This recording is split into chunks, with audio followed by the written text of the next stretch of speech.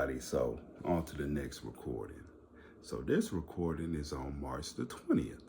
Now, I just let you hear us talk to Julie Johnson.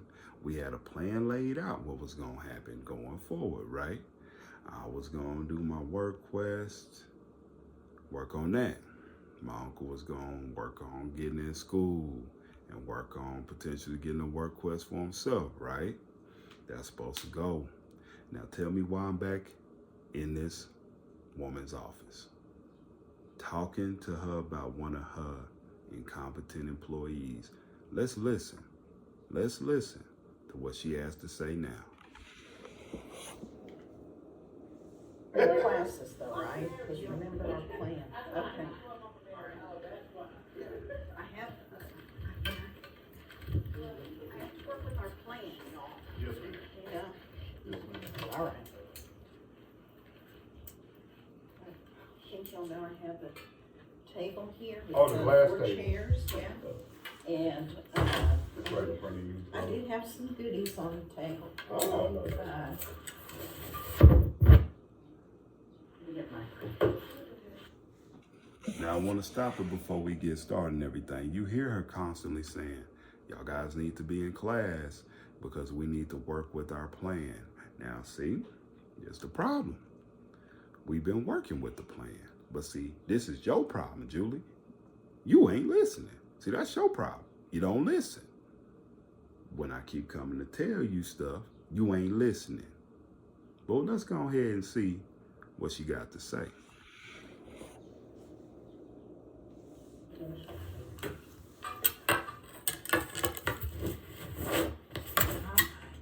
How was your lunch? It was all right. I'm trying to eat light because I've got going to dinner with a friend of mine tonight, and she was going to a new restaurant. Yes, ma'am. So I'm kind of excited. I don't ever get to go out to eat. I like new restaurants. Oh yeah, there's some good ones here, right? Yes, ma'am. Well, I'm not going to keep you long, Ms. Julie. I'm going to respect your time and use my time effectively. So basically, I just wanted to meet. Excuse me. I just wanted to meet with you and pretty much tell you, trying to go along with the plan. So, all right, so what happened was, I think you got my messages, I forwarded. I read them, and I also talked to Marshall, just so you know, and I talked to Raphalina too. Yes, ma'am. So, I don't mean to interrupt. I just wanted to let you know I went to class and automatically, just like that, he's like, didn't beat around the bush. He asked me about the complaint and I said yes about it. And it just seemed like he had an attitude, like he had a bad attitude about it. He didn't, like I know you, I told him everything that we talked about. I said that you had, he's like, well, I met with Julie. And I guess, I don't know if he expected me to lie or whatever. I don't know if he wanted me to say like no or deny it. I told him let's not assume that. Well, no, I'm just saying. Yeah. I just want to say that it was the attitude. And you see, they quick to say, oh, no, don't assume it. But hell, they wasn't there. I'm there. So you think I got common sense, right? To know when somebody got an attitude with me, right? But no. Let's not assume that, right? Let's not assume that. Now, what I'm confused about, why I'm in here talking to you about another one of your employees, why am I talking about my career guidance instructor again? Why? Don't make no sense to me. And you didn't talk to him, right? You didn't talk to him. I sent you some messages, forwarded you an email. What's up with that? What's up with that? Let's go. It didn't seem like he was happy about it. It didn't seem like he was like, well, we're pretty much done with career guidance. And I'm not understanding why you want to do a work quest when we agreed, which I didn't agree, to you looking for jobs in Austin. And his thing was, well, why do you want to look for a job at, why do you want to do a work quest at the warehouse, at the lighthouse, as a warehouse specialist when you already applied for the job? And what I wasn't gonna do was argue about it because, Right. as he knows, when they agreed for me to look for jobs is because they said, well, you're graduating. Right. And that was them. When I brought up the work quest to him, Margarita was in the room, and I said I wanted to do the work quest. Right. He was adamant about, well, I don't think you need one. I brought that up to him. He said, no, I didn't say that. I didn't say that. I said, I think it'd be better for you to look for a job in Austin. I said, Marshall, I said, we agreed that we're going to explore the Marriott with Rosie. We said that in several meetings. We sat there and he did say that. Yeah. You know, and he also said that things weren't lined up or available right now. No. Which is exactly what you said. Yep. Right. Yes, ma'am. And I said, but it was on the table that if that didn't pan out, we were going to pivot to something else. This is what you agreed to. But when they told me about that, when they said you have to free up time in your schedule, that's when all my classes got stacked. They stacked all my classes, which he was aware. He was in every PTM. So when Rafaelina gave us the checklist to do, we completed. Right. But what I was trying to get him to understand was, I said I wanted to do a work quest then. Right. Yeah. And then I said it again, and y'all said no. He's like, no. But basically, long story short, it was an attitude. And he said, well, because it's a formal complaint, I have to take notes, and I'm going to put in Ada in here. And so he's like, now, this is the part that I didn't have a problem with that. But he's like, well, I'm going to send the notes to you at the end of class. And if you don't agree with something, respond. Yeah. So what I did, I didn't look at the notes yesterday. I looked at them this morning. Yeah. And from when I was reading through there, I was like, no, that's not true. He was saying things. His thing was, well, he wanted to cover his behind and say, well, we already agreed on looking for jobs when I told him there was a decision about making a work quest. And instead of him saying that, I said, no, that's not what happened. Right. You're making it sound like I'm lying. I don't like that.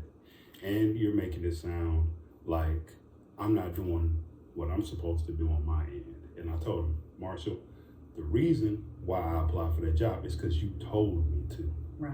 And if I did not, then it would have been something else. Well, you're not doing what you're asked. Yeah. And my biggest thing, like I told him, why am I applying for a job when at the time I was slated to graduate and go home anyway? So he's like, well, if they don't want to give you if they don't want to do the work quest with you and they offer you a job, are you going to take the job? Which I feel like that's a trap, because now if I'm saying I'm going to do a work quest, which I've already given my word, it's already been decided, why would I take a job when I know that violates the TWC policy, and that's not good. Yeah. Sorry, y'all. No, I should no. have muted my phone. No, it's okay. Okay. But the reason why I want to bring this up is because I want to nip it in the bud before it Me gets too. out of hand. So, and I did talk to Marshall, and I did read everything you sent. And I said, Marshall, why did you say a formal complaint? And he said, well, I was trying to say that his work quest is a result of that he wasn't happy with his programming. So I did ask him about that. And I went back and read it again. And I agree, we should not be talking about the part-time work, because that's in the past. What we need to be doing is focusing on the work quest. And I had a little pep talk with Marshall. Now, here's the thing. Now, why you need to have a pep talk with this man? Ain't he been doing this job for over 15 years or for 15 years? Why you got to do a pep talk with him? Now, I am tired of all this crap. Every time me and my uncle and I report something to you, you tell us, see, you heard her out her mouth say, if I asked her, what happens if this don't work? Do we come to you? I'm coming to you. Won't be the last time I'm coming to you about it, because see, they keep screwing up. Now I done talked to him. I done read everything you had to say. I gave him a pep talk. We shouldn't talk about what's in the past, because let me tell y'all something. You might say, Terry, you sound real passionate. Yeah, because it happened to me, and I want to stop it from happening to any one of y'all out there. Now, see, they ain't gonna like what I got to say, but it's the truth. And the thing is, when something happens to you with Criss Cole, when something happens to you, they don't want to talk about the past. If they screwed up, they don't want to talk about it. They're going to say, oh, let's not talk about the past. But when it's in their benefit, they want to bring up your past. Now, I have done nothing but been compliant and done everything that they have asked me to do. My uncle has done the exact same, but they cannot explain, for the life of them, they cannot explain why we're constantly having problems in our program. They can't explain. But you want to sit and justify the actions of your incompetent employees. We should be focused on the future. Now, you see where I'm at right now? I'm back at my home, sitting here, talking to you wonderful people about what happened to me. That was how I ended up here, is because I put my trust in Julie Johnson. I put my trust in TWC Criss Cole. I put my trust in them, for them to put me on a path to success. For them, I took them at their word that they were gonna let me go to Criss Cole, and I was gonna have a great experience that was gonna either lead to me getting in school or getting employment. That's what their brochure said. That's what their brochure say. And I haven't gotten either one of them two things right to this moment. So let's go ahead. Let's hear some more lies. Let's go ahead. Come on. And I will relay this to Ada so that she can communicate this with him, that is our focus, is to get you in a work vest. And it's not about what happened in the past, because we're right here in the moment and we have this new plan, and that's where we're going to work from. So I just want to let you know that I will follow up with Ada. And I have talked to Marshall, so... but I did read what he wrote, and I wasn't offended by it, and I didn't see that he was saying, it didn't make you look bad.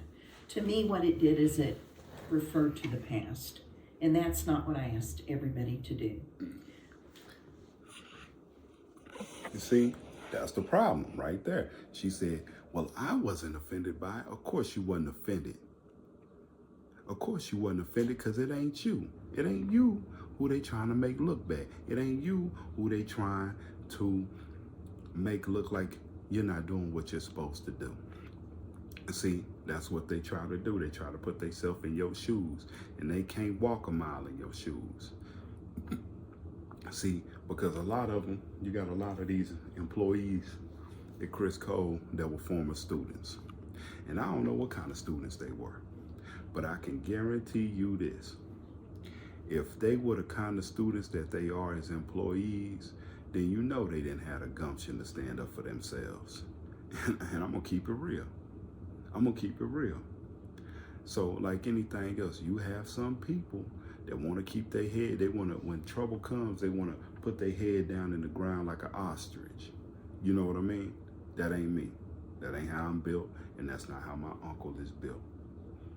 So when we are questioning and bringing concerns to you, you're gonna say, well, I don't think he meant it like that.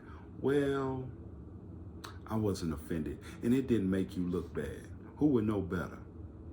Me or you? I think I would know better, because it's what I've been through. All right, so let's go. Let's listen to some more of this nonsense. So I'm going to reiterate that we need to move forward, and it's about you getting your work quest, getting in there and start working. Yes, ma'am. Yes, ma'am. And I want to if I may, I want to see, last time I brought this up. So,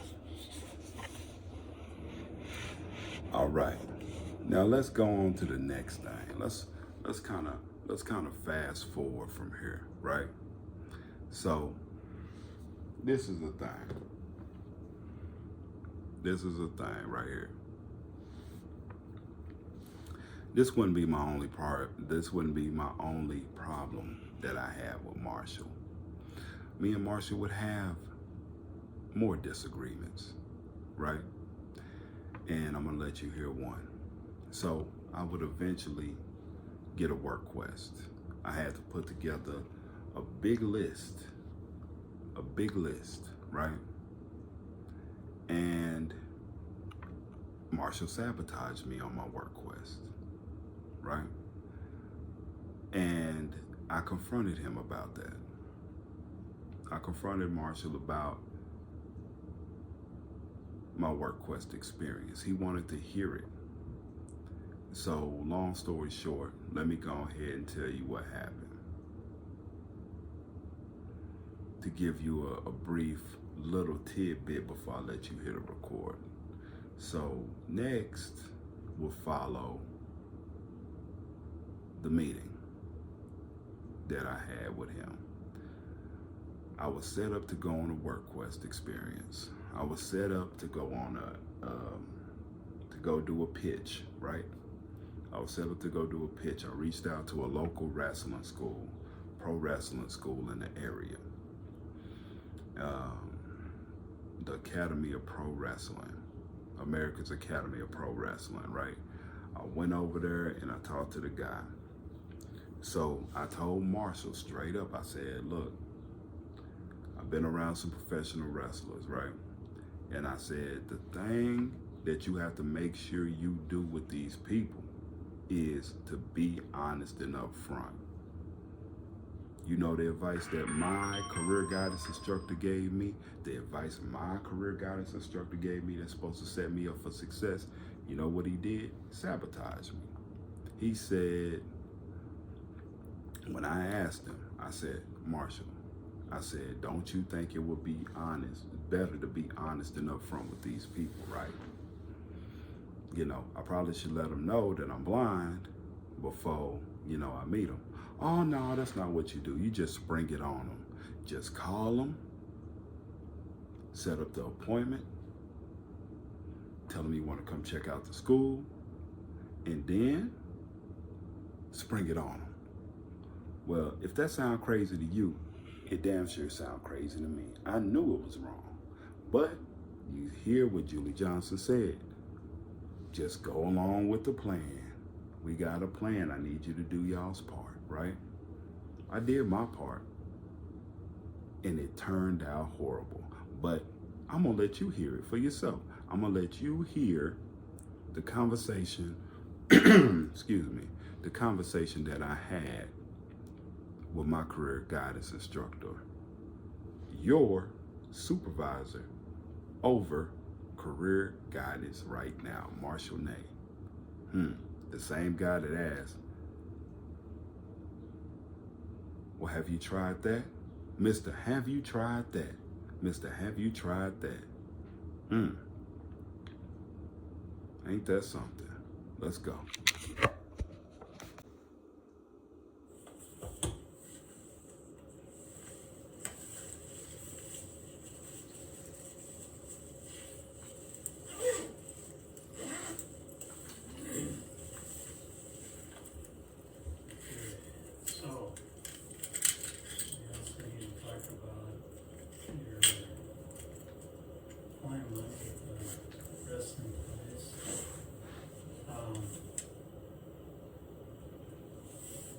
So, kind of take me through, like, step by step. Okay. Step by step. Basically what happened was we went through going from the beginning. What happened? I got on the metro. and I got there. Had some trouble finding the place, but the driver found it. We got there about 7:05.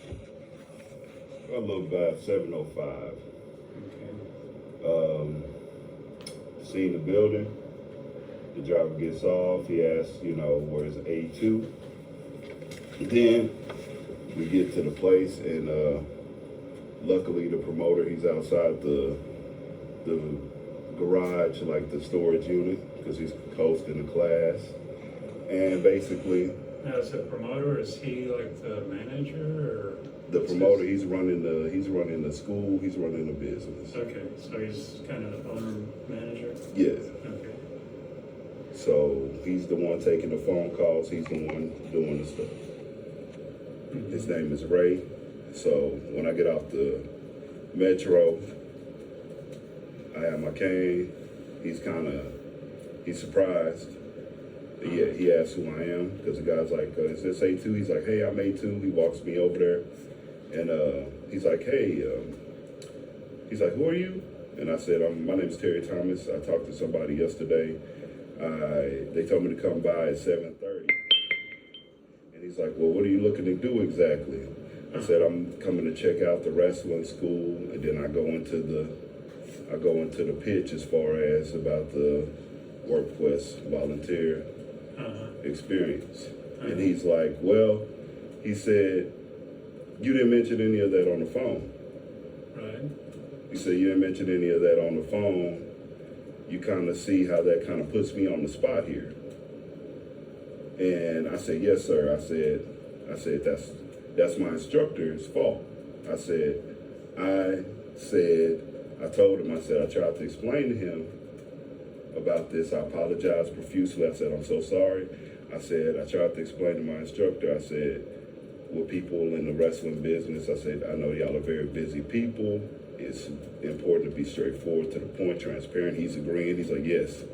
And I said, y'all got people coming up to y'all all the time, wasting y'all's time. He's like, yes.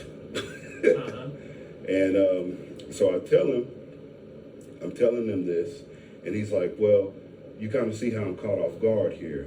You didn't mention any of this on the phone. It's kind of like you're throwing it in my face. Now you're just, here right in front of him. And then he lets me know, he lets me know, I tell him about where I'm from. I said I have some previous wrestling experience. I told him about me wrestling at Rampage Wrestling, and, he asked me, well, how much can you see?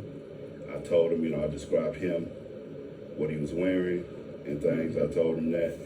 And at that point, it really didn't matter, because me showing up unannounced and just showing up with him not knowing what's going on, and he let me know, he's like, I wish you would have told me this on the phone, because I would have known how to better accommodate you.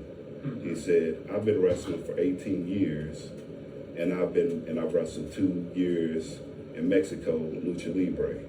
He's like, I've been doing this in 20, 30 years, and I've had no experience training a person with a visual impairment. But he said, I also work with the Texas School for the Blind, and they helped me with my podcast and my Roku channel. And he's like, I wish you would have called me. He's like, the reason I work with them is because the director called me and told me about their program and things like that professionally. And he's like, you kind of see how this has caught me off guard, and I'm constantly apologizing. I'm constantly saying, hey man, I'm so sorry. I didn't mean to show up. I don't mean no disrespect. So now I'm looking like, for lack of a better term, an ass. And now the driver is here. The Metro Access driver is here, because I got dropped off a little before 7:30. My appointment's at 7:30. And he's about at the end of his shift. And this guy, the promoter, he's running his class. People are training here. He got about 20-so people. And the guy's like, well, maybe you can get an earlier pickup time. Are y'all guys good? Are you going to stay? And so now the guy, he's like, well, when's your pickup time? I'm like, 8:30. And he's like, okay, well, I'll keep him until 8:30. you come in here and that he was gonna let me stay there until 8:30. Okay. And so he walks me in there. He's like, "Be careful," you know. So the tension's in the air. Tension's in the air. I go in here. I'm feeling bad because I showed up, wasn't up front with the guy. Go in there, watch, you know, sit there. He's taking phone calls and stuff like that. He said, make sure you have y'all's director call me or your teacher call me and stuff like that. And I'm like, yes, sir. I'm sorry again. I'm so sorry for showing up like this and this and that. He's got a class going on. People come in there. They start, you know, he's like, you can watch them in the ring and stuff like that. So I called Capital Metro, get an earlier pickup time, 7:52. So I'm just sitting there. Mm-hmm. So that was the whole experience. Not a very good one, huh? Oh no, it definitely was not a positive experience. The vibe, you know, he probably would have been more likely to work with me, as he said, if it was conducted in the right way, and he would have known what was going on ahead of time. Mm-hmm. But since he didn't, and rightfully so, he was shocked. He said, you get off and I see a person with special needs in front of me and I don't know how to accommodate you. You catch me off, you caught me off guard here, and you kind of like, you see how it's like putting it right here in my face like that. Mm-hmm. And I'm like, yes, sir, I understand that. I understand. And I'm apologizing profusely. At this time, I'm mad because I'm like, I knew this was going to happen. I knew being upfront was the best thing. And now it's potentially sabotaged my opportunity to do something that I really wanted to do. So that was the experience that I had. Yeah, so again, yeah, it's unfortunate. And yeah, I was, obviously, he felt, I guess, like caught off guard. And,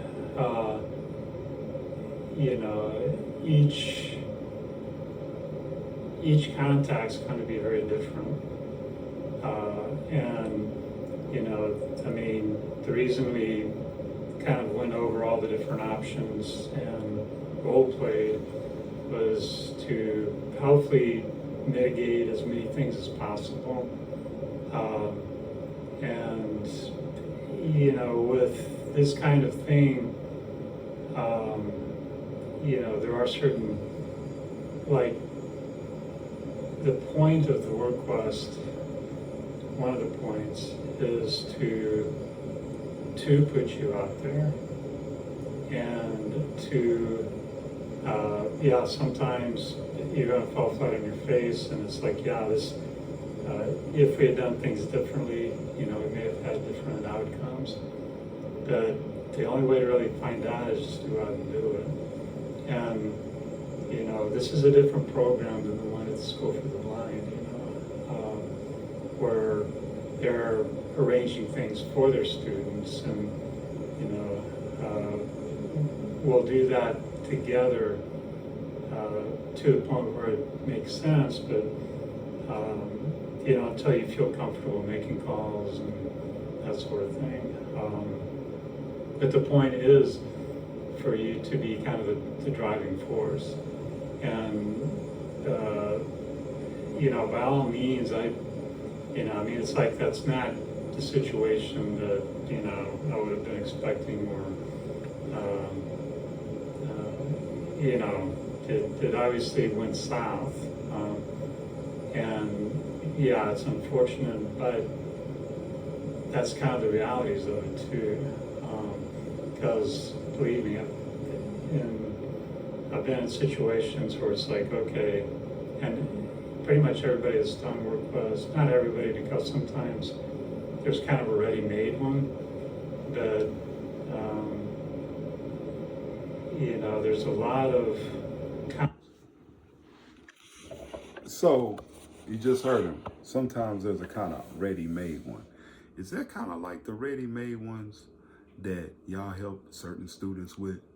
Is that how, like how Michael Sanchez helped certain students get on at Sparrow, but when other students ask about Sparrow, then he acts like he don't know what the hell they're talking about? Is that like y'all provide certain students with certain information about volunteer opportunities and stuff, and you keep that kind of information from people that look like me? I wonder. Ain't that something? Let's continue to listen to Lion Marshall Ney.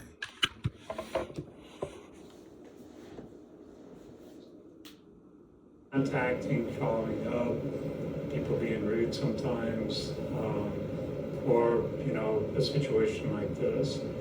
And, you know, if possible, we want to avoid that moving forward, but there is no guaranteed way of like saying, okay, this is going to be foolproof.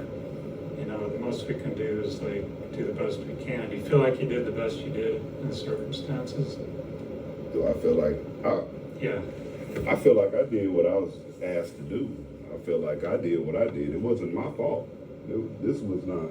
Well, there's not, you know, I mean, yeah, you can assign blame, but that doesn't really move things forward, you know, because as soon as you start assigning blame, then it's like, okay, well, it's your fault, and,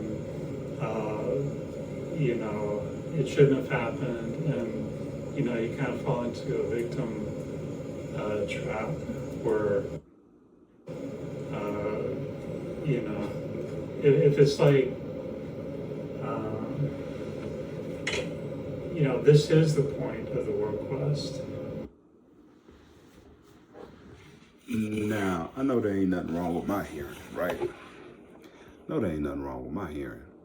So you heard out of his own mouth, he said, did you do the best you could do in the current situation? I said, yes. I did the best that I could do. Did what I was asked to do. Now, he gonna say, we're not gonna place blame. You can't, if you wanna place blame, you can say this is your fault or whatever, but then you fall into the victim trap. So basically what this man telling me is that you fall into a victim mentality. You fall into a victim trap when you start placing blame. Well, let me ask you a question, viewer. Now, if you got a teacher and they tell you to do something, your instructor instructs you to do something and you do it and it don't work out like you knew it wouldn't when you already told them previously what was gonna happen, don't you think it's their fault? Because I can believe that it's their fault, because that's my thing. Now, this is the person that they put over the career guidance department. Now, don't you think that's funny? Don't you think that's funny? I find that very peculiar when this person don't want to take accountability for what they told me to do. I'm the student, he the instructor. Ain't that something? Because I think the blame is going right where it should go, on you, Marshall. Because you told me to do something, like you told me to apply for the warehouse job. I did that. Then when I wanted to do it on my work quest, you sabotaged that, right? You didn't want me to do that. Then when, you know, I reported you, filed a formal complaint, as you say, against you and Rafalina and stuff like that, then you don't want to help me. And you're adamant about that. You're adamant about not taking responsibility. And I feel sorry for any of the students that you have now. Because let me tell you something. I want to make sure that this don't happen to anybody else. Again, please share this video. Share this video with your family, your friends. If you got people at Criss Cole, you need to watch this video, because the people, if you got family at Criss Cole, you need to watch this video. I'm exposing these people for what they are, liars. These people lie all the time, and they don't want to take no responsibility for what they're doing. They want to put the blame on you when you are the student and you're doing what you're instructed to do. See, let's go ahead and listen to more of this.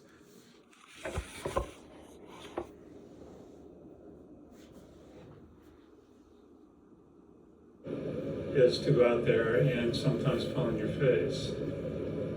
Okay, what are you laughing about? I'm just listening to you. You can continue. Well, no, I mean, this is part of, like up until, I mean, we've worked together for how many months now? For a lot of months. And the whole point of us working together is trying to accomplish your goals, right? So we've been, we've gone through the whole curriculum, and so,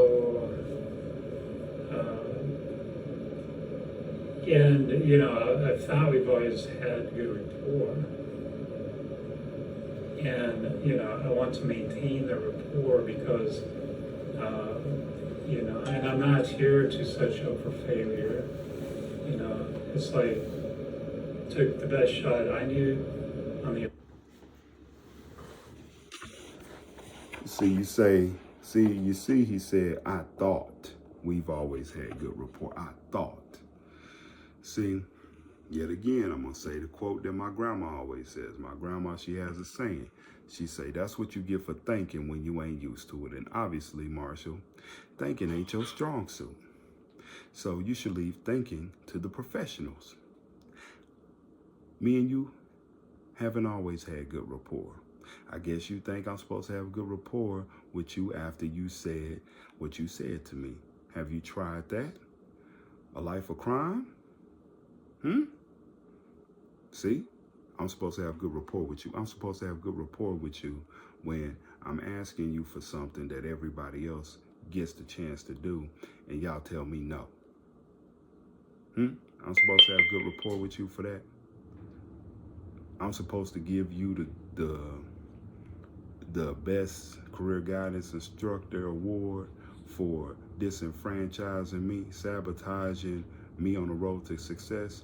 Oh, that's part of the work quest, to work towards your goals. Well, hell, I guess my goal was to come back to Hereford, Texas, and sit at home and not have a job, not be in school, because that's where I'm at right now, right?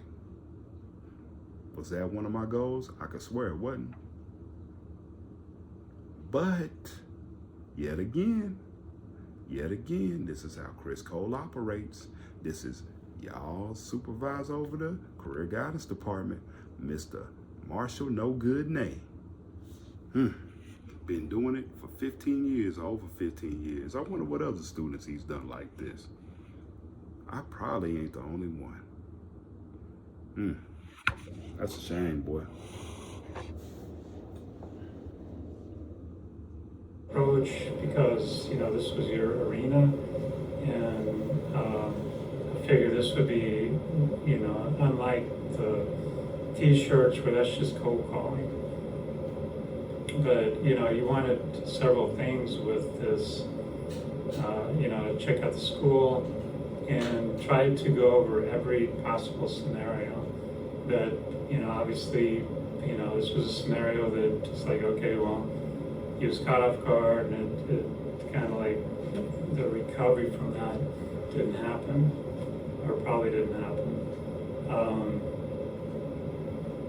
But this is the process, like going out there and calling, and it's like, people could be rude, or, you mess up, or, it's not the right setup, or it's like, yeah, they're not interested, whatever.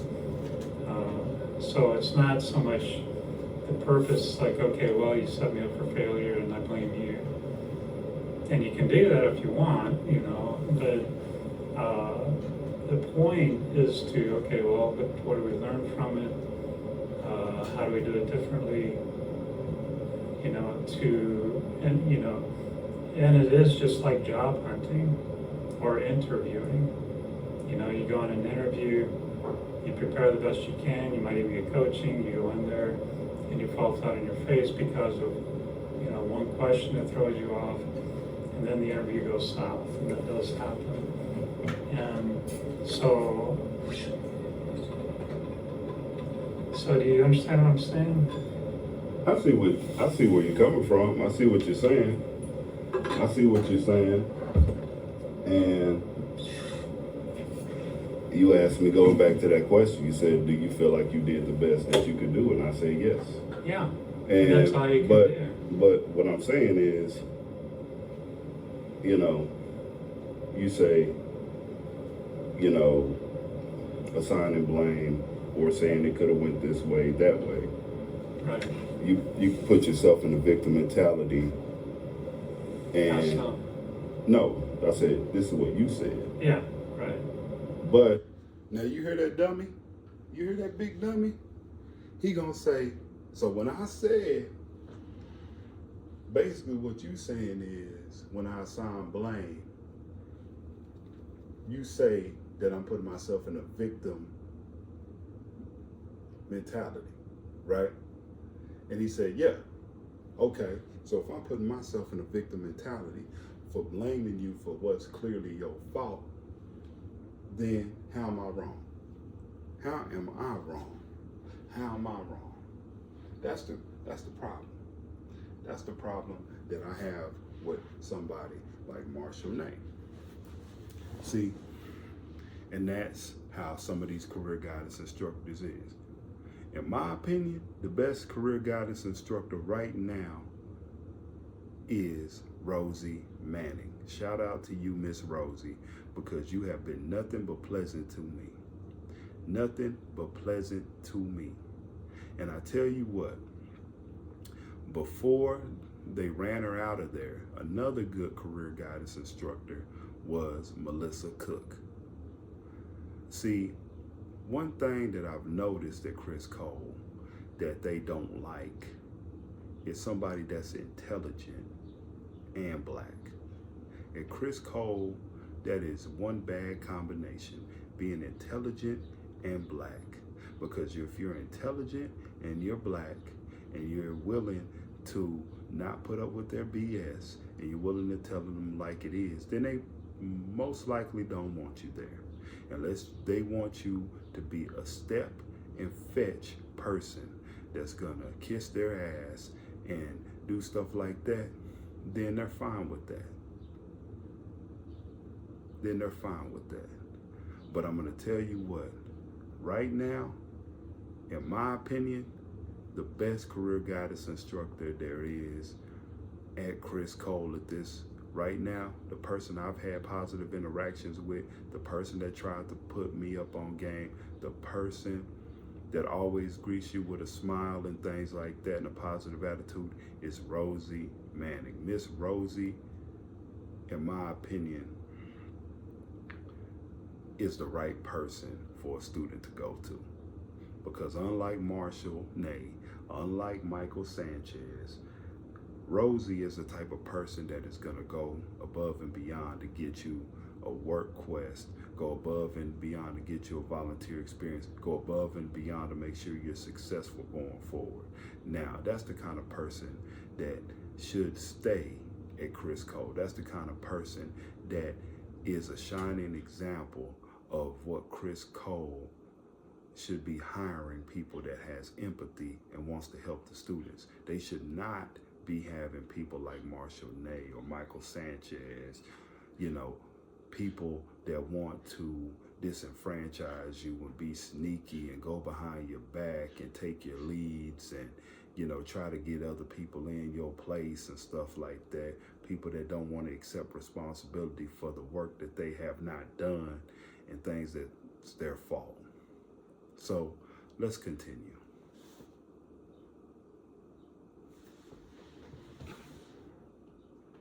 What I'm saying is, where I'm coming from is, I told you beforehand. Right. And then I was under the impression that, okay, well, like you said, when we start this process, I'm going to call. You're gonna listen to me call. Mm-hmm. I'm gonna listen to you call, and once you get the hang of it, then I start making calls. Right. So we did that with the t-shirts. Right. But I get the school, and Leander did not have a phone number. I get that. Right. So I sent the email. Right. Now this school had one. Mm-hmm. Okay. You asked me, when do they open? I said 6 o'clock. You had me call them, the guy, that day. Well, try to call them and see if anybody's available. Right. So what I'm trying to figure out is, okay, you had me call the guy. You didn't call him. Right. Okay. So his whole thing was that he would have been more susceptible to working with me Mm-hmm. if he heard from somebody from here. Right. So what I'm saying is, when I had already told you how it was beforehand with this industry, with these Right. We people. talked about that, and we also practiced that. But Somebody that's it's like, I don't have any, much time. What do you got? So we practiced the different scenarios. The difference is that this was, I thought, kind of an arena that you're very familiar with, that, unlike all the others, this was kind of like your backyard. And, it's like, okay, let's start off with you going to the event and just checking it out, and, kind of maybe be able to build some rapport and just kind of get into the vibe of it. And unfortunately, you weren't able to go to that. Like you, it's like, okay, it seems like the best shot because,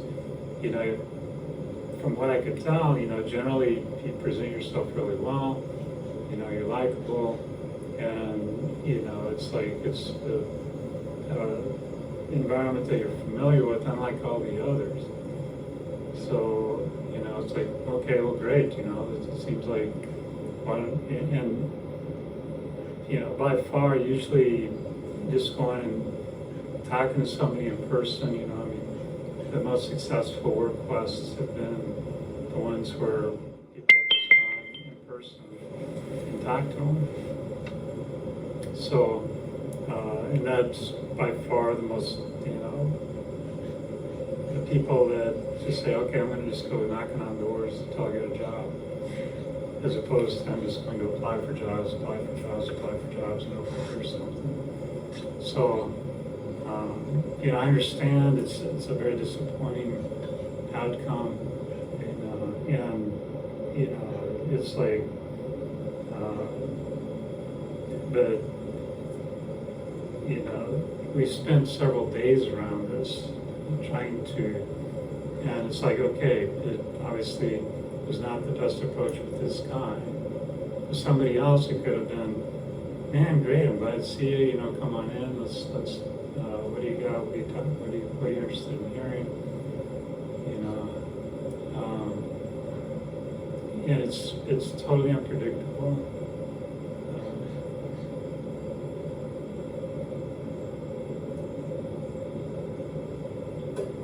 But the key is persistence, because and having a setback and then moving forward. You took a hit, and I understand it was like a bad, situation for, especially, it's like, okay, once things turn awkward, it's like you just want to leave. And obviously, I wouldn't, it's like, okay, well, I'm going to have to just kind of gut it up and stay here, until, my right comes back. But, I think, the other thing is like, okay, let's say, because this is all, we're at the totally work-oriented phase of things. So Now check it out, man. Now you hear this dude explaining. You hear him explaining himself, talking about I understand. Boy, you don't understand nothing. You don't understand anything. How you gonna understand you feel like it was a disappointing thing when you told me how to do it? When I told you it's best to be upfront and honest, you say no. Just set up the appointment and spring it on him. I did that. Didn't work out good. The guy was offended. He was upset. Then, when I tell you he wanted somebody from Criss Cole to call him, right? Right? Now, Marshall's gonna lie about this later. I'm gonna let you hear that. He's gonna lie about it. He's gonna say, oh, I don't remember that. This is the first time I'm hearing about it. So that lets you know he's a damn liar. But now, the thing is, not only does he not understand, not only does he not want to take responsibility for his actions, he's finna get into some whole nother stuff, right? He's finna go into a whole nother direction with this. So let's wait to hear what this sucker got to say about me based on me having this bad experience. Now, see, when I had this experience, right, I didn't go to class the following day because I was upset. I sent him an email. I sent Ada an email and everything like that. I did not go to class the next day. I sent Julie and everybody on my supposed team an email letting them know, hey, this is the bad experience.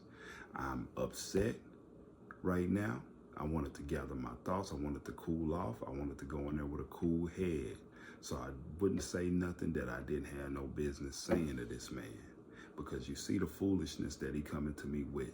But oh, it gets worse. It gets worse than this. So check this out, man.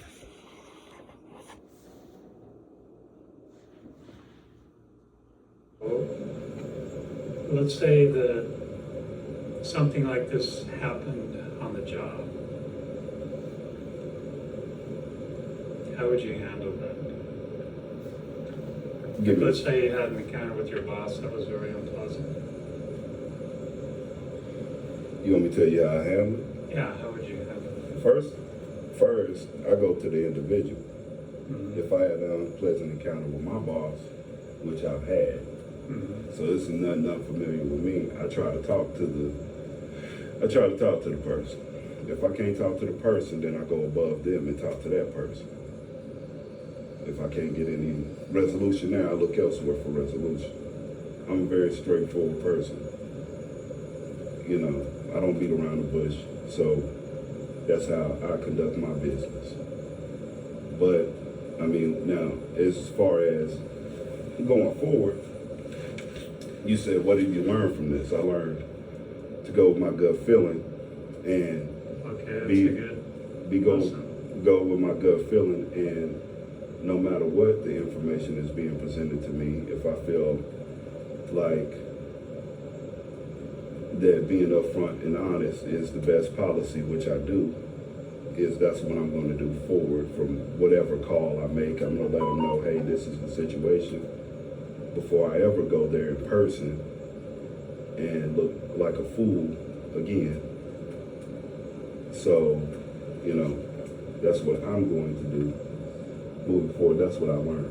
And I learned that just because, you know, you have good intentions, doesn't mean everyone has good intentions for you. So, you're referring to me, or? I'm just saying in general. Well, no, but we're talking about, so do you feel like I have good intentions? I feel like make this as successful as possible. I feel like, man, you know, be upfront and honest with you. I feel like that I was set up for failure. Intentionally? Intentionally. And that's what I feel like. So, obviously, That's what I feel like. But you asked me what I Why learned. is that? I Why just would I do that? I just explained to you why I feel like that. Um, Because I told you ahead of time how I was. I asked you, do you think it would be best that we just, with this work quest thing, don't you just be upfront and tell them? And you said, no, you don't want to tell them up front. You just want to go tell them, hey, you want to check out the school. You don't want to overload them with too much information. You show up, then you chat them up a little bit, and then you do it. Then you spring it on them and tell them. Well, I did that. I said, okay, well, all right, I'm going to go along with this, okay? So I do it. I go over there. And like I knew that it would. It okay, came. so, like if you felt that strongly about it, I'm very open to, like I say, it's like these are all the different scenarios. And, if I was setting up you for failure, I would have just said, go do it, as opposed to, okay, let's practice, let's go through different scenarios. And I've also told you, if things just aren't feeling right, don't go there. Like, assess the situation. And so, and then it's like, I really wanted to hear, okay, well, how'd it go? Did it go great? I was anticipating it would have gone great. So, in our history of months and months and months of training together, do you feel like I've been setting you up for failure in all the different, the PET, with, the career exploration, practice interviewing, all that stuff that we've done?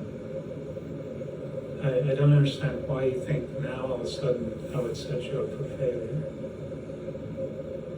Being straightforward and honest with you, I feel like this. Like, it's not what I feel like, it's what I've experienced that, leading up to the whole work quest experience. I told you one thing. And to answer your question, when I wanted a work quest experience, you told me you didn't think I needed one. No, I didn't.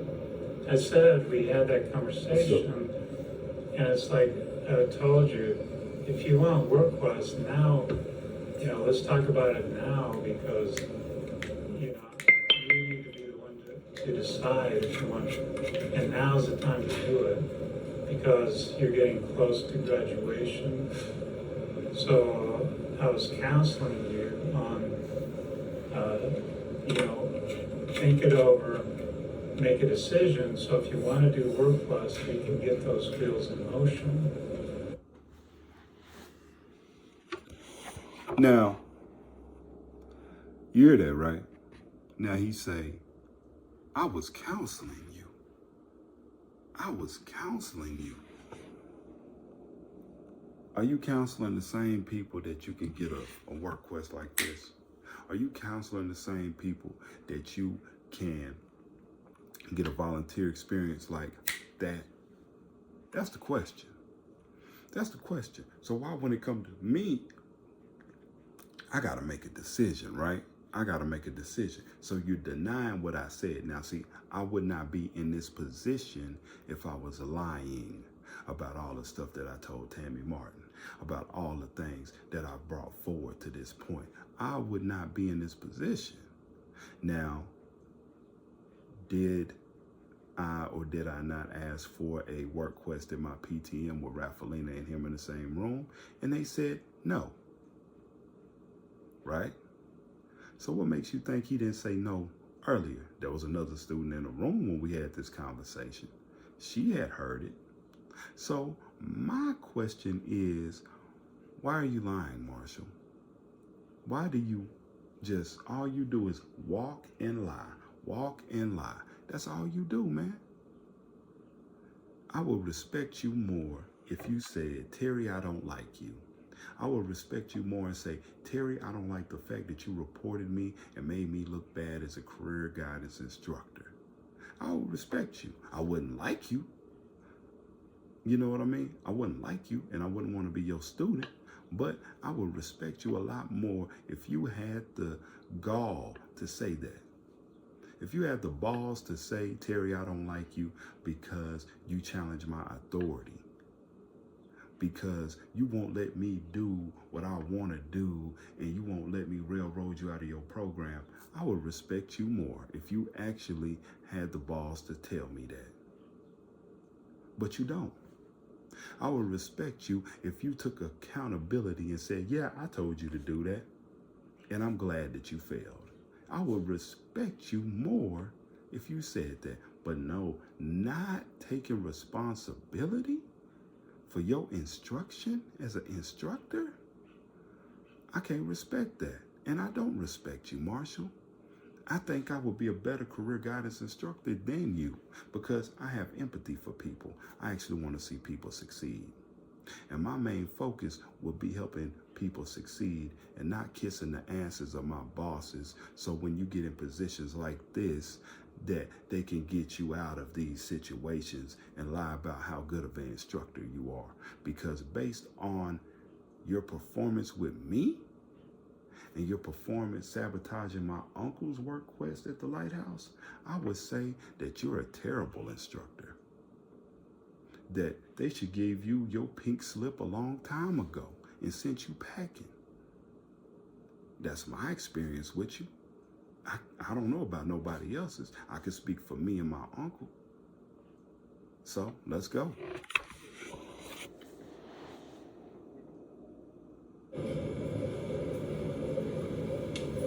And that's the conversation we had. And, because, it's like the options were, okay, we can do the work quest, or we can look for jobs. But you need to decide, which it is so that we have time, before your training runs out to do one or the other. And again, it's not,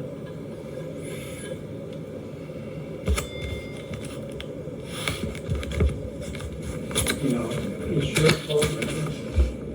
So for me, it's like provide as many options as possible.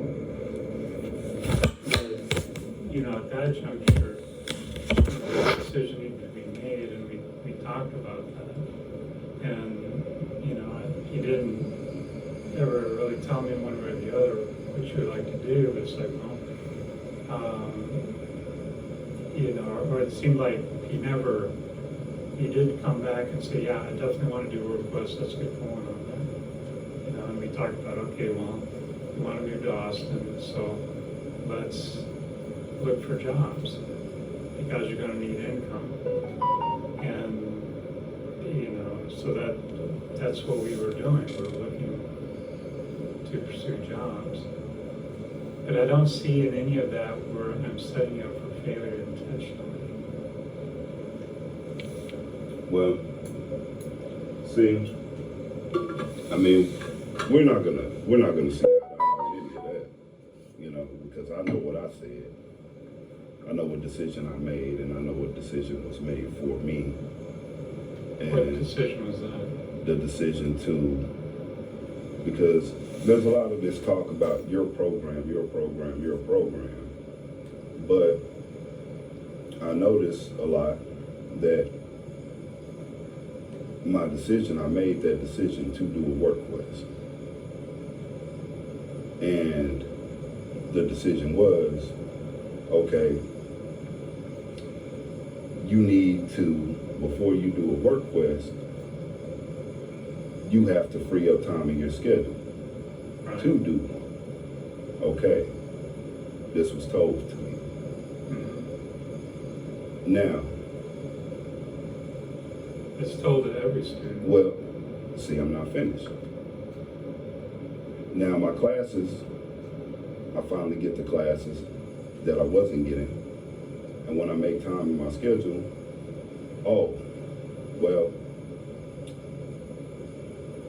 now it's too late in your program for you to do a work quest. Say it to Raffalina. And what, Raffalina? I tell Raffalina. I want to do a work quest. I haven't done a work quest. I don't, why am I graduating? You know, I haven't had a work quest or anything. Well, it's too late in your program to do a work quest. Right. So, but it's my program. You know. So my Well, thing. no, that's why we had the discussion once before that. You know, and I told you that, you know, the way WorkQuest, you know, works is that, you know, once a student's schedule frees up enough, and if it's appropriate for them, you know, it's not for some people, but, you know, for a lot of people it is, then, you know, while you're in training, finishing up your classes here, as long as you have enough time. Now you heard that, right? He said it's appropriate for some people. Now, why would it be appropriate for some people and not all the students? I wonder. Am I one of those students that it wasn't appropriate for? Apparently I was, because the only thing that they were concerned about was pushing me out.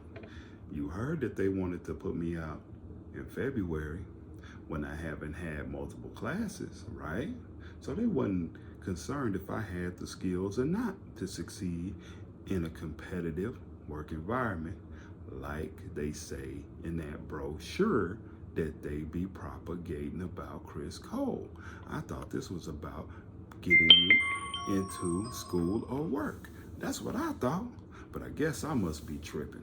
Maybe I don't understand the English language. Maybe my comprehension is off. I know it ain't. So let me know in the comments what you think about this.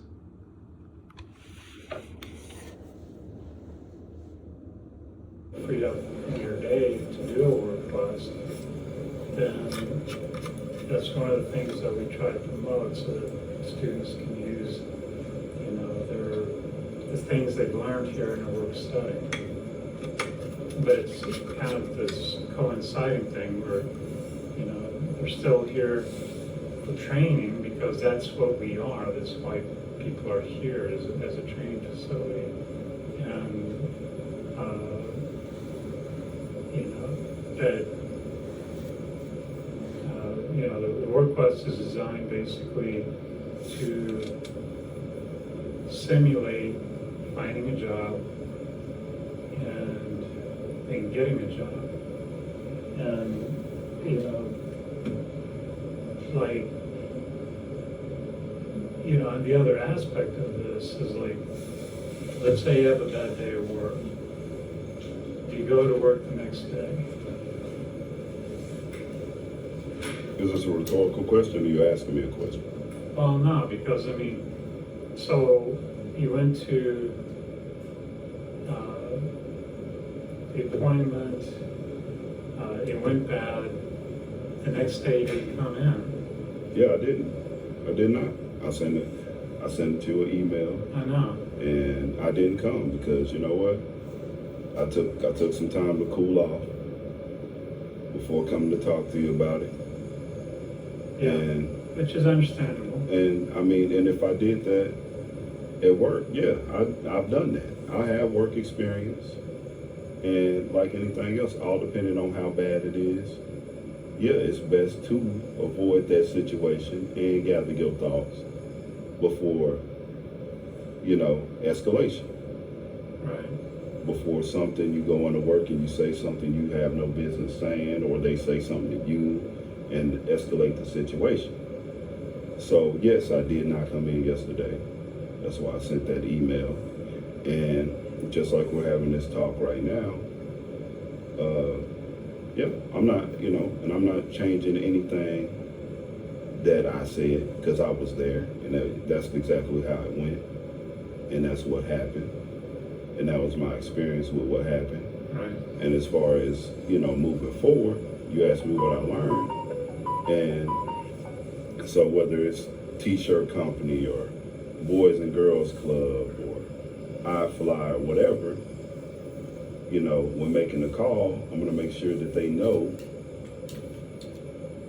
hi, my name is Terry Thomas.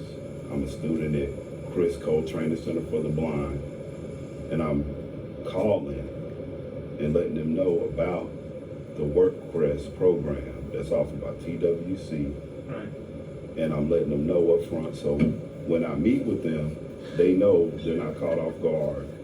You know, they got verification that I'm not just some Joe Blow off the street, you know, and I'm not setting them up like just out the blue sky, like, hey, I'm telling them one thing, and then so they're anticipating one thing, then I show up and then I throw something else, you know. Yeah, and we've already, I mean, that is the plan for the rest of them.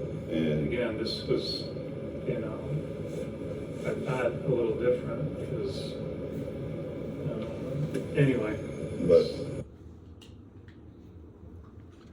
now, mind you, now if that was the plan with the rest of them, why wasn't it the plan with this one, with the one I was trying to get? Now you keep saying I thought. I already told you what my grandma said. I'm gonna use her quote again. That's what you get for thinking when you ain't used to it. And what kind of stupid question is that if you have a bad day at work, do you go back? You see, these people are really good at trying to make you look crazy, man. These people are real good at asking you stupid questions, common sense questions. See, based on my training experience, based on my experience with y'all guys, see what they try to do is they mess with you. They mess with you. They give you a hard time. They put these roadblocks and obstacles in your way and stuff like that. And they hope you get fed up and you leave, Criss Cole. They hope you get fed up and just quit. But see, my grandparents, my aunt and my uncle didn't raise a quitter. Because if this is supposed to be work simulation, I done had plenty of bad days at Criss Cole dealing with the management, dealing with incompetent instructors, these bad apples, but I come back. I still, as Julie Johnson say, follow the plan that's set up for me, right? And obviously, they don't like that I'm resilient and that I come back, and that I fight to stay there, and I'm fighting to get this work quest that I should be getting, right? They don't like that. He doesn't like the fact that I reported him and that now he's forced to work with me, right? That he's forced to try to help me, quote unquote, get this work quest. And he don't like that. And now when his sabotage went through, right? And I'm telling him about it, he don't want to take responsibility. Now, that don't seem like a guy that's fit for being a supervisor over a department to me. But what do I know? I'm not Julie Johnson and I don't make the decisions. I'm not Ed Sarna, Cheryl Fuller, or Tammy Martin that oversee this kind of thing. And hopefully, after all y'all see this video, hopefully, you, the viewer, will feel the same. So if you got this guy as your career guidance instructor, just be aware of the tomfoolery that he may do to you, especially if you're a black person. All right, let's go. I mean, but going, like you said, going forward, we can call these other places and we can do that. Oh yeah, I mean, we'll need to. Yeah. Yeah, but I mean, as far as going in person first, I'm not doing that. Like, I'm not, I want to make sure they know why I'm coming there. Mm-hmm. Yeah, that's great. So, okay. So the thing I want to be clear on though is like, let's say we get a work bust and then you have, and this has happened, I mean, the conflicts arise, and they have arisen, either with boss or with a coworker or whatever, with work bust. And, let's say you have a conflict with your boss or whoever it is, or you feel like they've been rude to you or something.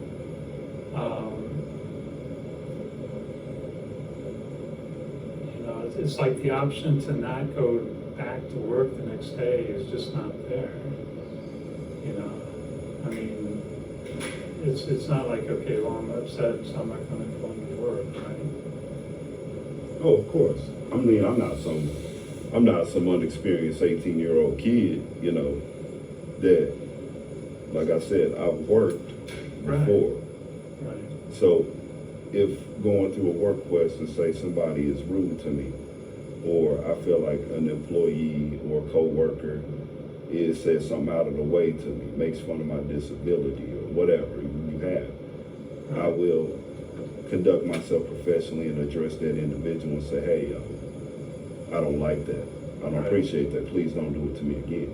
Right. And as follows, if it continues, I will go to that, you know, my boss, supervisor, what have you, and address that situation. Hopefully it gets taken care of. But if it does not, I will take the proper steps, because as I understand, even though I'm getting paid by TWC, they are kind of the employer of the place. They assume the job role wherever I'm volunteering and doing my work quest at. Of course, I'm going to handle it like any other job. Well, So, okay, but like, let's say it's work quest and there's some conflict with the boss, and it's just the way they are. They may have a surly personality or whatever.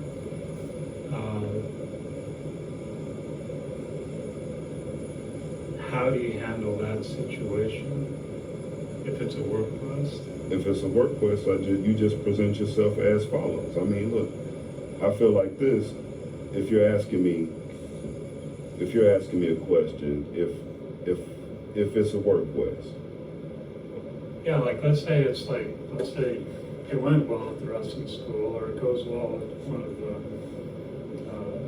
t-shirt places. It's like, sure, let's start the work quest. It's the owner manager, and the guy's just kind of an a-hole, you know. But that's the way he is, you know. I mean, he doesn't treat people all that great.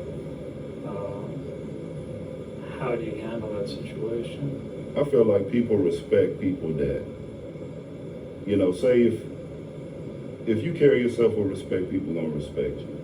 But I've ran across different types of people, and I've worked with some people that are a-holes, but more oftentimes than not, if you let them know right then and there, whether boss, supervisor or not, that, hey, look, if they say something out of the way and they're mistreating you or saying something, and you let them know, hey, in a respectful fashion, I don't appreciate that, then more likely than not, then if they don't, whether they like you or not, they might not like you, but you've got that respect going forward, because they know, hey, I treat everybody else like this.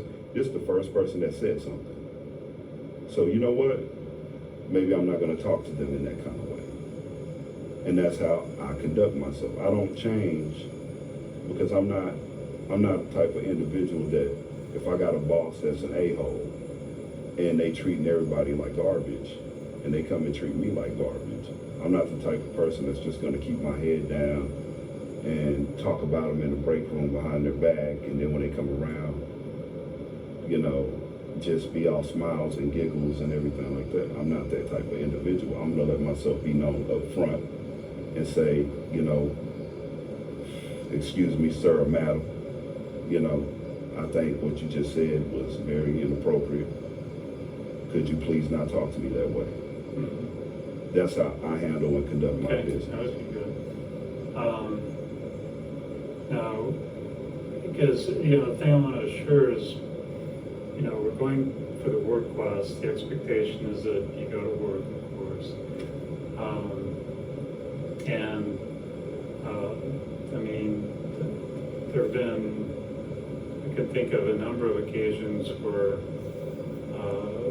there's been kind of an ongoing personality conflict. You know, I can think of one in particular where it's like, but it wasn't their immediate supervisor, but it was a supervisor that they had to interact with. You know, it was just an ongoing personality conflict, and they were, you know, they just felt like there were some things that they were kind of getting set up for, you know, things like that.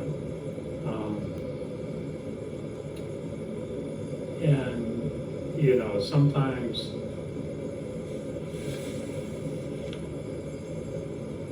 you know, it's like, I think about my experience with bosses. You know, I've had good bosses, I've had semi-okay bosses, a few bad bosses, but they're still the boss. And, you know, it's like, I'm there, you know, I mean, it's kind of, you know, says it all, but, you know, Texas is an at-will state, you know. I mean, they're free, you know, any employer is free to fire you at any time, and you're free to walk away at any time. And sometimes, you know, the right choice is, okay, it's just didn't work for me, I need to get out of here, you know, which is fine. But up until then, you know, you're, you know, kind of good, bad, and ugly. You know, it is what it is. You know, your boss is your boss, and you know, you can't necessarily control it. You can certainly, you know, have your say, whatever. But you know, usually the dividing lines are is it, you know, if they're asking you to do something unethical, immoral, or illegal, then obviously it's like, look, I'm not going to go there. But if it's just like, man, I don't like their personality, or I don't like this, or whatever, it's like, well, they're still the boss. And, you know, so there isn't always resolution to situations, and there's, you know, to try to press the resolution, like, okay, I'm going to go above your head, or I'm going to go above their head. They're still your boss, you still have to work with them. And if, you know, usually, okay, if it's something intolerable, you walk away. But your job is dependent on them, as far as, you know, being productive, you know, reasonably getting along with people, you know, that sort of thing. And so, you know, and you know, this it's rarely the extreme situation, but there are days where it's like bosses have bad days, they go off on somebody, you know, that sort of thing. I mean, everybody has their faults, and yet everybody is there for a purpose and also to get paid. So, you know, maintaining a level of cooperation and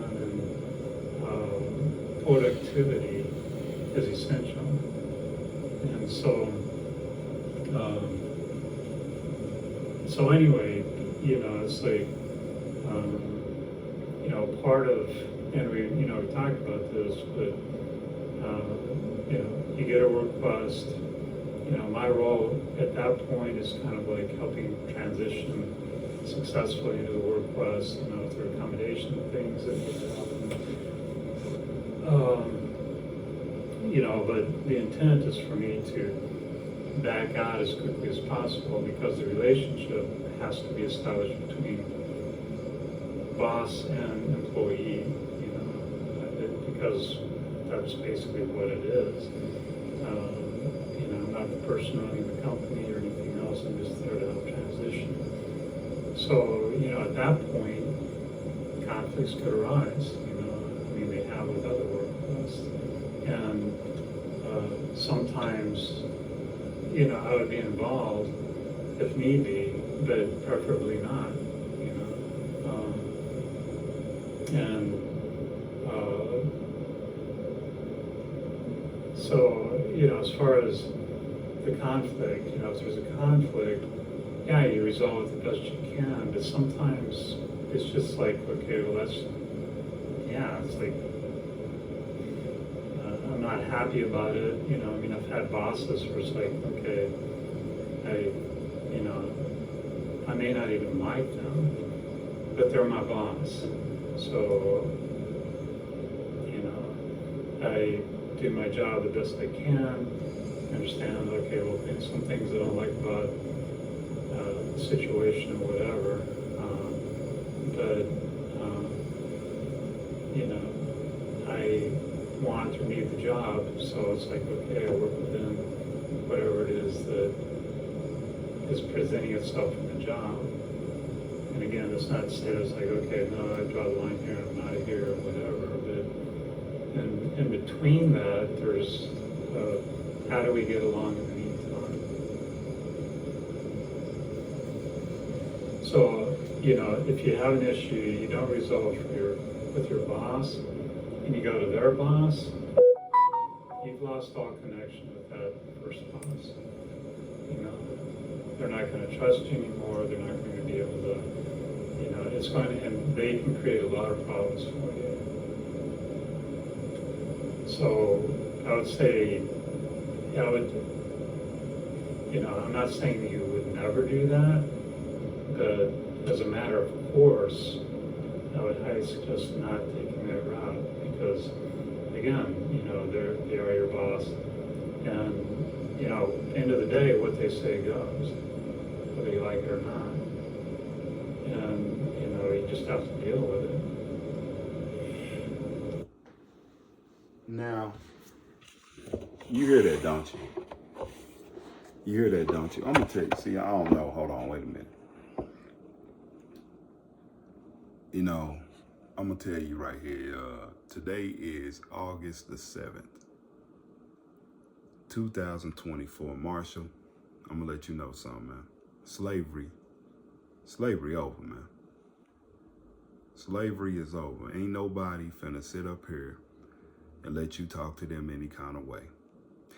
And like I'm gonna go on and explain my situation, the way I feel, because we disagree on this. See, me, I'm not an ass kisser. I don't got a gallon of chapstick, and I'm not finna kiss anyone's ass to get along with them. I'm gonna let you know that right now. I respect myself, and I treat people the way I wanna be treated. I respect them. Now, the thing is, until you show me otherwise, that you don't deserve any of my respect, like Marshall Nay did, and several other people that I have named that are bad apples here did, let me tell you something. Basically, Marshall's philosophy is your boss, and that's it. They don't believe in you standing up for yourself. And you see those little slick little subliminals he throwing in there. See, one thing at Criss Cole they don't want you to do is, number one, question them. They feel like, how dare you question me, right? Because they got this big fancy supposed college education, or they got, you know, they supposed to be in a role over you, that they know what's best for you, because obviously they don't know what's best for me, my uncle, or several other students there. They don't know what's best, because if they did, they would do what they got paid to do and help you instead of kicking you out of the program at 3-4 months, right? Or derailing your program because of your racial ethnicity, right? Or getting you out of the program before you can get a technology evaluation, right? Or kicking you out of the program before you can get a volunteer experience or a paid work quest experience so you have something current on your resume, right? But they're not worried about that. See, I'm not of the belief that you just let people treat you the way they want to treat you. I don't believe that. And if I have a problem, which I've done in the past and which I'm doing now, and one thing that I think is very important, I'm being upfront and honest with these people. I'm letting them know how I get down. I'm letting them know, hey, if you do me wrong, I'm going to go to your boss. I'm going to go to their boss. I'm going to go to whatever links necessary. And obviously they thought I was just playing, man. They obviously just thought I was playing around. And that's why they got mad at the first video. That's why they got mad at the first video. But if you didn't like that first one, I know damn sure you don't like this one at all, because I'm letting it come from y'all's own mouth. These are your words, not mine. You see what I mean? I'm letting y'all show how corrupt y'all are, how disgusting, how nasty, funky of a weasel y'all can be, because y'all walk and lie, and you're not doing what you're getting paid to do. So listen to my rebuttal to Marshall.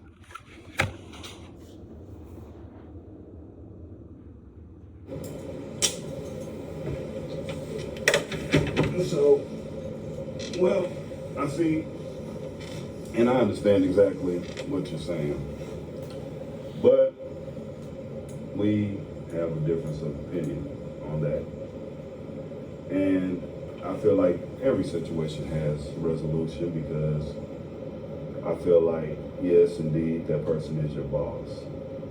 Yes, indeed, that person, what they may say goes to a certain extent. And I agree that when somebody, as long as they're not asking you to do something immoral or illegal, that I believe that you should comply. But I also understand that,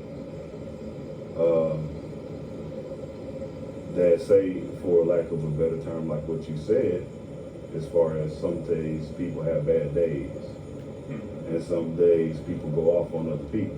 Bosses go off on people all the time. Well, the difference between the people that the boss goes off on and the people that the boss does not go off on is a matter of who the boss respects or who the boss likes.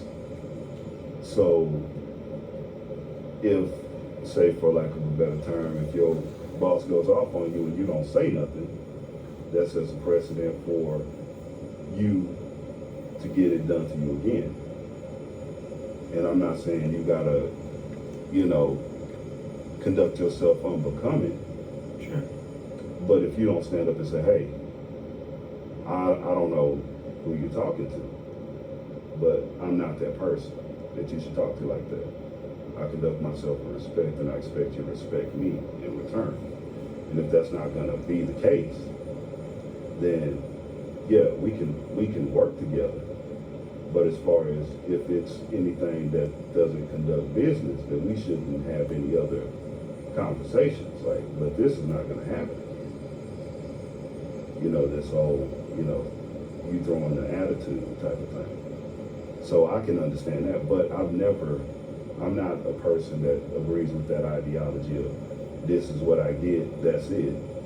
I feel like, and as far as where my work experience is and going into the arena where I'm going, I'm very aware of conflict resolution, and I'm very aware of whether people like it or not. As you said, pressing a resolution, because if I have, just like I'm obligated to go to work and earn a living, and I am protected under certain rights as an employee of said business, and the conduct of this business is structured under the law. And what I mean by that is that, say you do have a problem, because I have been in, talks with upper echelon bosses and stuff like that that own companies and things. First thing they're going to tell you is, well, did you talk to that person that you had a problem with? Well, if you couldn't get a resolution there, did you go talk to that supervisor? Did you go talk to the district manager? Did you talk to the regional manager before you got to me? If you say no, then again, like that appointment, you're going to look like a fool, because you're talking to somebody bigger than everybody else, when you could have took the reins of the situation and spoke up for yourself. So I don't agree that there's not a solution to, and you have to just take what you're given. I don't believe that.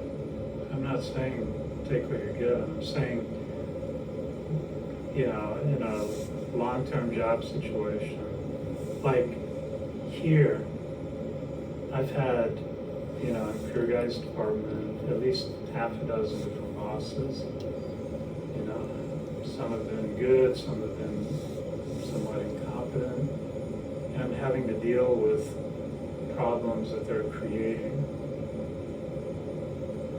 But that's the situation. And there is no resolve to it because, you know, in certain fundamental ways, they're not competent. Or they have. And you see what he said, right? And some of his bosses before him, but that he's dealt with, that were over him, were incompetent. Well, Marshall, they must have rubbed off on you real good because you incompetent. You incompetent. You just like them. So it takes one to know one, right? You incompetent, brother. You were very incompetent. And just like they created problems for you, you creating problems for me right now. So you just like the people that you're talking about. So let me tell you what, man. I don't agree with you. I don't agree with you because you incompetent. And I'm going to tell you something, man. You might need to look into another line of work because career guidance, man, shoot. If I had a kid, I wouldn't want you being a career guidance instructor. I'm going to tell you that right now. I'm going to let you know that. Weaknesses that are creating problems, I'll put it that way, you know, that I'm having to deal with. You know, so it's not even a personality conflict, it's just a situation that I'm having to deal with, right? I say yes and no, because I mean, if you feel like that person's incompetent, they don't belong in that job, I mean, yes, you always have the option of speaking up about it. And I'm not saying that you have to deal with it because you don't, because of course you like your job, right? But you were looking for this job before you found one. Now I understand to a certain degree, like let's say me, for example, I don't have a wife, I don't have any kids. So now my counterpart that has a wife, that has kids, and may have a mortgage or something, they may feel like they're obligated to put up with more garbage from a boss than I would because I don't have those things. I just have myself to worry about, feeding myself and taking care of what I need. But that doesn't mean that I'm going to sit there and put up with something because I don't have to. There's always a choice. But So what would be like, let's say, you know, that situation I described, what would the choice be?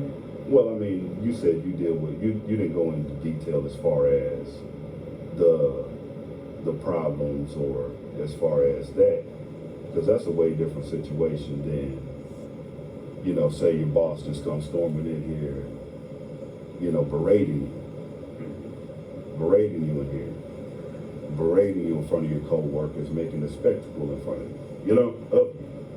Now that's a whole different situation than say you got a boss, a supervisor over y'all guys, and, you know, they're incompetent or they're making problems for you and you're just, you know, before it affects you directly as affecting you in a whole, then yeah, I can understand, okay, all right, because I've dealt with that too.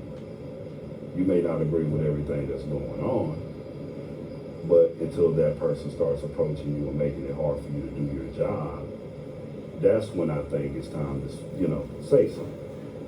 That's what I'm getting at. Right. But I'm saying that there's always a choice. But I feel like this too. I will bring this up.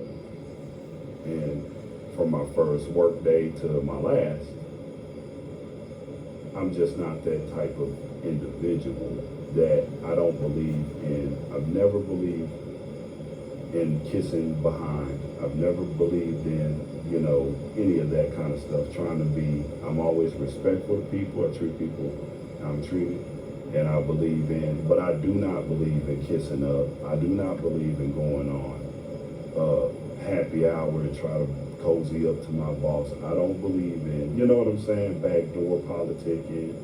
I don't believe in throwing other people under the bus to better myself. I don't believe in some of the work practices other people believe. So I by no means expect other people to have the same morals, standards, and values as I do as an employee or as a potential boss to someone else one day.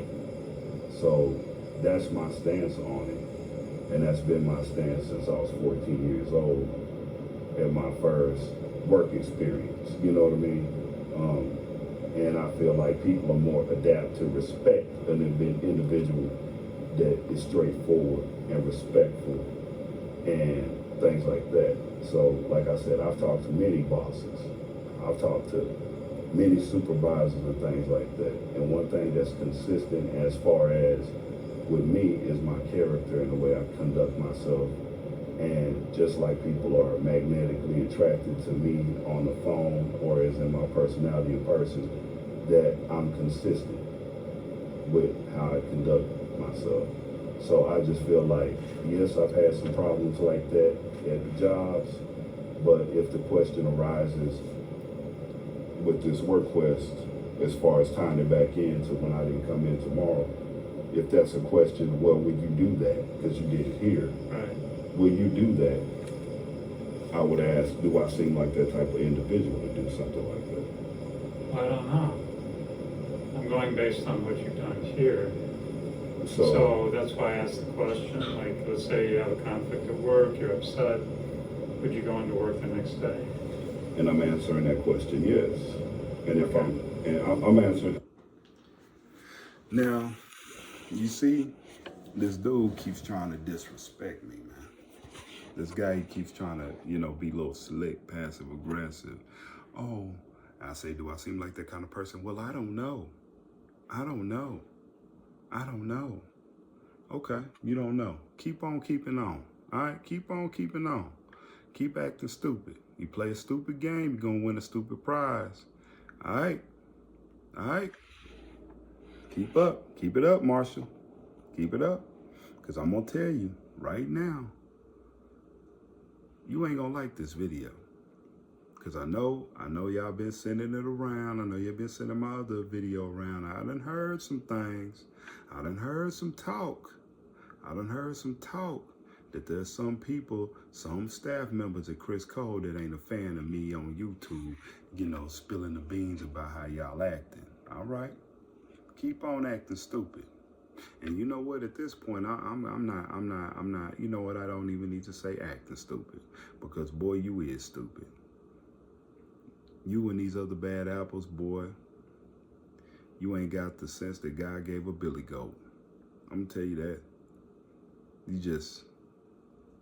You ain't got it, man. You just ain't got it. And you gonna ask me a question like that. Check out my response. I'm answering that question. If I'm being judged based on what I've done here,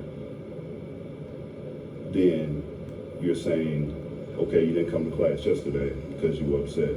Right. So would you not go to work the next day because you were upset? Right. Would I say, yes, I would. I would go to work the next day. But that also ties into if I've had an altercation at work with a boss or an individual, have I ever walked off a job? Yes, I have.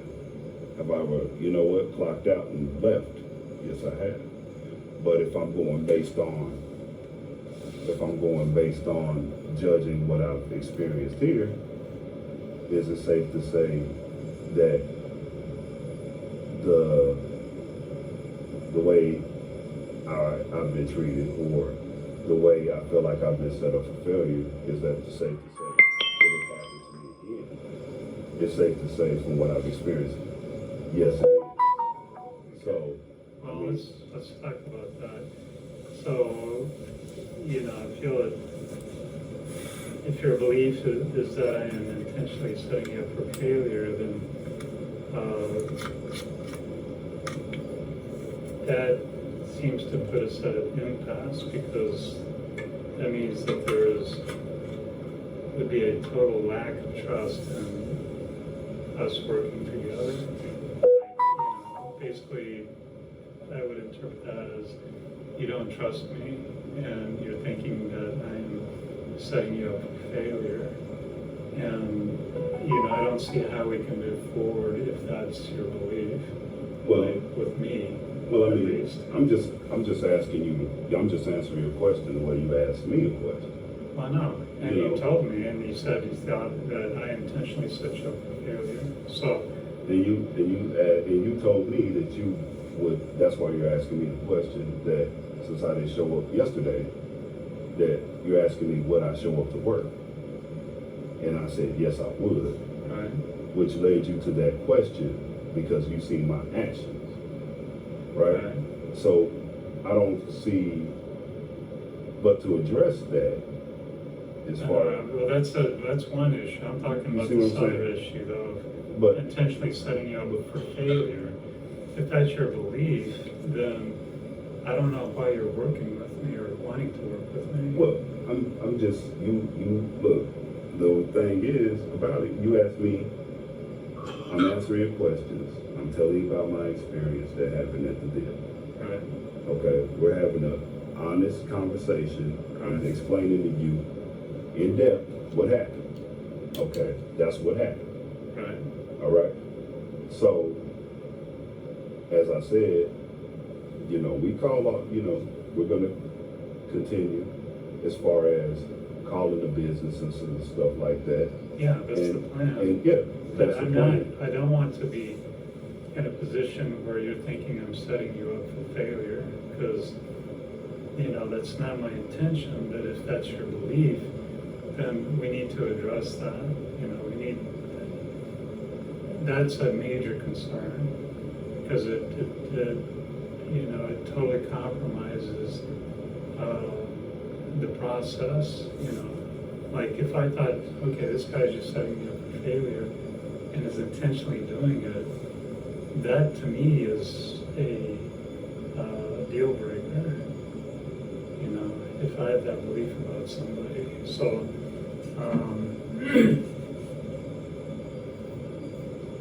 so I don't know where to go with that. I've never encountered that in all of my time here, of somebody thinking that I'm intentionally setting them up for failure. And that's not a position I want to be in. Well, and I can agree. I can definitely agree with that. Nor do I want to be in that position. But I will say this. One thing I will say is this, and this is,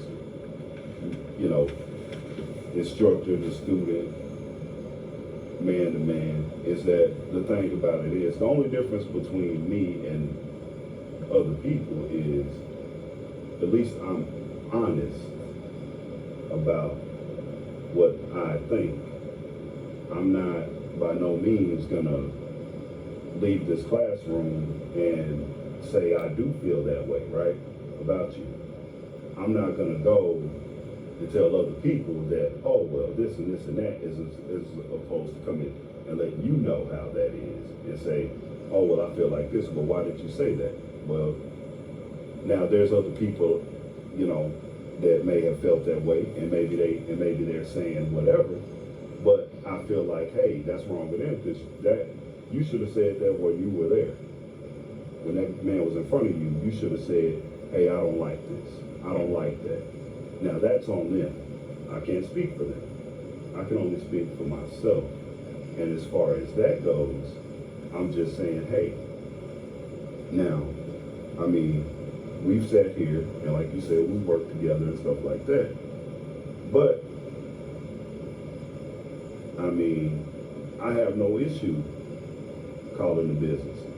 I have no issue, going over the script. But as far as, like me and you going together in the same vehicle in person to a place, I'm not comfortable with that. I'm fine with that. You know what I'm saying? I want you to make as many decisions in this process as possible and do it the way you're comfortable doing it.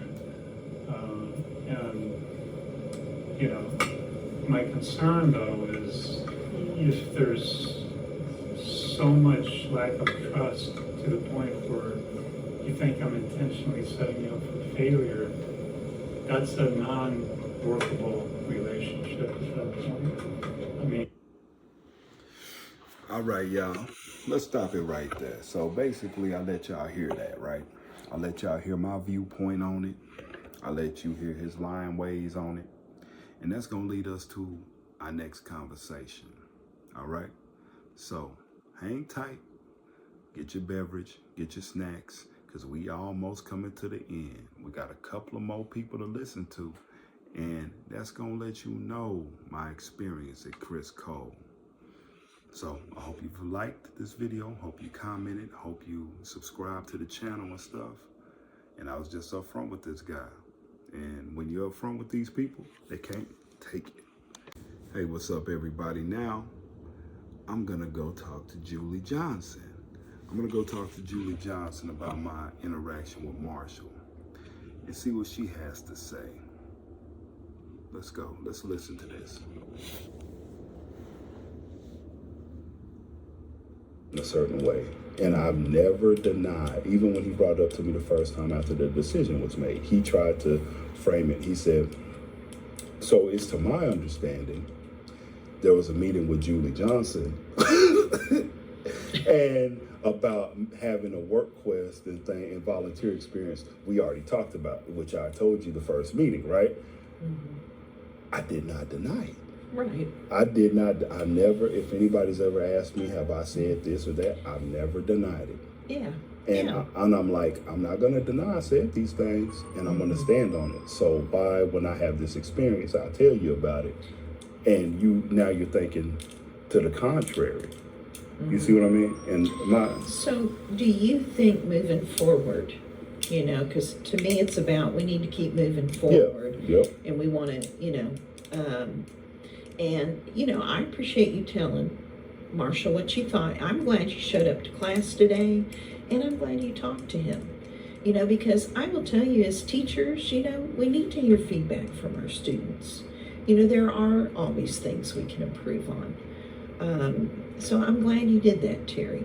But I guess what I want to know is, moving forward, are you going to be able yourself to get past some of this and do what you need to do so you can get out there and start working? I feel like, will I be able to get past? I feel like if for whatever reason that happens on Tuesday, that if we say, you know what, since I said this and we can't work together, if I have to go to another career guidance instructor or something like that, as long as I can go and get a work quest and don't have that. I just hate to do that because you've spent a lot of time with Marshall. I just really believe y'all can build on that. And I think you're almost to the point, Terry, in my opinion, that y'all can tweak a few things and then you just get out there and do your calls, talk to people. And Now check this out. Check this out. This is very important. I just want y'all to notice something. Now, see, here's the thing that gets me about all these people, and you're going to hear more people say this. You're going to hear Deanna, you're going to hear Ada Mendoza, you're going to hear all these people in a minute talk about Marshall like he's the greatest thing since penicillin or sliced bread or something like that.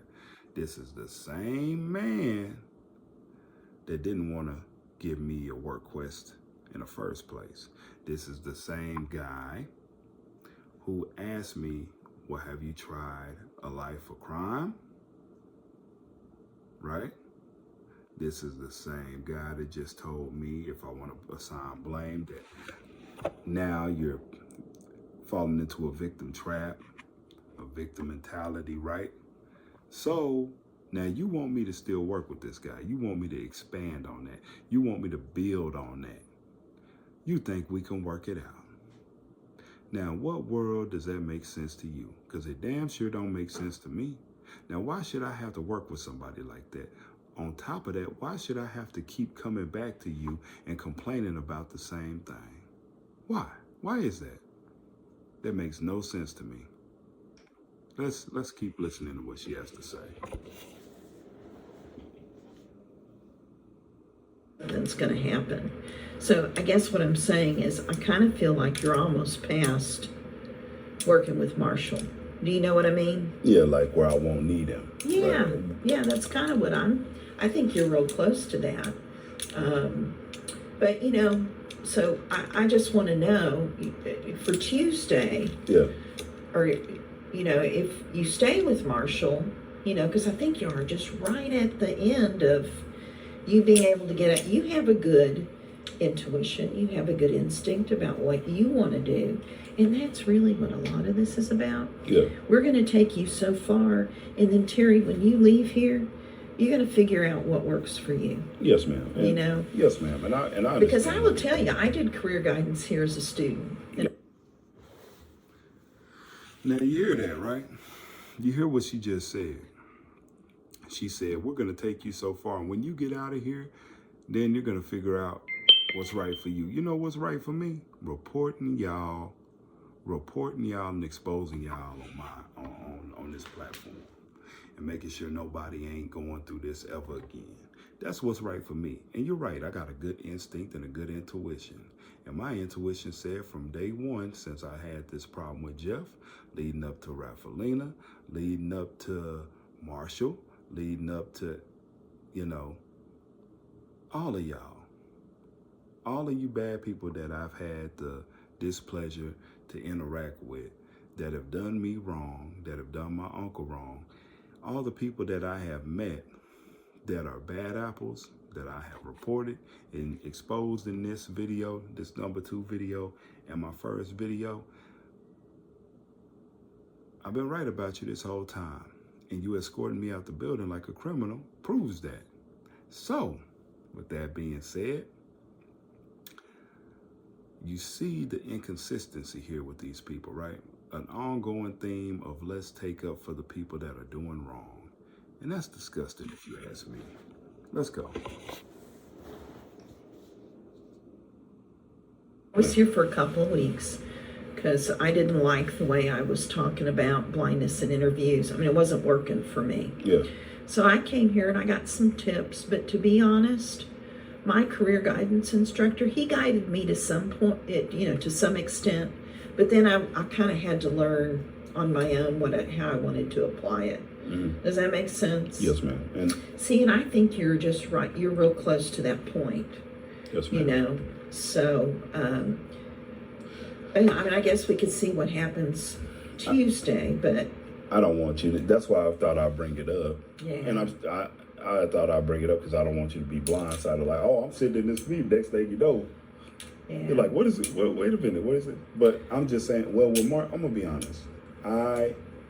Marshall said he didn't feel comfortable, and he brought up another thing. He's like, well, the last thing I want to happen is, for us to continue working together, and then there's another thing to come up. Because then the way I'm looking at it is, if I don't, I'm fine with not working with him. Mm-hmm. I'm fine with that because, again, like he mentioned, if he does something else again, then I'm gonna be like, you know what, man, look, this ain't working out. So now I'm gonna be like, look, man, look, I don't know what's going on, but. And I do want to tell you something else that you don't hear.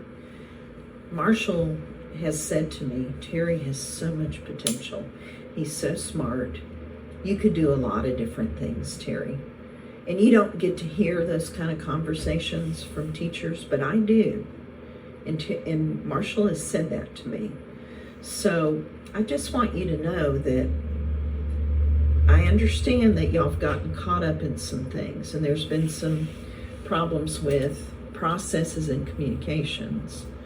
But I do think that Marshall sees that you have a lot of potential, and that you could really do a lot of things, Terry. You really could. So I don't know that he shared that with you, but he shared it with me. Now, see, here's another problem. You see how they try to stroke your ego? Oh, Terry, you're smart. Oh, Terry, you're good with people. Oh, Terry, you can do all this different kind of stuff. I don't need your approval. I know I'm smart. I know I'm talented. I got God-given abilities. I thank God for my abilities every day. I thank God for my talents every day. I don't need master's approval. I don't need your approval. Your approval don't mean nothing to me. My grandparents, my aunt, my uncle, they tell me I'm smart all the time.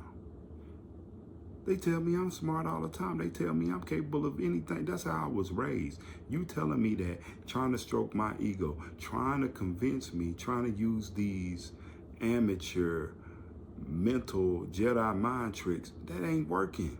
That's not working for me. And I hope that's not working for y'all, whether y'all are current students, whether y'all are future students watching this video. I'm letting y'all know. I want to expose this to y'all, whether y'all are parents, whether your kids or young adults or, you know, family members at Criss Cole, put them up on this, man. Because these people try to manipulate you and try to get you to see things from their point of view when they know it's wrong. I don't care what Marshall has said. Marshall has proven to me without a shadow of a doubt that Marshall is a bigot, okay? Marshall don't give a damn about me, because if he did, I wouldn't have had to appeal my counselor's decision. He would have gave me a work request just like he helped all the other students. Marshall don't give a damn about me. So my thing is, why are you sitting up here lying for? Why are you lying? You know that boy been reported before. You know he been reported before. You know people done filed complaints on Marshall before. And if no student ever told him, I'm the first to tell him, look, he's lazy. He's incompetent. He shouldn't be a supervisor over the career guidance department. Him and the rest of his friends down there, like Michael Sanchez, who's also incompetent. You know, they're selective with this information that they want to help you. So they don't give a damn about anybody except the people that are going to kiss up to them. And I'm not willing to kiss up to you. I'm not willing to stroke your ego, because I don't got a gallon of chapstick and I don't believe in kissing nobody's ass. And I'm just letting you know how it is, straight up, raw, uncut, and real. And I'm not worried about your approval, because the one thing I am worried about is protecting the innocent, protecting those people who need to know this information. The person that just went blind and they looking for a good place to go, and if they happen to end up at Criss Cole's door, then they can go in there armed with the knowledge to be successful and know how to navigate sharks like y'all in these waters, because it's treacherous out here. All right, let's go, man. Yes, ma'am. So I just want you to think about that, because you know, Marshall has been doing this a long time, and you know, he's worked with all kinds of students, all kinds of situations, and he knows you. He's known you for a long time, right? We've worked together since, because David was my first instructor, but we've been together since about David went on vacation. But I feel like I want to just be as honest as I can with you, and I think it's fine to see potential in people. I think it is, but it's also a whole nother thing to get that person. Some people, Michael Jordan's high school coach could not get him to where his professional coach did. Right. And I feel like the water's already been dirty. It's been muddy. And I have like I said, if it's a mutual separation, that's fine with me. And whoever else I get with, I'm fine with closing that chapter, and that's fine with me, because I don't because the thing is, if there was another problem, then I'm gonna want, like with this situation, I want responsibility to be taken. And if you want someone to be real with you, is what you want. Yeah, because then I don't want to be in a situation again where I'm like, all right, man, somebody needs to get punished, because this is ridiculous. And I don't want it to be like every time I look around, I'm trying to do the right thing, and something else keeps popping up. I just want to go and be successful and live my life. And live my life and be successful. You know? And that's what all this is about, is getting out and living your life and being happy, you know? So let me do this. We've got our meeting Tuesday. Yes, ma'am. And I've heard everything you said. Yes, ma'am. Let me talk to Ada and just do a little chat with her, and just tell her that, you know, Tuesday we're going to discuss this more. And if I have any information for you from our conversation, I will share it. Yes, ma'am. Okay. All right, y'all heard it there. Now I'm gonna take y'all to this meeting that we got. This next audio is gonna be from the meeting on Tuesday that we had. The meeting that we had talking about this incident, this mutual separation, right? Or so I thought it was gonna be a mutual separation. So I thought. Now, be ready, stay tuned. Because man, let me tell you something. What happened next? I couldn't even predict this. Check it out. Hey, what's up with it, everybody? Now I'm gonna take y'all into this meeting. Now, this recording is at April the 9th. April the 9th.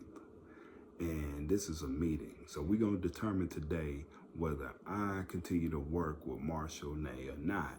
So in this meeting, you have Julie Johnson, the center director of Criss Cole. Then you have Julie Johnson, the supervisor over the counseling department. Then you have Ada Mendoza. Now this is Marshall's boss. She's the supervisor over the Career Guidance Center, the Career Guidance Center department. So then you got no good Marshall Nay, my career guidance instructor, right? You know his position. He ain't doing nothing, you know. He ain't doing nothing. He's supposed to be instructor, but we've already seen. Now he got his chest poked out in there. In front of his peers, he got his chest poked out because his boss is sitting on the right side of him. He got his chest poked out because they tight, they thicker than thieves, you know, they thick, you know. And he be kissing her ass all the time. So, of course, she gonna take up for him and stuff like that. Now, up until this point, I never had a problem with Ada Mendoza. Up until this point, you know, I just said hi, bye. You know, we'd exchange pleasantries. You know what I mean? So, up until this point. But after this, I did have a problem with Ada Mendoza. And you're gonna see why in a minute.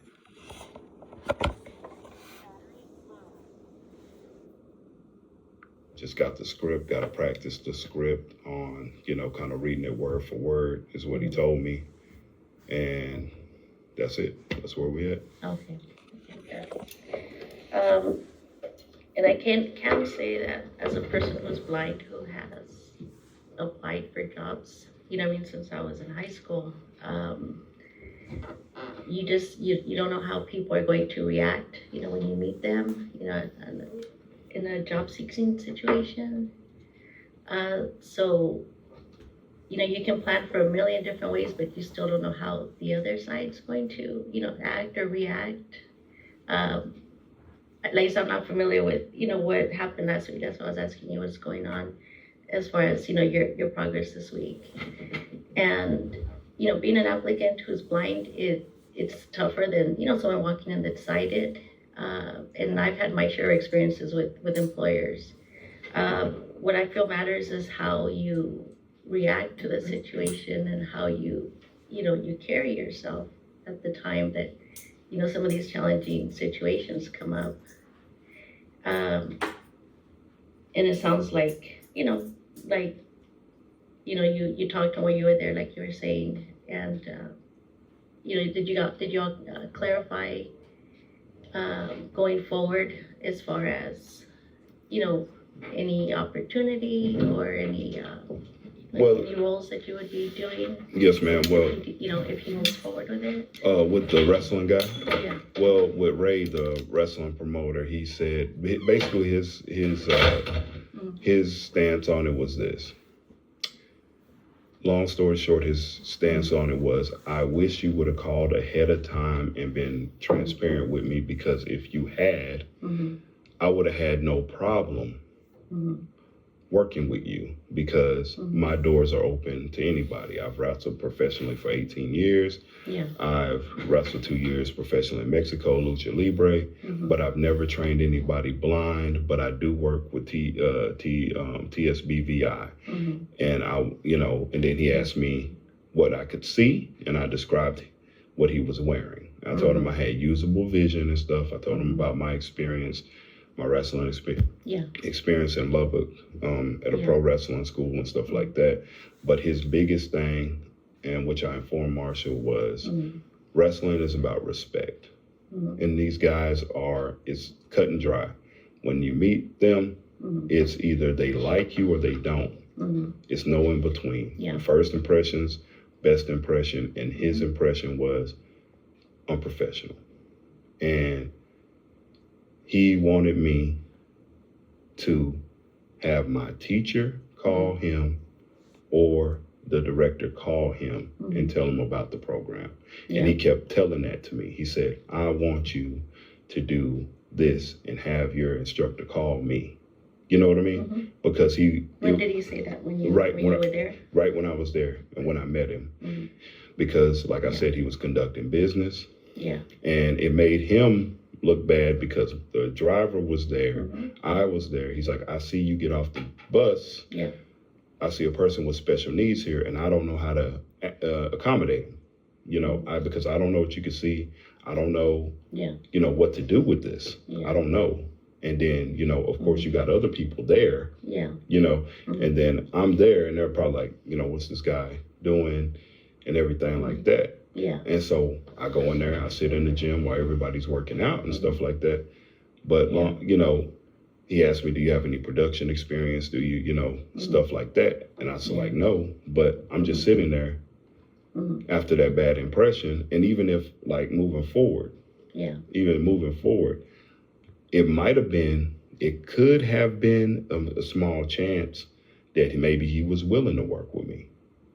But yet again, that was Wednesday and today's Tuesday.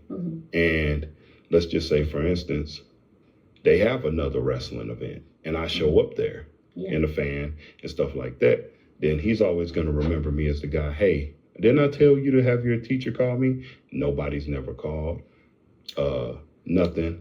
And I look like unprofessional yet again. Like I can't follow instructions and stuff. So I don't know, to be honest with you, Miss Deanna. I don't know. I thought one of the things we were going to do is kind of make some of those decisions in here today. But I would say also is, you know, this will be our third meeting together, Terry. And I've seen how hard you and Marshall have worked. And as I said, Julie's been here with us. And honestly, no one's setting you up for failure because, you know, all we want is to Hold up. towards, you know, your goal of trying to, you know, get the work quest. Now, hold up. Wait a minute now. Hold on. Now, so this is coming from the same person that you seen in my first video help escort me out the building like a criminal. Y'all ain't here to set me up. Well, I can't tell. Now, she said this is our third meeting because the way I got with Deanna Carter as my counselor is because Rafalina was never at the center when I got her as a counselor. She always had something outside of work that was keeping her from doing her job and helping me as one of her students that she was supposed to be the counselor of. So I would end up in turn working with Deanna Carter. Now this is a big conflict of interest, number one, because Deanna Carter used to be my uncle Brent Thomas's counselor, and she racially profiled him and never got punished for it. Instead, she got promoted to the supervisor of counseling. Now ain't that a coinky dink? And then, as you seen in my last video, Deanna Carter, the supervisor of counseling, and Julie Johnson, and Zach, the armed security guard, escorted me out the building like a criminal when no other innocent person has ever been escorted out of that building before and treated like that and flexed on in a show of force to demean and embarrass me. So, but you're not here to set me up for failure. I can't tell. Let's continue.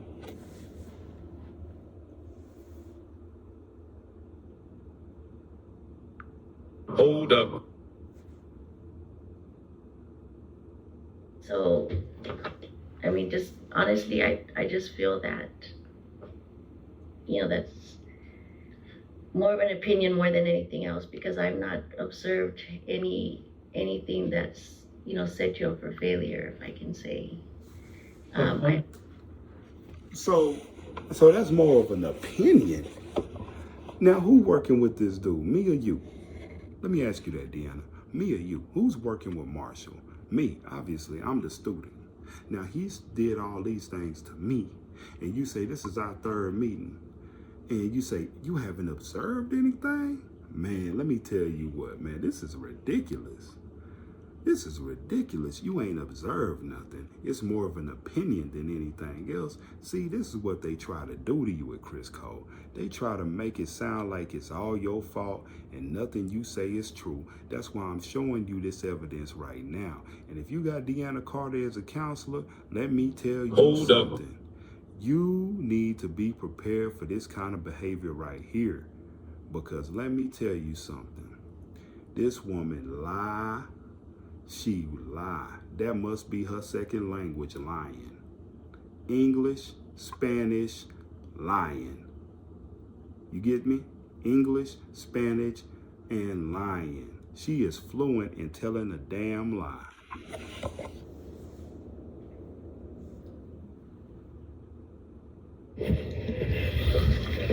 Up to it, it's my fault. Then it keeps coming. Like there's no problem with somebody calling. You know, and stuff like that, and talking to the guy. Hold on, right quick. I got a little lost in my place, man. It's about approaching. I had already said to them myself, which would be the instructor or the director, to call him and give him. We brought to the meetings, and you know, all of the honestly, no one's setting you up for failure, because you know, all we want is to work towards, you know, your goal of trying to, you know, get the work quest. And so, I mean, just honestly, I just feel that, you know, that's more of an opinion more than anything else, because I've not observed anything that's, you know, set you up for failure, if I can say. I understand your frustration, I do, but I don't feel that, you know, anyone's working to set you up for failure because of all the extensive work, you know, and all the notes that you brought to the meetings. And, you know.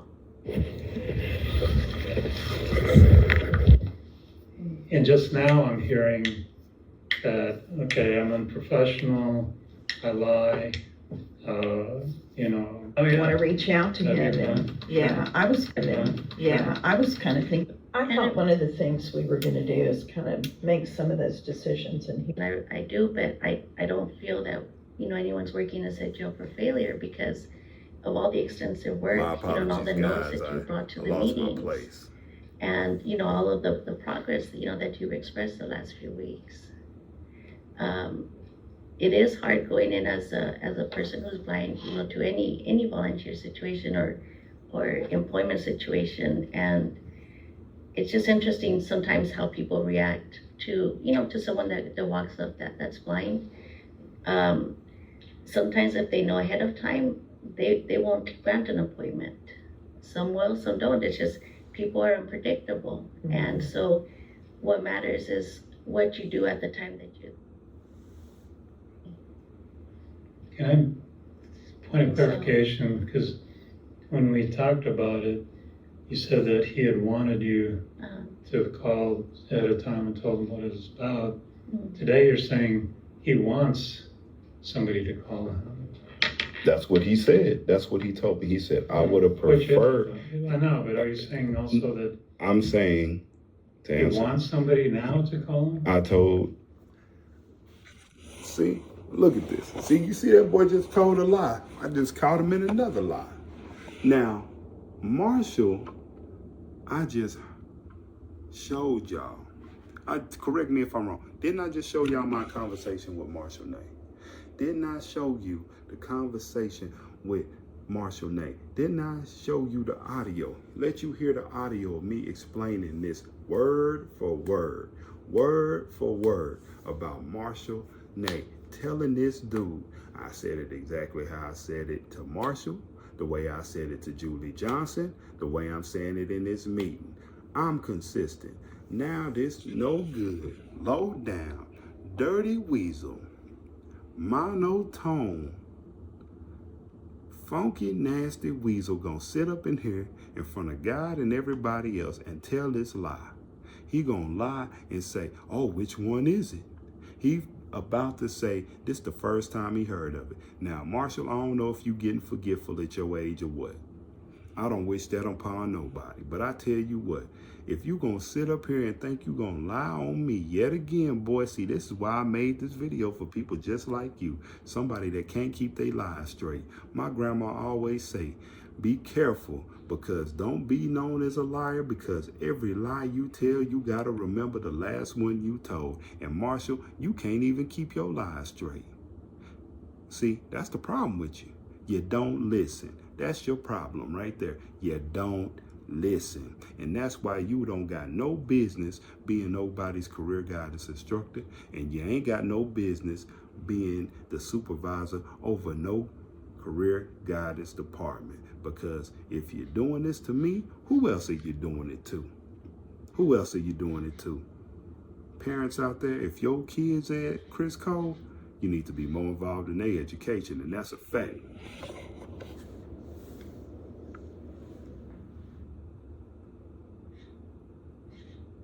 Like I told Miss Julie, I told you, and I expressed in the email that what he said was he wanted me to be clear and transparent on the phone. He wished that I called and told him, let him know all that before on the phone. And then he told me while I was there, he said, I want you to have your instructor call me. Oh. And explain to me. That's new information. That's a damn I said lie. that. I do not. I remember you saying that's what he wanted, but I have no memory of you saying at all that he wants somebody to still call. You know, the impression I got was like it was a one and done. There was nothing that was a bad situation, and he had expressed that you had wanted him to do that and you didn't, and it's basically over. Did he express what he wants to talk about, Terry? He wanted somebody other than myself, Okay. which would be the instructor or the director, to call him and give him further information on the program, because he felt like that would be more professional than me just showing up there and him not knowing what's going on. Yeah, and that, when I talked to you, Terry, I got what you said, that the guy would be open. Remember, one of the things I said to you is you said that door is shut, and I said, I don't think it is shut because of what he said to you, that, he would like for the instructor or the director to call and talk to him about what we do. To me, that's not a shut door. And, No, not at all. so I just feel like, Marshall, if you want to reach out to That'd him, be fun. and I was kind of thinking we could, do that, assign those actions today. And Terry, I did hear what you said, and I interpreted it just like you were saying, because I think if someone did call him and he understood more what we do, and that we are different from School for the Blind, because School for the Blind is kids. I mean, this is adults, and It's a different program. Yeah, and they have their own procedures, that they do over there. yeah. So I Separate think the door is still open. That's my take on it. Yeah. And to answer your question, Miss Deanna, as far as that goes, as far as perception, as a blind person and stuff like that, like when we had already, discussed about approaching, I had already said, okay, this is how, Marsha, this is how these people are. It's best to be upfront and direct with them about what you want, because they have people coming up to them all the time, wasting their time. And as I reiterated this to this guy while I was there, apologizing profusely, he's like, yes, I do have people coming up to me all the time. Yes, I do have people wasting my time all the time, right? And he's taking phone calls while I'm talking to him, He's like, Terry, can you see I'm a busy person? I say, yes, I'm sorry. But the thing is, I should have went with my gut feeling and been transparent on the phone, as opposed to what I was instructed to do is not. And that was what I was upset about. Yeah. And then when I discussed it in detail, because I don't think there's no problem with somebody calling, you know, and stuff like that, and talking to the guy. Yeah. Right? But I do think it should be also said that, hey, you know what? That wasn't the best approach. And that wasn't my student's fault because I instructed him wrong. I should not have said that. He had told me before, but I did not. You know what I'm saying? So when the thing was, when I addressed it, and then we got into we don't need to assign blame. Well, if there was two people in the room and I was told to do something and I did it and it didn't go well, hold up. It's someone else's fault. But if there's no ownership taken and the action to go forward, then we're not going anywhere. But like I said, that was my thing. That's why I was mad. And, and that's why I was like, all right, man, so this made me look like this. So let me ask you. Let me ask something, because my concern is moving forward. Because I don't want to repeat this scenario moving forward where I'm thinking we're on the same page, we're giving it our best shot. Yeah. And, like today, because we went over the script, you're going to practice it, I called somebody, and then in 2 weeks, it's like, well, you made me do this, you did that, and it's like I tried it and it didn't work out. And, because to me, and from the time we've started, I mean, how many months and months and months have we been working together? And just now I'm hearing that, okay, I'm unprofessional, I lie, I say racist things, and I'm... Now, am I right or wrong? I just shared with y'all what the boy said. And what did his boss say, Julie Johnson? Oh, maybe he didn't mean it like that. Maybe he didn't mean it like that. Now, what other way is there to tell somebody, ask somebody? Well, have you tried that? When somebody says either there's this in my community or there's a life of crime. Well, have you tried that? What other way is that to take that? Is that racist? Is that racially profiling coming from a white man to a black man? Let me know. Let me know in the comments. Because this fool just can't, he must do yoga because he cannot keep his foot out his mouth. He just can't. Just lie. Walk and lie. Boy, this is a shame.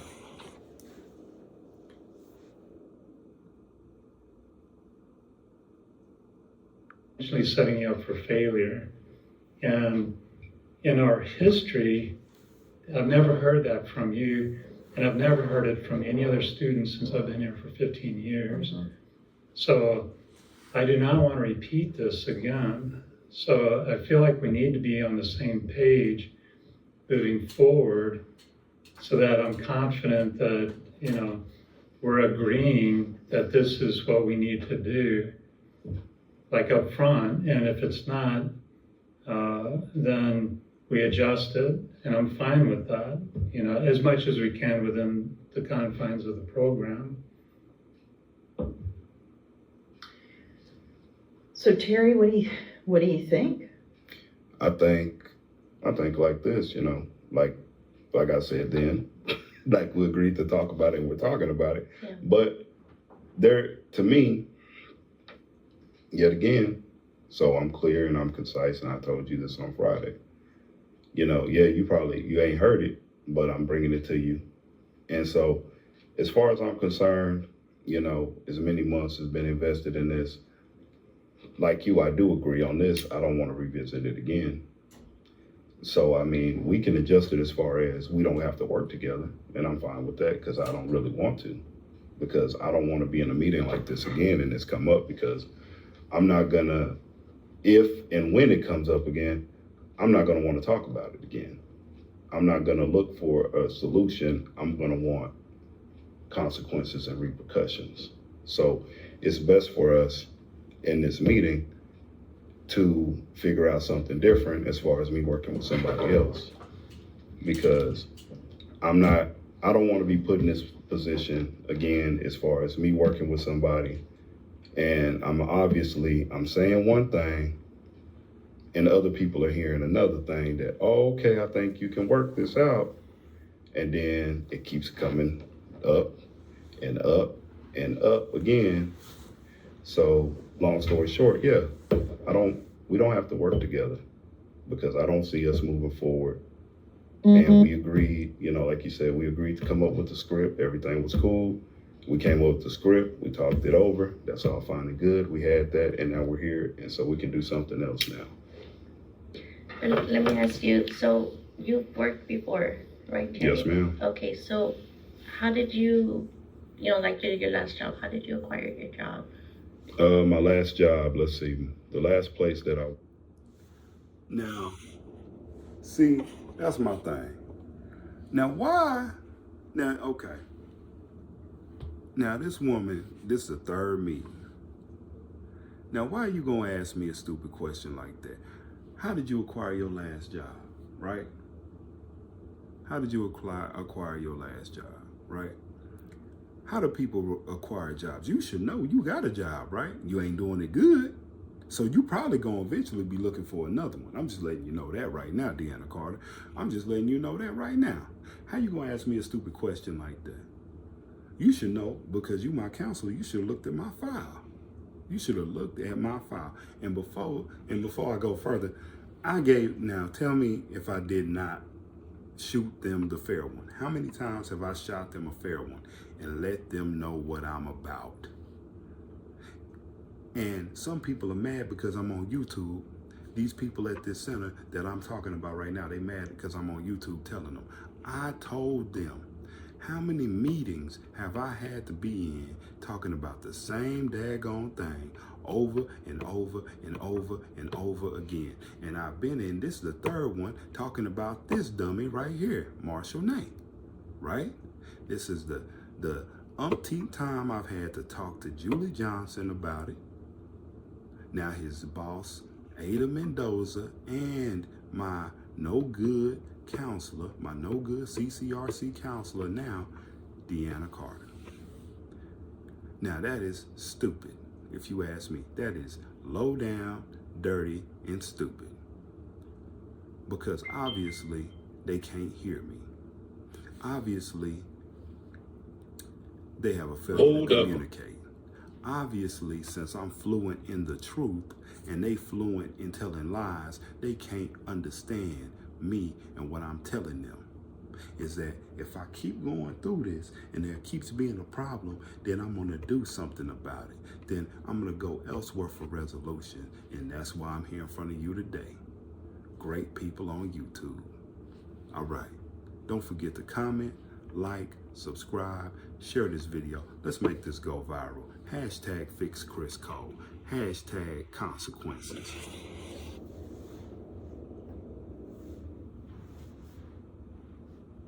recently was Burger King. Okay. And I acquired my job at Burger King because I went there one day and they were hiring. Yeah.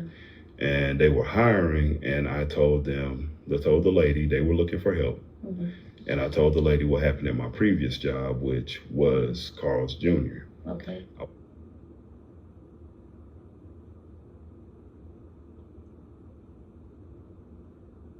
Okay, cool.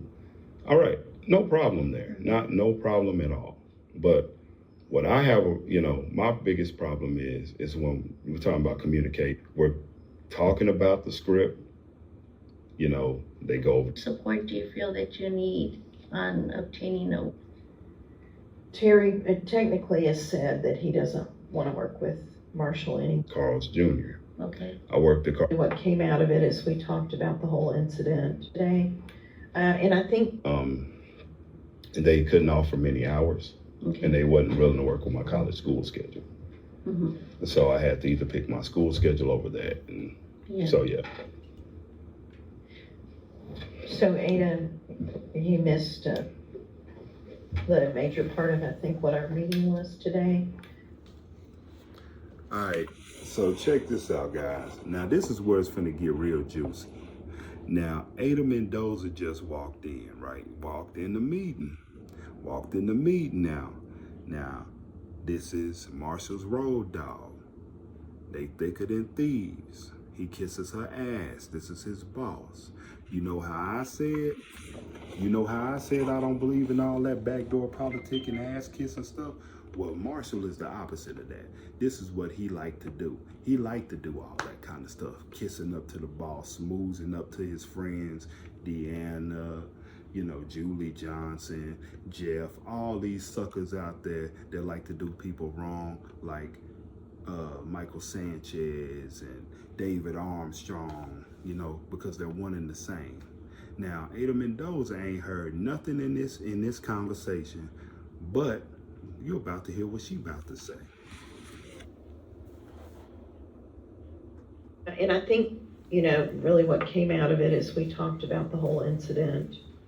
And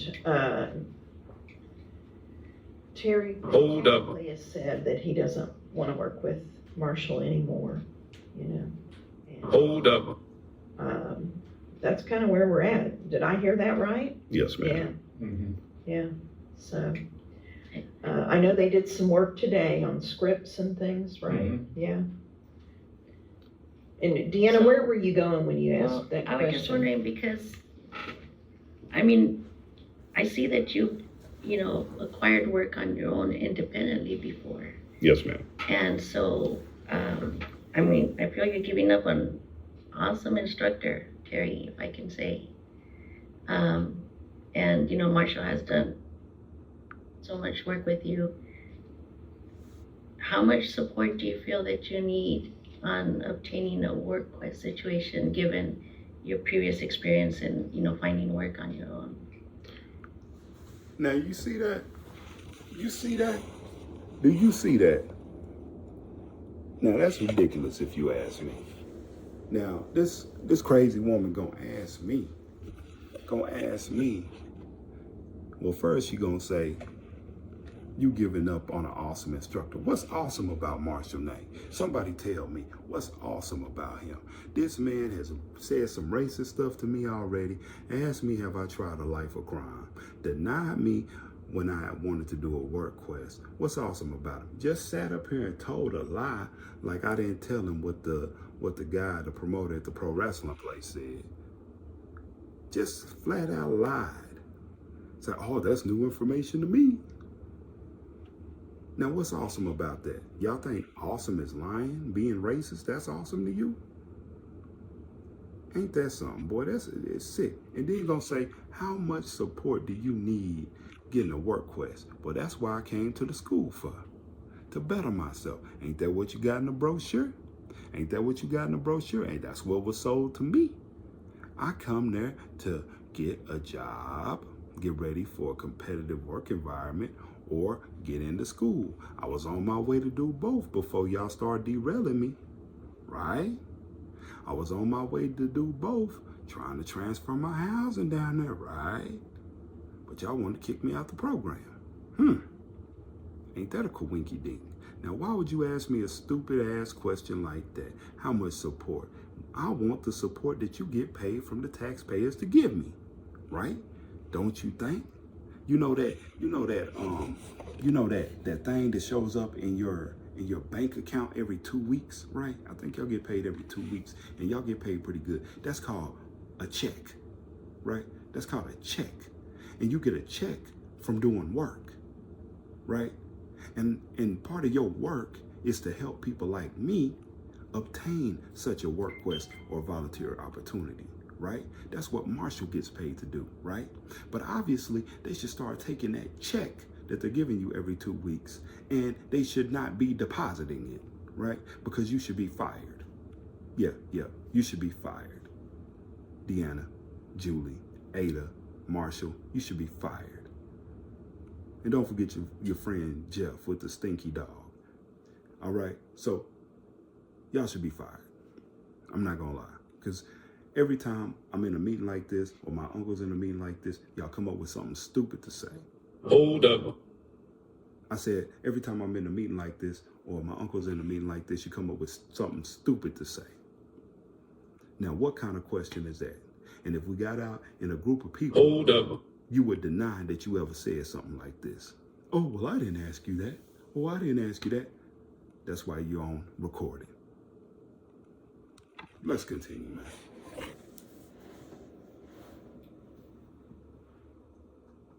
man. The work quest, that's a whole new thing for me. But as far as that goes, like, I mean, I feel like my opinion and my experience with him may be different than everyone else's, you know, and that's fine. You know, like we said on Friday, you know, as being adults and men, you're not going to see eye to eye on everything, and we don't see eye to eye on this, and that's fine with me. As far as support, I'm just looking for, you know, what I'm supposed to get as far as we're working through it, and I make my calls.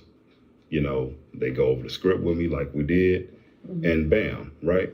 See, this, like I said, this right here, this right here, if this was done that day, we wouldn't have had a problem, because we went over the script. We're talking about the script. I watched him call the people. He did a mock call right in front of me. And I seen it for myself. The woman that he talked to, she was like, well, what do you want? what is this about? Right? And he's like, well, you know, and then he goes into the script. Okay, well, let me pass you off to the manager. And then his phone cuts out.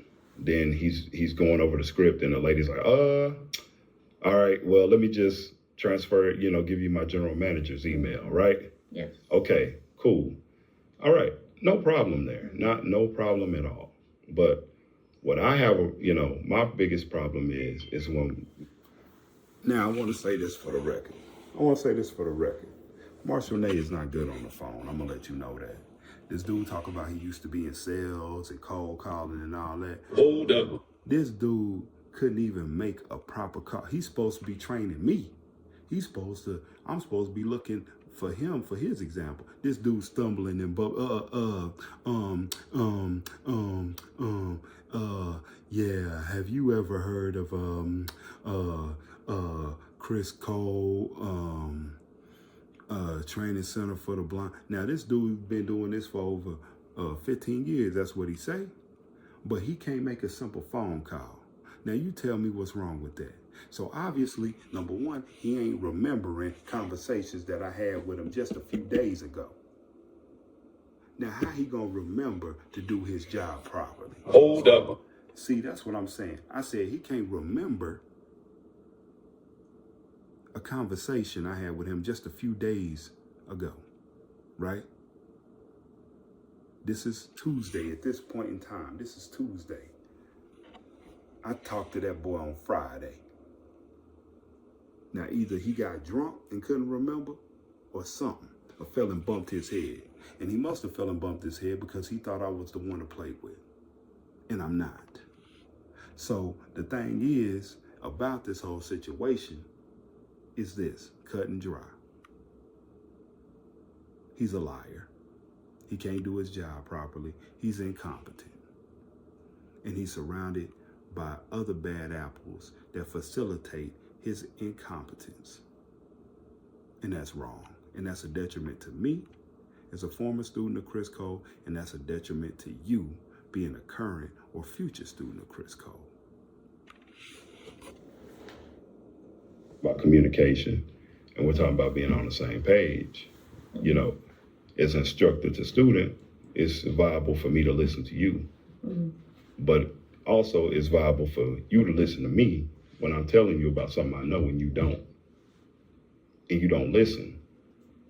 And I'm telling you. And then when I do it, and then it don't work out, then we back at this point. Yeah. And then it's like, oh, well, you know, that's part of the work quest. You go out there and fall on your face. I'm fine with that. And I want everybody in here to know, if it's my fault, I own up to it. It's my fault, right? I have no problem on failing. I failed before. I went and got, you know what I mean, work and failed before. But I don't have any problem with that, owning up to my responsibilities and what's my fault. But if something's not my fault, I want the person to own up to that. And if I'm told, like, and going with this scenario as far as work goes. You know, we had an extensive conversation on Friday about, well, Terry, I want to ask you a question. And I said, yes. The question was, okay, based on, if I'm judging you based on, you know, what happened the day before and you had a bad day doing a work quest, would you go to work the next day? I said, of course I would. Well, you didn't come to class yesterday. Well, of course I did not come to class. I was upset, just like when you have an incident at work and you don't come to work the next day, trying to avoid another altercation or escalation, right? But when it comes to the work quest, of course I will go, right? Or and then we got into how do you resolve resolution on the job? Say if you have an incident with a coworker or a boss at this work quest, right? And I explained how I would deal with conflict. I would go to the person and let them know, or I'd go to the boss and let them know. And he was like, well, sometimes you need to understand that in work, sometimes your boss is your boss and that's it.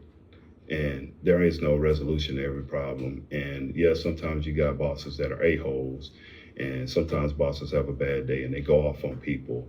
And, you know, and once your boss tells you to do something, that's it. And I'm like, okay, well, I disagree, right? So I'm like, you know, basically I'm protected under certain laws as an employee. And that's why you have this chain of command, right?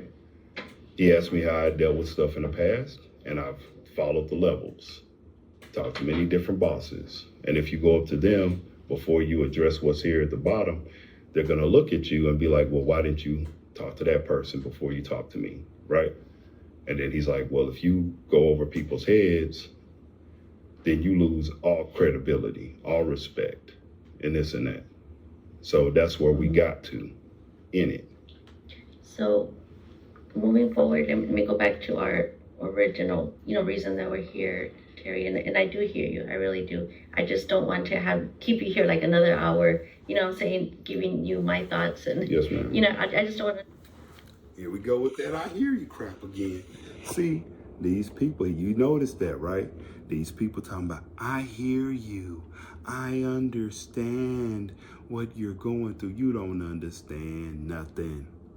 You don't understand nothing. You're just lying.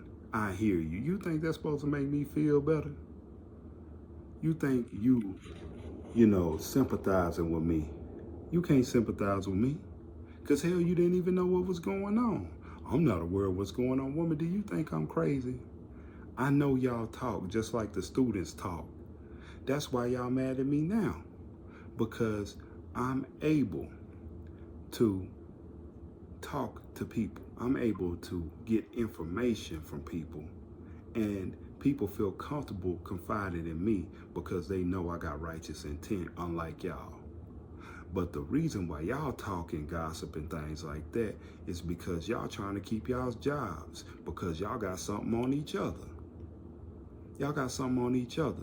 Y'all know where the bodies are buried and things like that in this criminal organization. So that's why y'all feel like, oh, y'all are above the law. Y'all are untouchable and things like that, because y'all sit up and lie for each other. Oh yeah, I got your back. If you do this wrong, I got your back and stuff like that. You know, I won't tell on you if you don't tell on me type of thing. Man, come on. Who you trying to play around with? Because you got the wrong one right here. You can't play me. Because I done already seen it coming. I done already seen your play.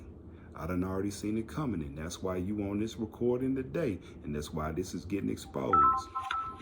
Louise. All right, y'all, getting back to it. My apologies. Phone call came in, so I had to, you know, record again. So check it out. Let's go from here. If I can say. So moving forward, do you feel that someone from Criss Cole, you know, one of our staff speaking with Ray, would support that work quest? Yeah, I mean, is that something that you would like to pursue? Yes, ma'am. If he's open to it, then Okay. I'm cool with that. Did he give you the hours that would be best to speak with him? No, ma'am. I know he opens at 6 o'clock in the evening, In though. the evenings? Yes, ma'am. Okay. And I do have, I can't get his number because I got his number off of Facebook, his Facebook page, of the wrestling page. So, How did you get the number the first time? off the Facebook page. Okay. Do you still have that number? I can get it right now. Does the gym have a name? It's called America's Academy of Pro Wrestling. Okay. Yes, ma'am. And it's, I can get the address to you. Yeah, if you could please, because I like to have it into the notes here, just so we can have it as a reference.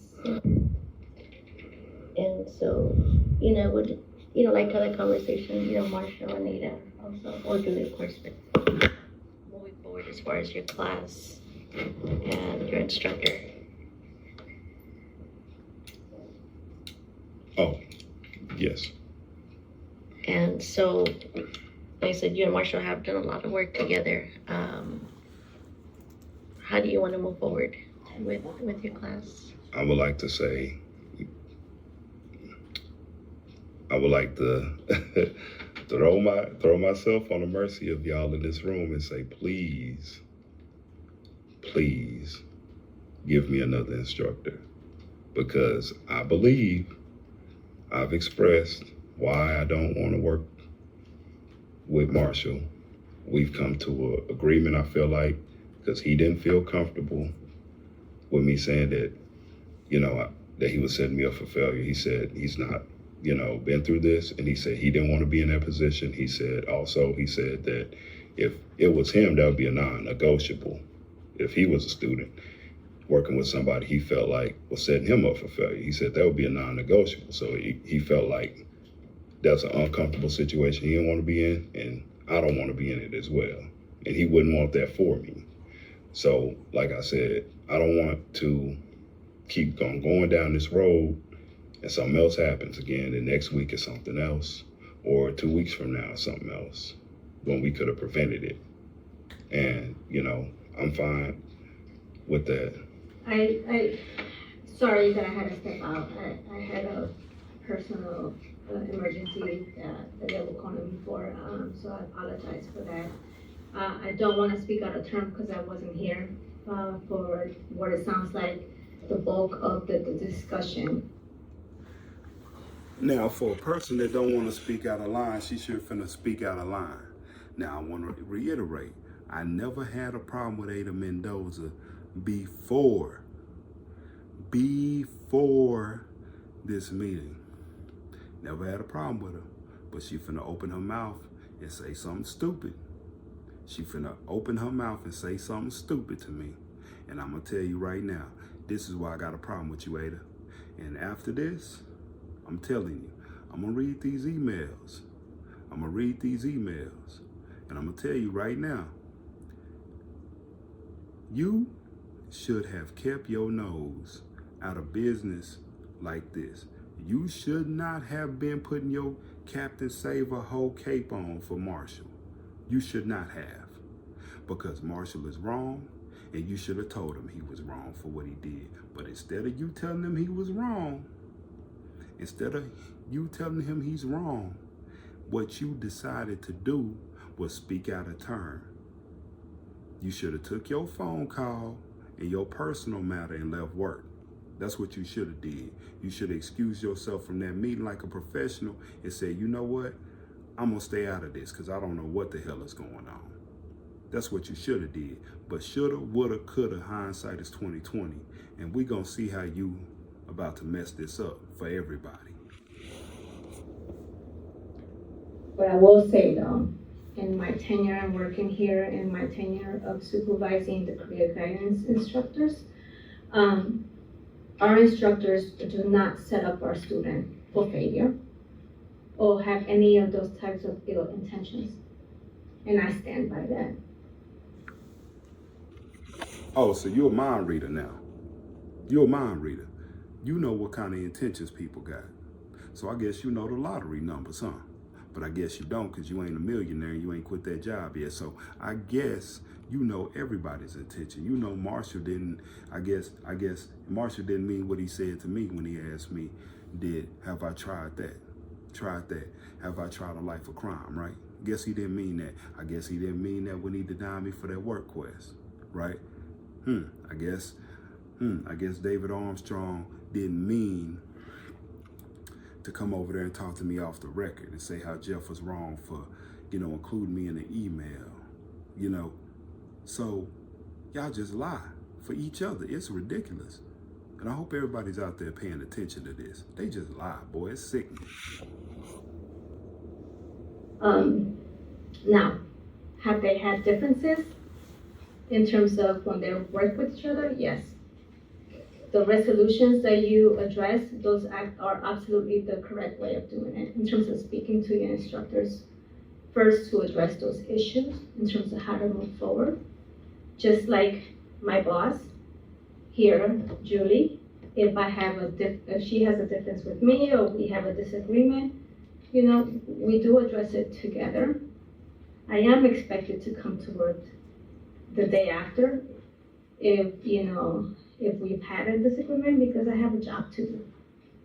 So that's in anything that we do here. We mimic our training to real life work experiences, and that's why we'll have our instructors ask those specific questions. How will you resolve this?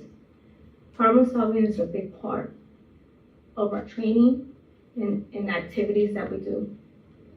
I do feel that you are upset, and I'm sorry you're upset, and I'm sorry it didn't work out the way you hoped, but it wasn't intentionally done. So that's something that I just want to make sure that you know. Things like this are never intentionally done. Now, do they always go as planned, like the way I guess you guys practice in terms of the mock call today? It sounded from what you were saying, Terry, that it went like it should have been, at least in your mind. It went as you planned, right? Call didn't go as planned, but The process. yeah. Will you say that's true, Terry? As far as leading up to it, Today, like whatever you guys practiced today? Maybe not the call because it sounds like it Yeah. dropped, but the process, that's what you were hoping for in terms of with Ray, yes. right? Okay, it For- didn't yes, happen, ma'am. right? It didn't happen the way it did today in the mock one. Yes, ma'am. And that's, sometimes we can't prevent those things to occur, even if he has had experience working with people who are blind. And one thing that I've heard from Marshall and that I have heard from other teachers that have had you in their classes, one talent that I'm aware of that you possess and that you have is the ability to work with people, the ability to talk to people, the ability to problem solve. Now, you heard that, right? You heard that. Yet again, you've heard that. Now, I can't tell you how many people done said that. Now, here we go again. It's trying to stroke my ego. But as one of my good friends at Criss Cole said, I don't have an ego to offend or inflate.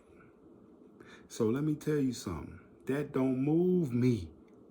That don't move me. So shout out to my homeboy for, I had to borrow that quote. Had to borrow that because I like that saying. So I'm just letting you know that don't move me. You telling me I'm smart, you telling me I'm a people person, that don't move me. I already know that. I already know that. Don't you think water know it's wet? I know that. You ain't telling me nothing that my grandparents ain't already told me. You ain't telling me nothing that my aunt and my uncle ain't already told me. You ain't telling me nothing that I don't already know. Tell me something that I don't know. How you gonna make this right? But you ain't gonna say that. So you need to stand on my left, Ada, because I know you ain't right. And don't think that I ain't heard about you. Don't think that I ain't heard about you before. Because let me tell you something, Ada. I done heard about you being under investigation. I done heard about you being under investigation before for doing people wrong. Don't think I ain't heard about that. See, that's the problem with people like y'all. I done already told y'all what I wanted to go to school for, investigation. I done already told y'all that. I want to work for the Equal Opportunity Commission. Told your boy Jeff. You should have learned from when I told Jeff about himself. I'm telling you, y'all picked the wrong people to play with, and that's why you on YouTube getting exposed. Let's go.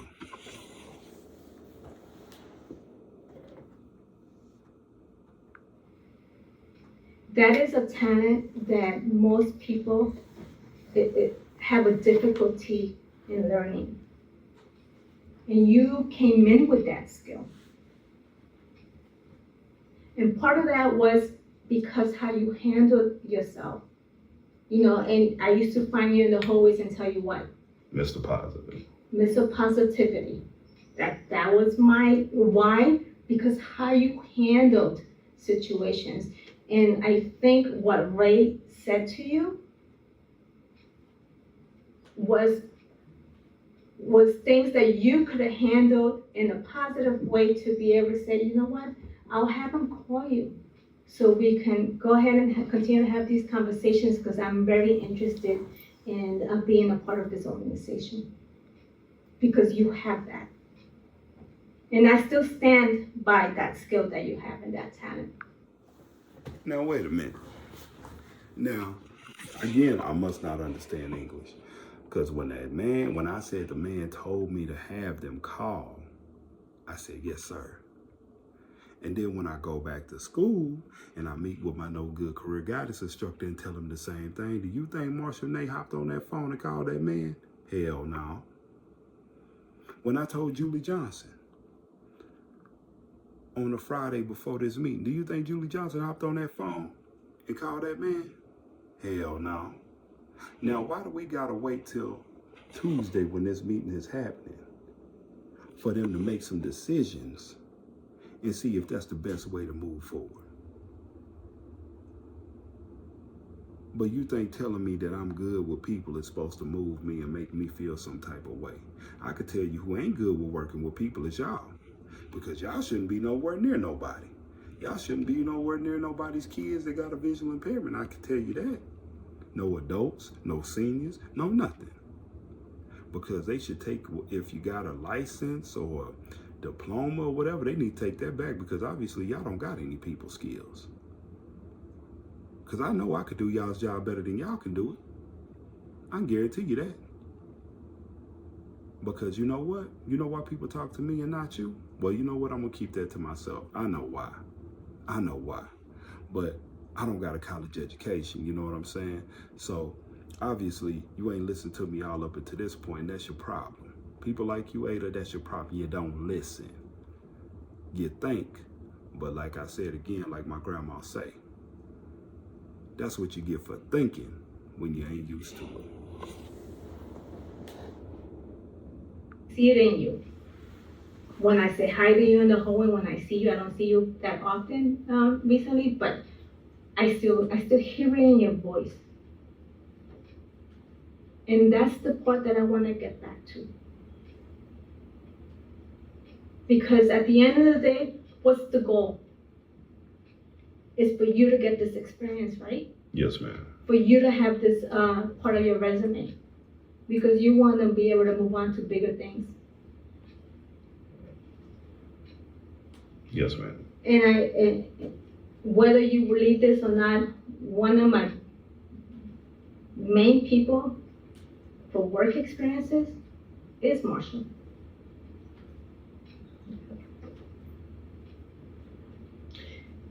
You know, I had also shared with Terry that, you know, sometimes there are things that people say to me that the student really doesn't get to hear.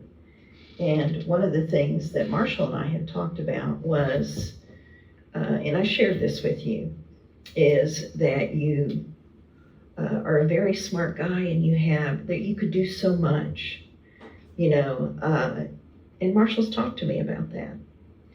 And, you know, those aren't things that students necessarily hear all the time.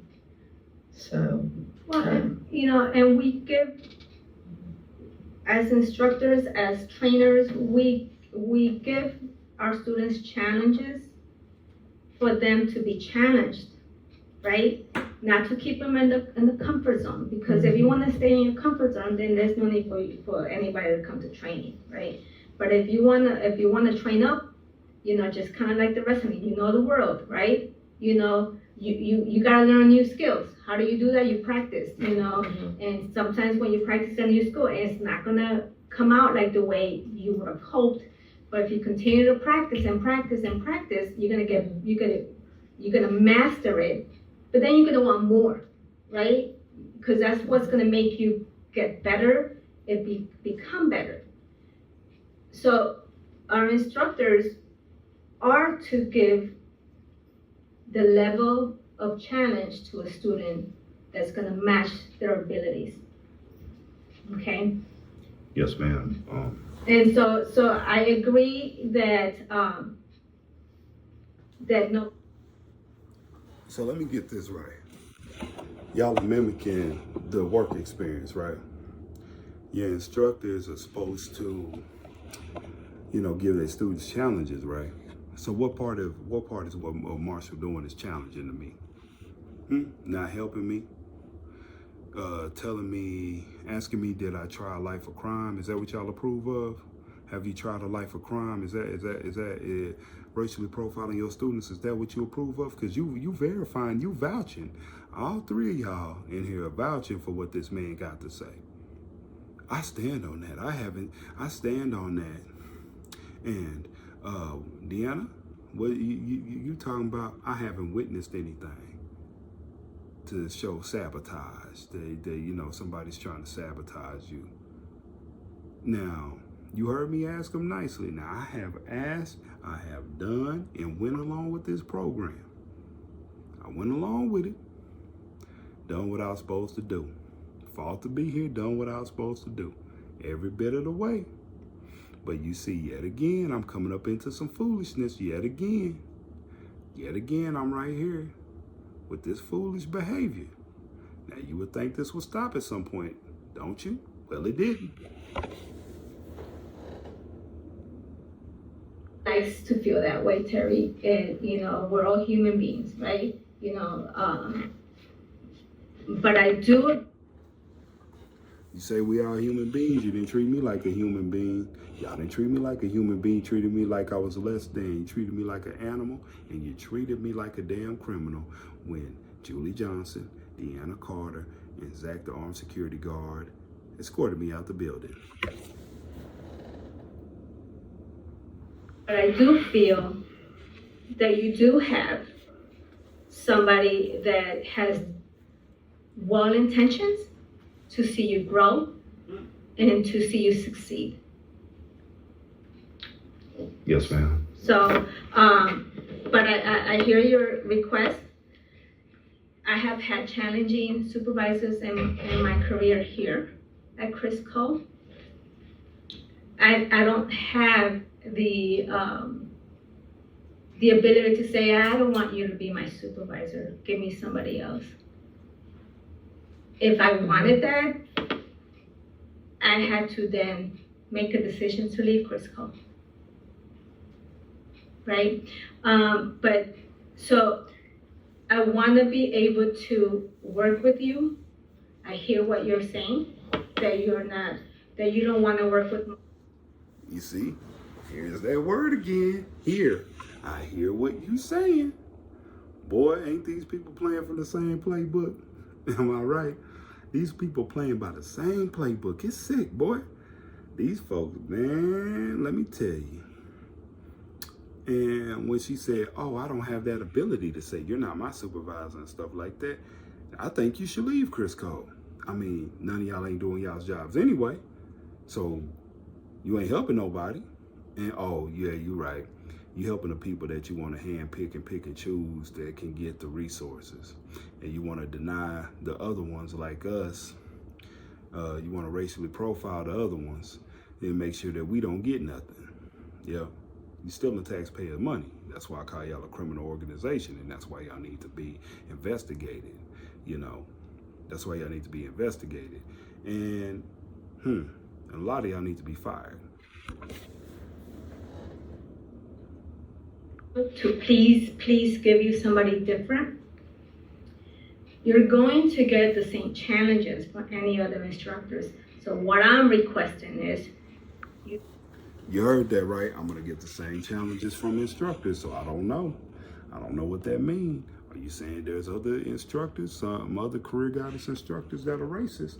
Well, I don't know. If there is, I would sure point to David Armstrong. He sure treated me different. He sure treated my Uncle Brent different.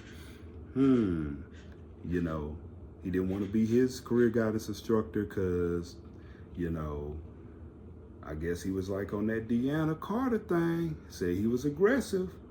I guess he felt threatened by my uncle, and that's why he's no longer his counselor. So I think Michael Sanchez might be another one that might be a little racist. You know, he didn't tell my uncle about certain opportunities that he told some of his white students about, some of his Hispanic students about, and that ain't good. So what are you saying? What are you saying, Ada? What you saying here? There's some other instructors I need to be aware of that ain't doing what they supposed to do based on your skin color. Maybe there's some other videos to be made. Who knows? Maybe some other people out there gonna come forward. I'd like to see.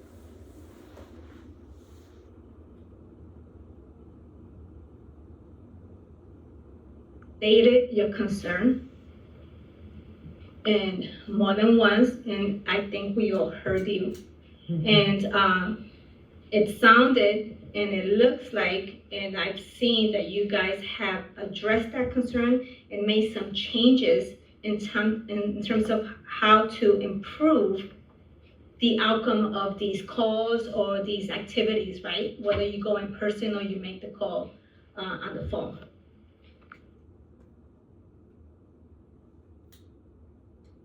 From that experience, have things changed in terms of how to meet those needs that you had concerns about? There ain't nothing changed. I won't say yes, because the what we agreed upon was we were going to do this in class, and we were going to bring this to the meeting. And the thing is, you know, I want to first and foremost say I have immense respect for you, and I've had nothing but pleasant experiences with you, Miss Ada, and I really appreciate all the things that you say, and I can tell that you really mean them. But as far as us moving forward, as far as, you know, me and Marshall and stuff like that, because there is a part that, you know, yes, you do have to call, and then you do got to go in person and stuff like that. And I did share this with him on Friday, you know, after based off everything that's happened and stuff like that. You know, because at first, you know, we're like, okay, well, go in person to the t-shirt places nearby, call the ones that are further out and this and that. But I was like, I'm not comfortable, me and you getting in a vehicle together going anywhere. And he's like, well, that's perfectly fine, you know. So. Why is that, Terry? Well, I mean, because the thing about it is like this, you know, like he had brought up, you know, he's like, I thought we were on the same page. And then, you know, now I'm hearing, you know, I'm unprofessional, I say racist things and this and that. And I've reported things, you know, and like I said, I'm not in a position where I'm comfortable with this arrangement. Now, I do it because up until this point, I haven't had the chance to request something else because I'm working the program, you see? So I'm trying to be as amicable and as possible. But now that I'm addressing my concerns and things like that, I'm just saying that I don't want to be put in this position. And say if I don't get another instructor, right? And I'm forced to be in this position and something else arises. Well, then again, I could say, well, I said, see, this is where we were at, and this happened again. And the reason, and this might sound a little slight, or it might sound like a mountain, I'm making a mountain out of a molehill, but the thing about it is this. When I'm bringing up something and I say, you told me this, and like I said about the guy said, I want somebody to call me. Well, you didn't mention that before. Yes, I did. But he doesn't remember that. So it makes it look like I'm lying. I'm making stuff up, or I'm just bringing up certain information. I don't like that. And my biggest thing is I show respect because that's how I was raised. But I also expect respect in return. And I agree that y'all are all professionals in here and stuff like that. Y'all's interactions with Mark. So I thought they were all professional, but hindsight is 2020. See, after what I've been through now, hell, ain't none of them professional. None of them bad apples that I mentioned are professional. I ain't even gonna lie about it. Only the good ones are professionals.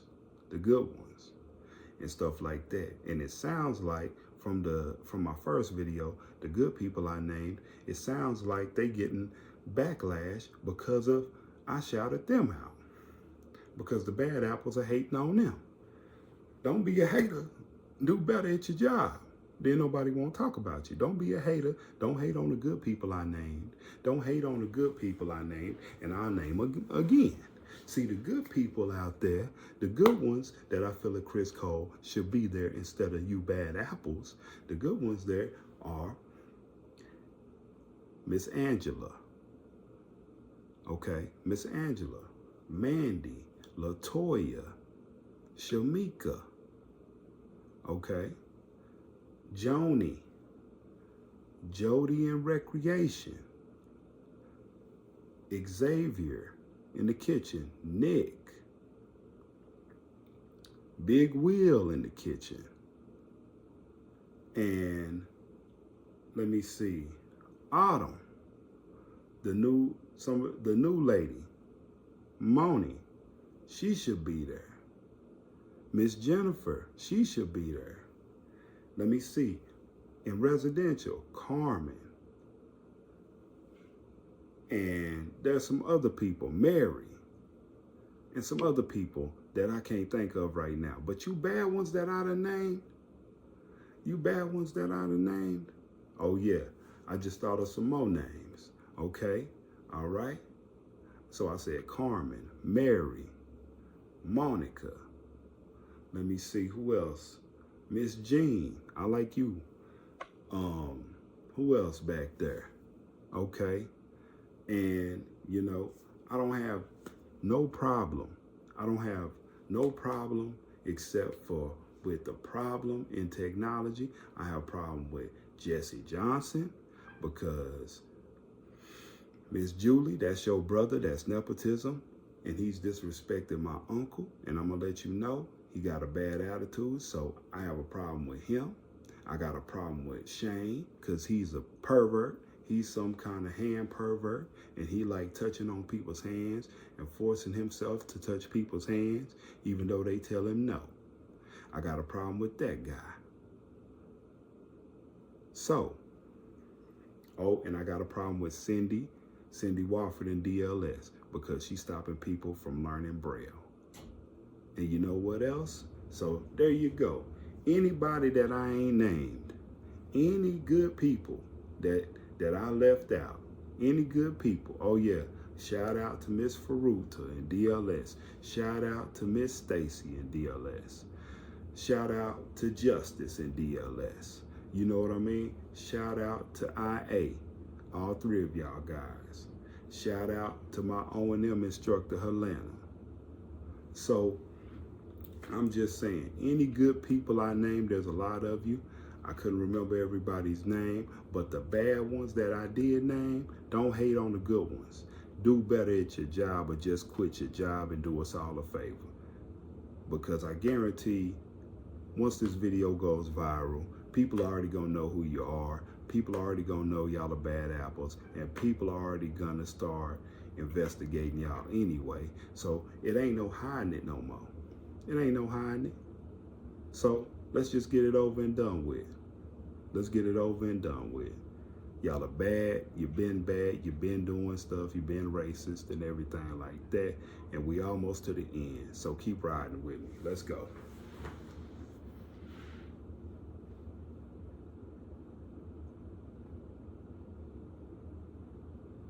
because you want to be able to move on to bigger things. Experiences with you, Miss Ada, and I really appreciate all the things that you say, and I can tell that you really mean them. But as far as us moving forward, as far as, me and Marshall and stuff like that, because there is a part that, yes, you do admit. Now, I do it because of them. And I say, you told me this. Y'all are all professionals in here and stuff like that. Y'all's interactions with Marshall are going to be way different than mine, because what's going on in this room right now is going to be different than what's said in the classroom. You know what I mean? And if y'all aren't there, then y'all have no way to know what's going on. Or if we leave the safety of Criss Cole together, and Lord forbid something happens, then there's no one there but two people to verify the same thing that happened. So it's his word against my word. And I'd rather not be in a situation like that where something can be prevented. But I think this is the reason why we've had summaries, in terms of what occurred in the classroom. And to this date, I haven't seen something otherwise to indicate, no, Marshall, that's not exactly what happened in the summaries that he shares with you and that he sends to me. See, that's a lie. See, another lie. See, now she lying for the boy. She said in there, I don't know if you heard that or not, she said she hasn't heard nothing to indicate from the summaries that the notes that he sent out. Now, all right, now y'all heard it with y'all own ears. Remember the meeting I shared with you about after we met with Julie Johnson? After we met with Julie Johnson on March 18th, I shared another conversation with y'all where I talked about Marshall and how he had a problem with me and how he didn't, he had an attitude problem. She said she talked to him. And I looked at the notes that he put out and I didn't agree. So Ada, you were in those conversations, but I guess you wasn't reading your email. Shame on you. See, you exposed yourself as a liar. And I did have respect for you. I did. But I ain't got no respect for you now because you're a liar. You know what I'm saying? See, that's what you get for trying to play Captain Save-A-Ho and save somebody like Marshall Nate. See, what you should have been focused on is doing the right thing and letting that boy know he was wrong for what he'd been doing and reprimanded him. But you know what? You don't get reprimanded at Criss Cole if you're doing wrong. Apparently, you get promoted if you like to be a racist. You get promoted if you like to disenfranchise people and railroad them. If you're a bad apple, that's how you get promoted. If you're a good person, it take you a long time to get promoted. I wonder why is that? Why are so many good teachers, so many good instructors leaving Criss Cole? I wonder why. Ain't that something? Maybe it's the backdoor politicking. Maybe it's because they know y'all ain't no good. Damn. I guess government jobs ain't like they used to be.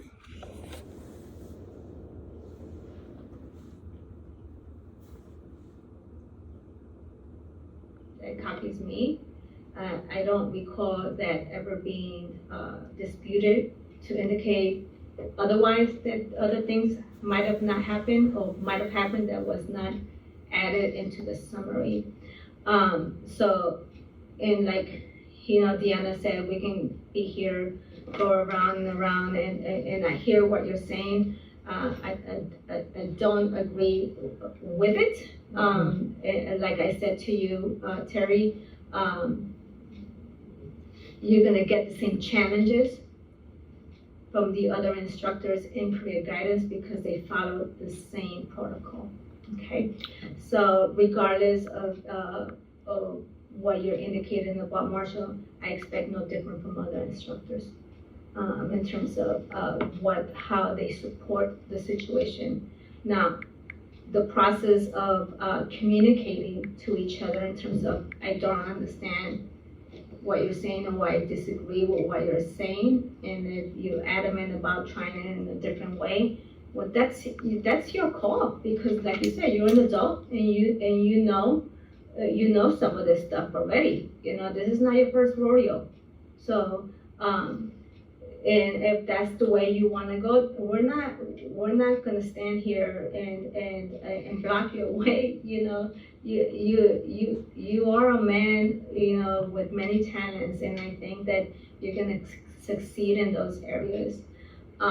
You might not agree with certain processes. Well, that's where, you know, I will hope that my expectation is that you communicate directly with that person, right? You know, or if it didn't go your way, what you thought in your mind how it was supposed to go, you know, say, hey, it didn't go as planned, you know, this is what happened, you know, how do we move forward? Working with the person versus, you know, not, you know, let me sit with it, Terry, and at the end of the day, I will email you and your instructors in terms of how we move forward with your career guidance. But I think that I just want to make sure you're aware that those expectations will be the same with anybody else that you work with. Yes, ma'am. Okay? Now, see, you know, one thing I will agree with you about, Ada, is I am a man of many talents. Thank God for that. And one of the talents I got is detecting bullshit. And you full of shit. You, Deanna Carter, and Julie Johnson full of shit. And, oh yeah, Marshall Name, yep. And my grandpa also had another saying. My grandpa had a saying. One of his sayings was, the biggest fool there is an educated fool. And another saying my grandpa had was, you can't bullshit a bullshitter. You can't bullshit a bullshitter. And see, I see what y'all are doing. And see, if you were as smart as you thought you is, you wouldn't have got caught in this situation that you in right now, right? But I tell you what, now it's up here for the world to see. And y'all don't know that y'all messed up, but you did. Y'all messed up. And let me tell you something, putting it out there in the universe again, hope this video go viral. Hope my first video go viral. And I hope every lawyer in the country see it. And I hope every news channel in the world see it. And I hope they see how it's operating in Criss Cole. Hope everybody's parents see it. I hope all the people see it that's giving y'all money. Hope everybody, every taxpayer see it. And you know what? I hope everybody call y'all's phone. I hope everybody call that office of Julie Johnson. Hope everybody call the office of Ed Sarna, because I'm gonna put it in the description. I hope they call y'all's offices. I hope they have a whole bunch of questions on why shit like this is going on. Why y'all are being discriminatory. Why y'all forcing people out their programs. Why y'all treated me, an innocent black man, like a criminal. Because you know what? If you'll do it to me, you'll do it to their kids. If you haven't already done it, or if you're not in the process of doing it right now. But see, justice, unfortunately for y'all, justice is blind. And see, me, I'm legally blind. So justice is on my side. So go ahead, let's keep it moving. All right, so check it out. Just finished letting y'all listen to that meeting. Now, Ada said she was gonna send me an email and let me know how we were gonna proceed, you know, if I was gonna work with Marshall Nay or not. So I'm gonna let you hear this email that she sent, right? Check it out. I'm gonna let you hear it. And then I'm gonna let you hear my response.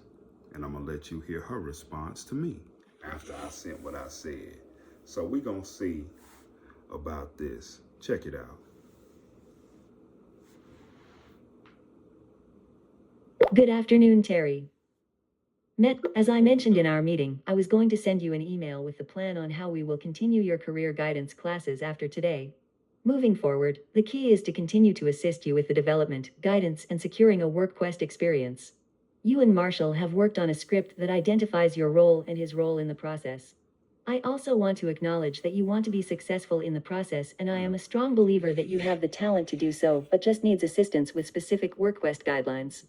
I think you are capable to lead some of the process, but could benefit to gain instructions from career guidance. Therefore, you will continue to get instructions from Marshall as your CG instructor by email every Mondays, Wednesdays, Friday to gain that assistance to get closer to a WorkQuest experience. In brief, you are not expected to be there in person, but expect his written instructions by email. Your correspondent can be strictly by email unless you choose to schedule an in-person MTG with him.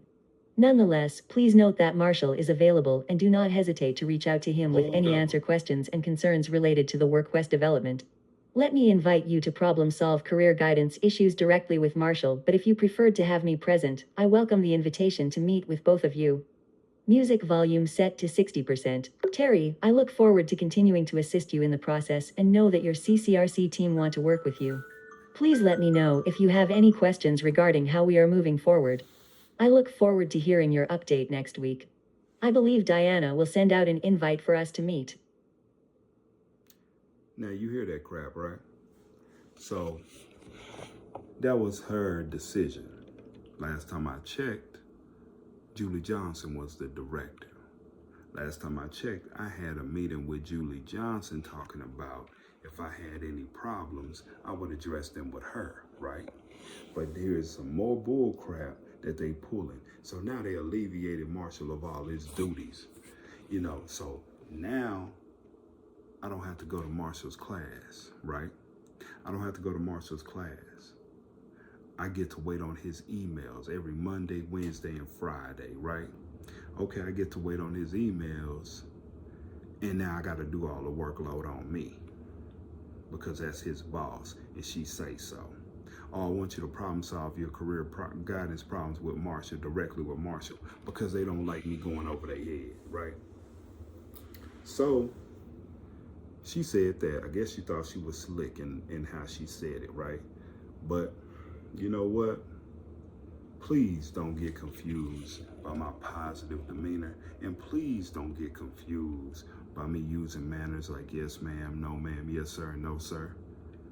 Please believe that I'm not somebody's doormat, and I'm not gonna let you walk on me, okay? So I want y'all to hear my response, okay? Check this out, man, check this out. Hold on, stay right there. I'll be right back.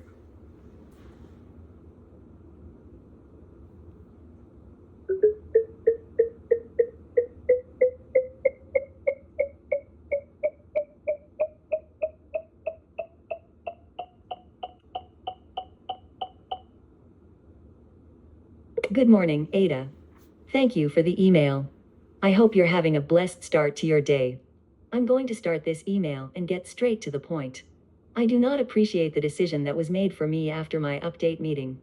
I believe I clearly explained why I didn't want to work with Marshall in any capacity, but yet again, I found myself in the same situation that's been forced upon me.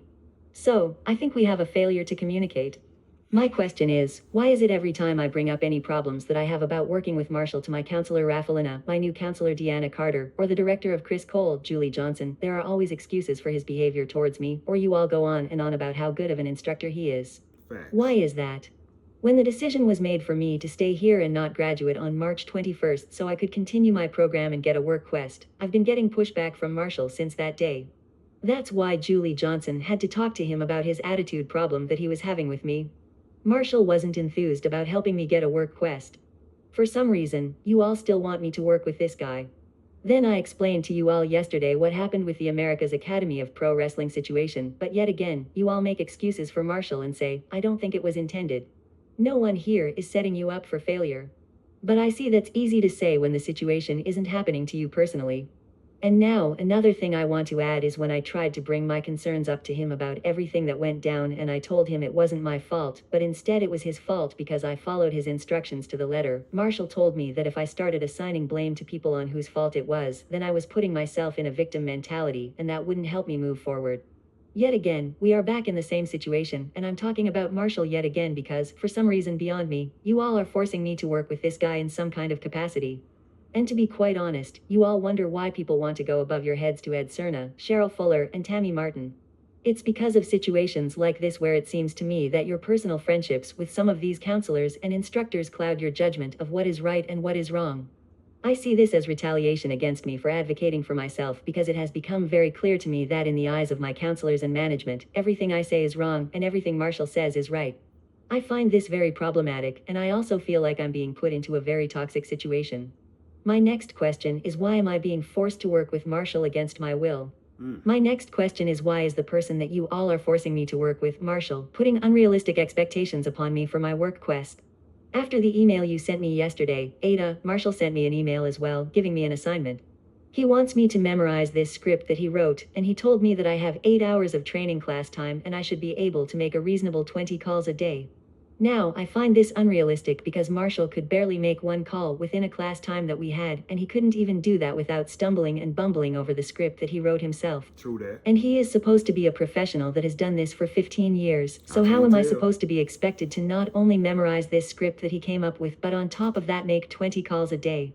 I was under the impression that this work quest thing is supposed to be a team effort, so why am I doing all the heavy lifting and making the calls just so I can give all my leads to Marshall so he can take credit for all the hard work I've done? That doesn't make sense to me. At the end of the day, it looks like to me that I'm being set up to fail again.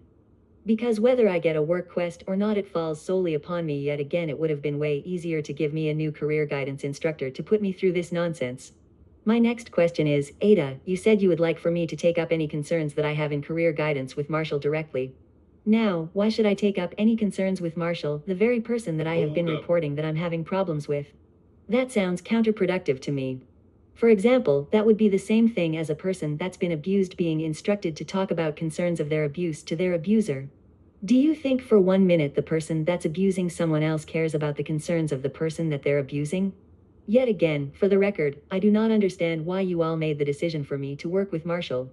I have caught Marshall in several lies, and one of the lies that I caught him in was that he lied on his boss, Julie Johnson. If he will lie on his boss, the director of Criss Cole, what makes you think he hasn't lied about me before?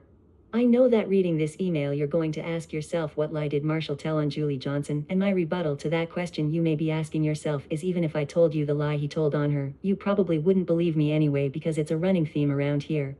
For some reason, you all would rather believe some of your corrupt staff before you believe the students who are actually going through the situation that they are reporting. Facts. In closing, I would like my questions to be answered and addressed as soon as possible, because I'm very unhappy with the decisions that have been made for me against my will. Since there seems to be a problem with me going above people's heads and reporting my concerns to people like Ed Sarna and Cheryl Fuller, also Tammy Martin, I have been left with no other choice.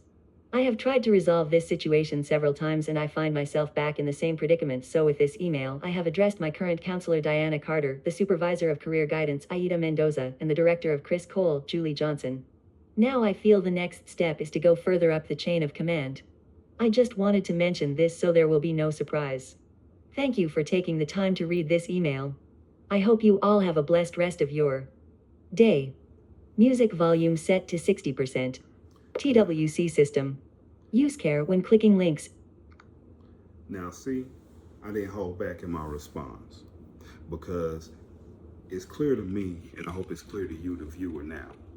Now, a lot of you, fellow classmates of mine, probably didn't know I was going through all this. But I'm gonna tell you right now, these people are corrupt, they on some bullshit, and I'm gonna let you know straight up, I'm not gonna let up on them. Because all the people that have done me wrong at Criss Cole, I got receipts for every single one of them. I got receipts. You know, shout out to young Pharaoh. I'm gonna use a quote of his. I got the facts that's gonna break their backs. See, I got all of them lying on these videos. Got them, all of them lying. Their words, not mine. Got the emails. Oh, you think I didn't save them? Boy, you must be stupid. Girl, you must be stupid. Who you think y'all playing with, though? Because you messed up the day you started disrespecting me. You messed up when you started disrespecting my uncle. And y'all messed up when y'all started disrespecting the students y'all supposed to serve. Because don't get it twisted, I don't work for y'all. Y'all work for me. Y'all work for me as I'm a student. I was a student, And y'all get paid to help people like me. But now y'all done forgot what y'all supposed to do. And that's why I'm exposing y'all. That's why I'm exposing y'all. And you think that it was gonna stop because you and your little friends got together and tried to embarrass me and kick me out of the program, force me to graduate and screw me out of my WorkQuest experience. Your friend Marshall Nay, he thought it was funny. Oh, well, you got all this time. You got all this time. You got 8 hours of class time. And I want to mind you, I had 8 hours of class time because they stacked my classes on top of each other, i.e. stupid Rafalina Imong helped facilitate that with all her cohorts, her co-conspirators, all of them, Jeff, Julie Johnson, Trey Shaw, Deanna Carter, all of these people. Oh yeah, go ahead and stack his classes on each other so we can hurry up and get him up out of here. Then when it don't work, you mad at me because I only got one class with no good Marshall name. You didn't want to give me a respectable career guidance instructor like Miss Rosie. You didn't want to give me a respectable career guidance instructor like Melissa Cook. Oh no, you didn't want to do that. You didn't want to do that. But see, that's the very reason I understand that you've been under investigation, Ada. But oh, it gets better than that.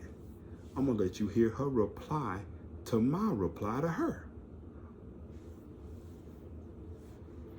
Give me just a second.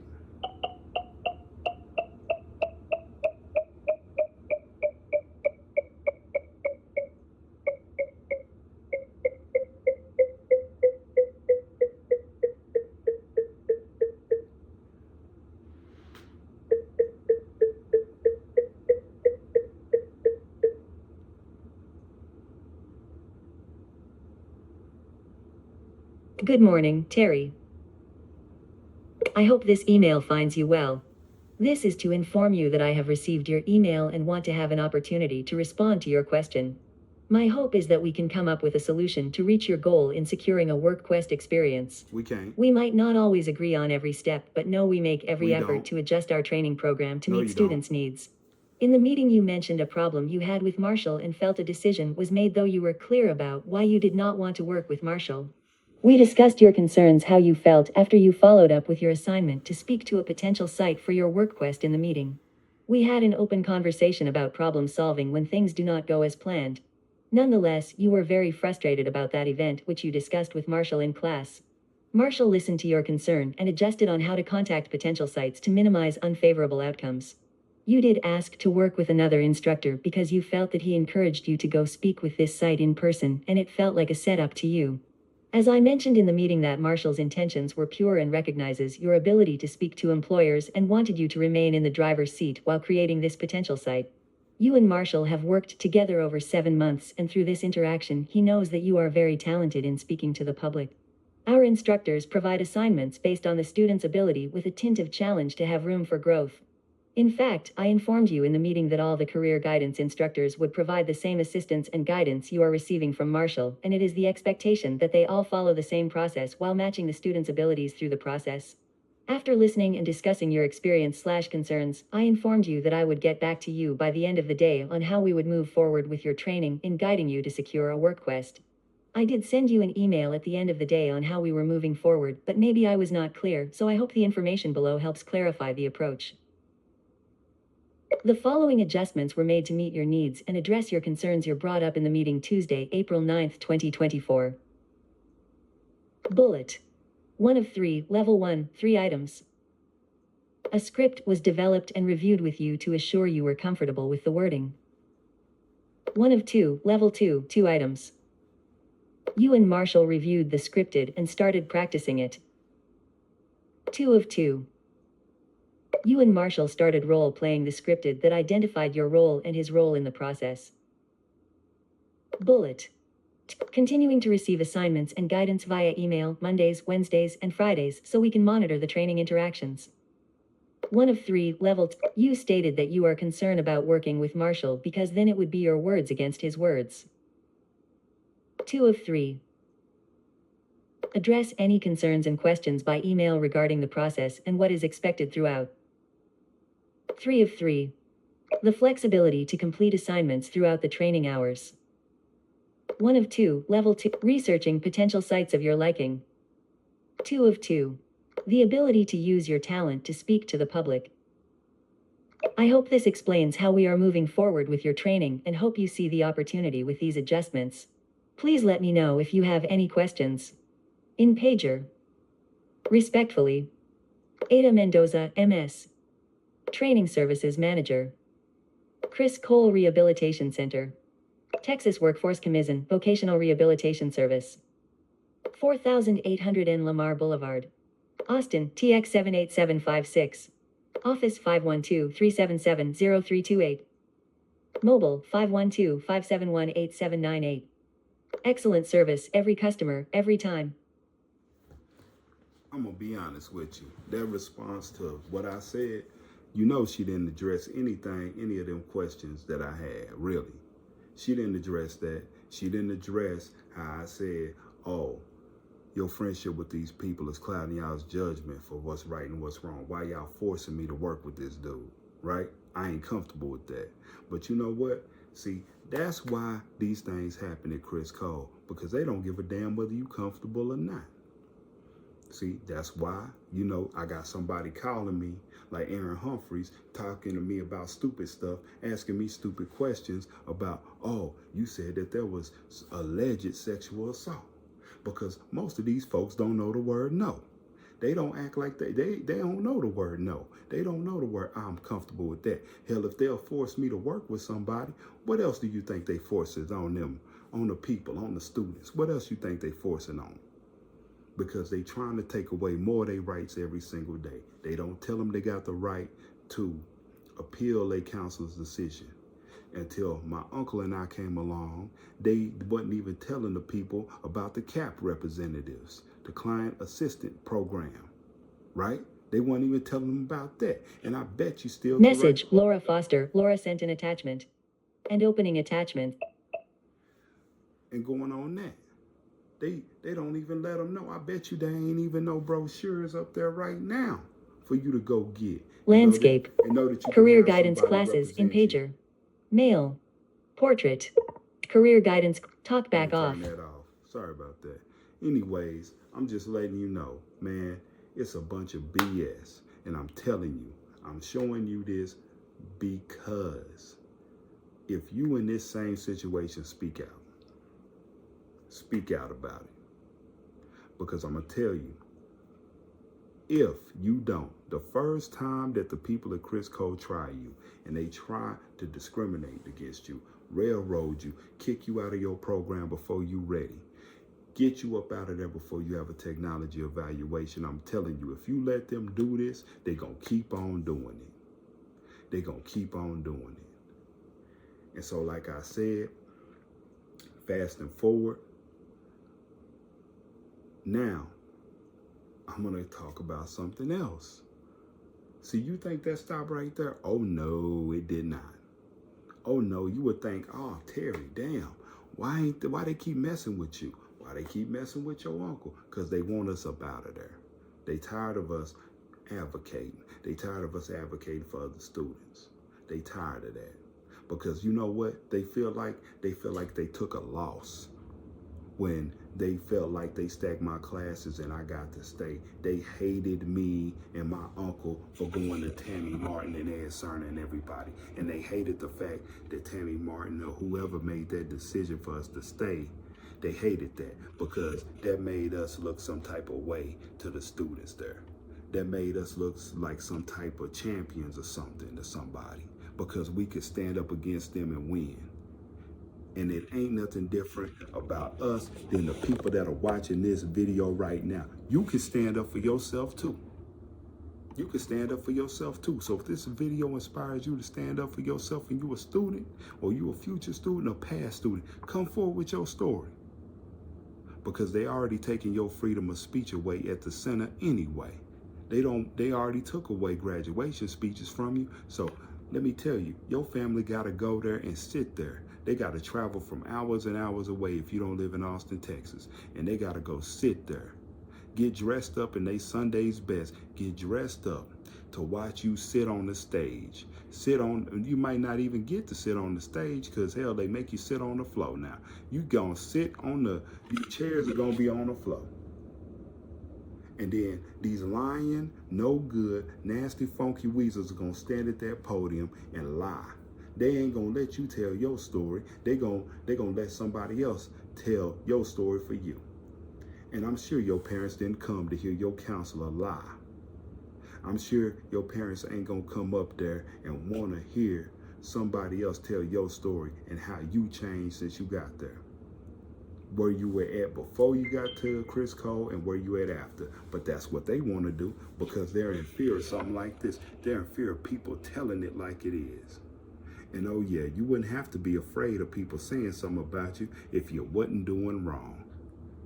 So let's go on, man. Let's keep it kicking. We almost done. Now check this out. Now, like I said, you would think it was over right there, right? Nah, it got worse from there.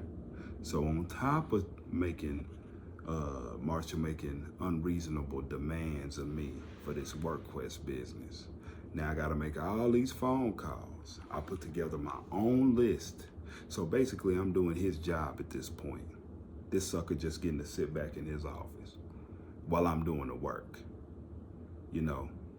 So basically he get a free period off because I was his only student at that point, at that time period in the morning. So he get a free period to himself, do whatever he want, while I'm over there slaving like a Hebrew slave, right? On the phone, calling and everything like that. Oh, you got 8 hours in a day. You can make 20 calls a day, man. Anyways, so another thing that these career guidance instructors are supposed to do, they supposed to tell you about events in the community, ways to better yourself, like job fairs and stuff like that. A job fair came up and me and my uncle didn't know nothing about it. Do you think his counselor, Michael, told him about it? Hell no. Do you think Marshall No Good Nate told me about a job fair? Hell no. So we had to hear it through the grapevine from another student. Shout out to that student for letting us know. I would say your name, but then they might start targeting you because I shouted you out like they did everybody else that either commented on my videos and told them to stay away from me, or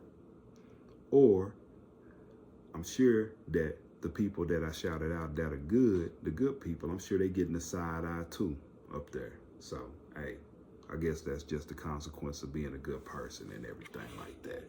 But anyways, so needless to say, we go to the job fair and we meet a whole bunch of people, but guess who wasn't there? No Criss Cole career guidance instructors. So that goes to show you, do you think they got your best interests in mind? Hell no. Does Marshall, Michael, David, Doc? I didn't see none of them there. I didn't see none of them there. I didn't see none of them there. I didn't see them trying to go out into the community. And this was for the city of Austin. They had over 45 booths there. And we didn't even get to them all. But I tell you what we did see. We rubbed some shoulders with some very powerful people. Got some names and things like that. Met some cool people. A lot of nice, good black people. Owners of businesses, firefighters, and everything, man. Crime scene investigation people. Boy, it did me proud, man, to see my people up there making it, man. You know, and I'm praying that I can make it too. Shoot, even with Criss Cole's foot on my neck, man. So check this out. We meet a powerful guy, you know what I'm saying, work for the city. And we go in to share the information with Julie Johnson to pass it off. So check it out. Yeah, it come to deliver the good news. Well, awesome. Without a newspaper or bean pies. Yeah, I like those colors today. Thank you. Very springy. Yes, ma'am. Yeah, y'all ready for spring? Yes, ma'am. Yeah. I'm ready for it to stay hot. Not me. Yes, ma'am.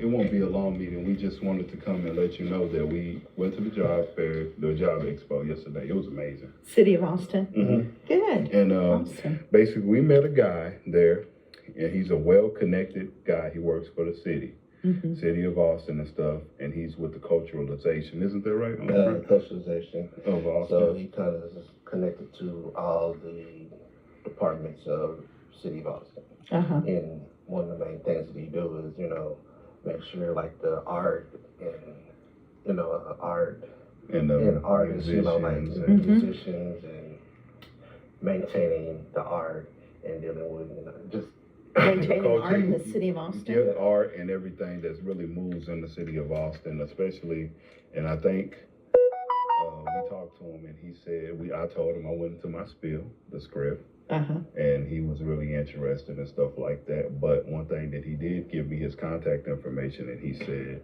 that he would like to come to Criss Cole and do a workshop, or like do a seminar. Yeah. And let so he get to know more about Criss Cole, and we can get to know more about him. How work more in tune together and stuff like that, where it might be a potential, work experience or something? Well, kind of like or a volunteer kind of thing, or well, he was saying that he wanted to learn more about it, more about Criss Cole and learn, and so people here could learn more about what he does and how and his department and about the city of Austin to come in as a business and just it's like a learning, sharing, opportunity for both sides.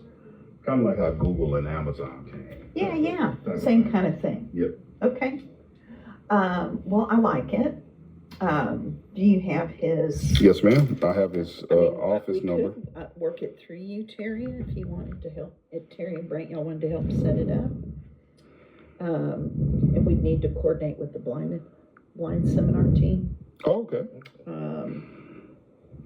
But yeah, I think it sounds interesting. I'd like to know what, some of the things are going on around the city too.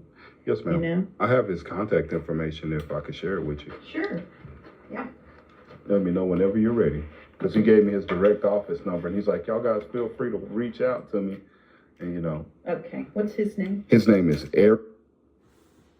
All right, I'm going to stop it right there because I ain't going to put that nice man's information out here like that. But just know he was a good guy. He was a real stand-up individual. And see, I think that's the problem why they didn't want me and my uncle there or to know about events like this is because, number one, Marshall didn't tell me nothing about this. Nor did Ada, nor did Julie, nor did my no-good counselor, Deanna Carter. Nobody told us about this. And here we are, as bad as we've been treated, we still trying to do good for Criss Cole. Because see, my problem's with the bad apples in Criss Cole. So that's why I'm exposing them. But see, I still want Criss Cole to be a good place. I still want Criss Cole to thrive and be what it's meant to be. But yet again, do you think that they set up a seminar with this guy? No.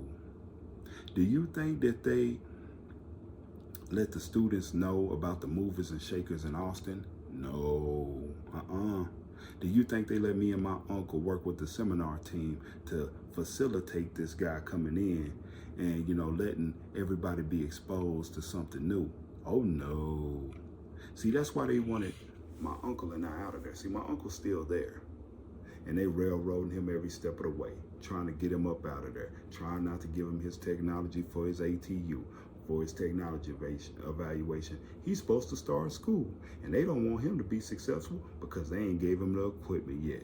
And a lot of the equipment is sitting up there in the center right now. They could give him a laptop like that right now. But will they? Hell no, because they don't want him to be successful.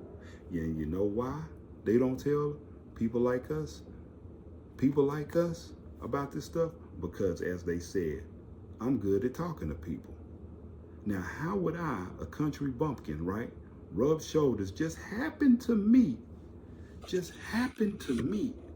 someone like that has connections all over the city? Ain't that something? But if they didn't think that was possible, they must not have been listening to me since I got there about what I like to do. Let's go further. Rick. City of Austin, how about that? Yeah, they're like, they said, somebody said they have like over 300 jobs, always hiring. They do. Now, I will tell you this, from my experience, it's tricky to get in there. So if you know someone, like you just met this guy, that might be a foot in the door. Oh, okay. You know, but probably for a volunteer experience, it might be good. Yeah, because he said, because I was telling him the whole thing, giving him my pitch. And he was like, you know what, to be honest with you, you said that you work for, that TWC works in conjunction with Criss Cole. He's like, well, what I do, he's like, everything that goes in the city is a kind of affiliated with us. And he said, if you're working with TWC, that is probably being backed in some way, shape, or form by us.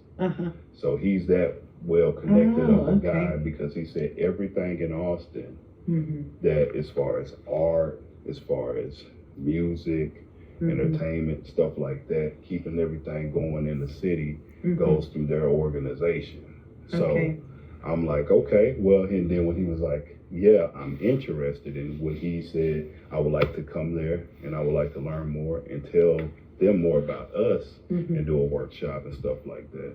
Then I said, oh yeah. I said, man, this is a great person. And he's like, do you got a phone on you? You know, and I'm like, yeah. So yeah, it was really nice. Sounds like you made a great connection. We met a couple. Yeah, it was great. Good. I'm glad, you guys. That's good stuff. Just a lot of different departments in the city that, come talk to us. And we asked, like, we're like, we kind of want to do like stuff like entry level, well, you don't necessarily need a degree to get started with us, stuff, so. They wasn't scared off by canes and stuff like that. That's great. So that's really good. Yes, ma'am. Especially, I mean, if your conversations were positive, that means there's opportunity. Yes, ma'am. So that's good. But that's what we just came to share with you. All right. Well, hey, thank you for that, Terry. Yes, ma'am. I appreciate it. Thanks, If I Brett. remember more, then we'll be back. Okay. So much, all right. Y'all have a good weekend. Right. Okay? Yes, ma'am. You too. All right. We'll Thank see ya. you. You know, another thing Julie told me, she was like, hey, look at you. You're doing outreach's job, right? And it's funny, one of the good ladies there, Miss Brent, shout out Miss Brent. You know, I appreciate all your kind words, but Miss Brent said I would be a good worker for the outreach department, you know, going out and doing outreach for Criss Cole. Ain't that funny? Me and my uncle and I just showed Julie Johnson how valuable we could be at a place like this. But do you think they even took that information and did anything with it? Oh no, I passed it off. Okay, you know what? That was a missed opportunity by y'all. So y'all screwed that up just like y'all screwed my program up. See, that's your problem. You don't listen. All right, everybody, so this is where we at in the story, all right? This is where we at. Now, right now, I'm at this weekly check-in. They want to know my progress. Now, this is when they're about to tell me about this whole WorkQuest business. Now, if you don't know what a WorkQuest is, it's a paid volunteer experience. It's supposed to last 12 weeks, which is 3 months, and you're supposed to be able to work 20 hours a week. Minimum, 20 hours a week. So, they're going to try to tell me about, oh, you can get 2 WorkQuests. Now, you're going to hear me ask them in here about, is both of these WorkQuests going to be 12 weeks, right? So, I just want them to validate what I'm saying. I want you to hear it.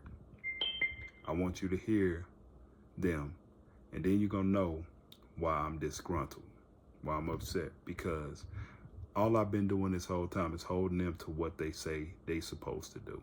what they're gonna do. I'm holding them what they say in that brochure. Get me ready for work, get me ready for school. And up until this point, I ain't got neither one. So let's go. Let's listen to this.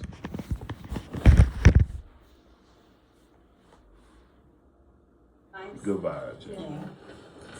So one thing that, and it, you know, I'll go through it and then see what you think about it, and then you know, there are a couple of different ways we can go. But so I called Ray and you know, talked with him. Really nice guy, and you know, basically it's like, sure, you know, if you want to work there, you know, it'd have to be, you know, it'd be like 14 hours a week, and it would be the times that he had available, of course, his class time 7 to 10, and then they do the live shows from 6 to like 11 on Saturdays. Okay. 2 or 3 times a month. So that would be kind of in the neighborhood of 10 to 14 hours a week. Mm-hmm. But you could do split work requests. So you could go ahead and do that work request, and that would be evenings, of course, and then the weekend, which would leave, you know, the good thing would be trying to find a work request for 30 hours with somebody. Mm-hmm. Could be challenging because that's a lot of volunteering time, and some places just aren't going to have that amount of work. When you're approaching places now, it would be, if you did the thing with Ray, and he seemed very excited, you know, enthusiastic about it, and you know, totally open, totally willing to, you know, do that. So, you know, doing that with him, that would leave you like 14, 15 hours for daytime, you know, which is much easier to solve than 30, and it would just be a split work request. And right now we're trying to make sure that you can do it. Diane Jones, she's the lead person for WordPress, so we're just making sure that she got back to me. She did get back to you? Okay, yeah. Good. Okay. And you know, the nature of the work request is, if somebody puts an offer on the table, we take it, unless there's some major objection you have to working there, because you know, the whole point is to get you into a work request, and any student, you know. So what are your thoughts on working at the gym? So now, getting to it, my thoughts on working at the gym is good, but my problem is that it could have been done a lot sooner if these people had listened to me when I told Marshall how it was going to go in the first place. See, this could have all been avoided if he would have done his job and he would have just called the man like he was supposed to.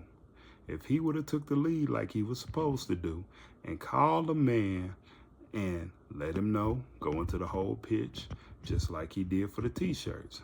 See, my grandma got a saying, a hard head make a soft ass. But see, that's the problem. But now Ray seems like a good guy. Now he seems excited and everything.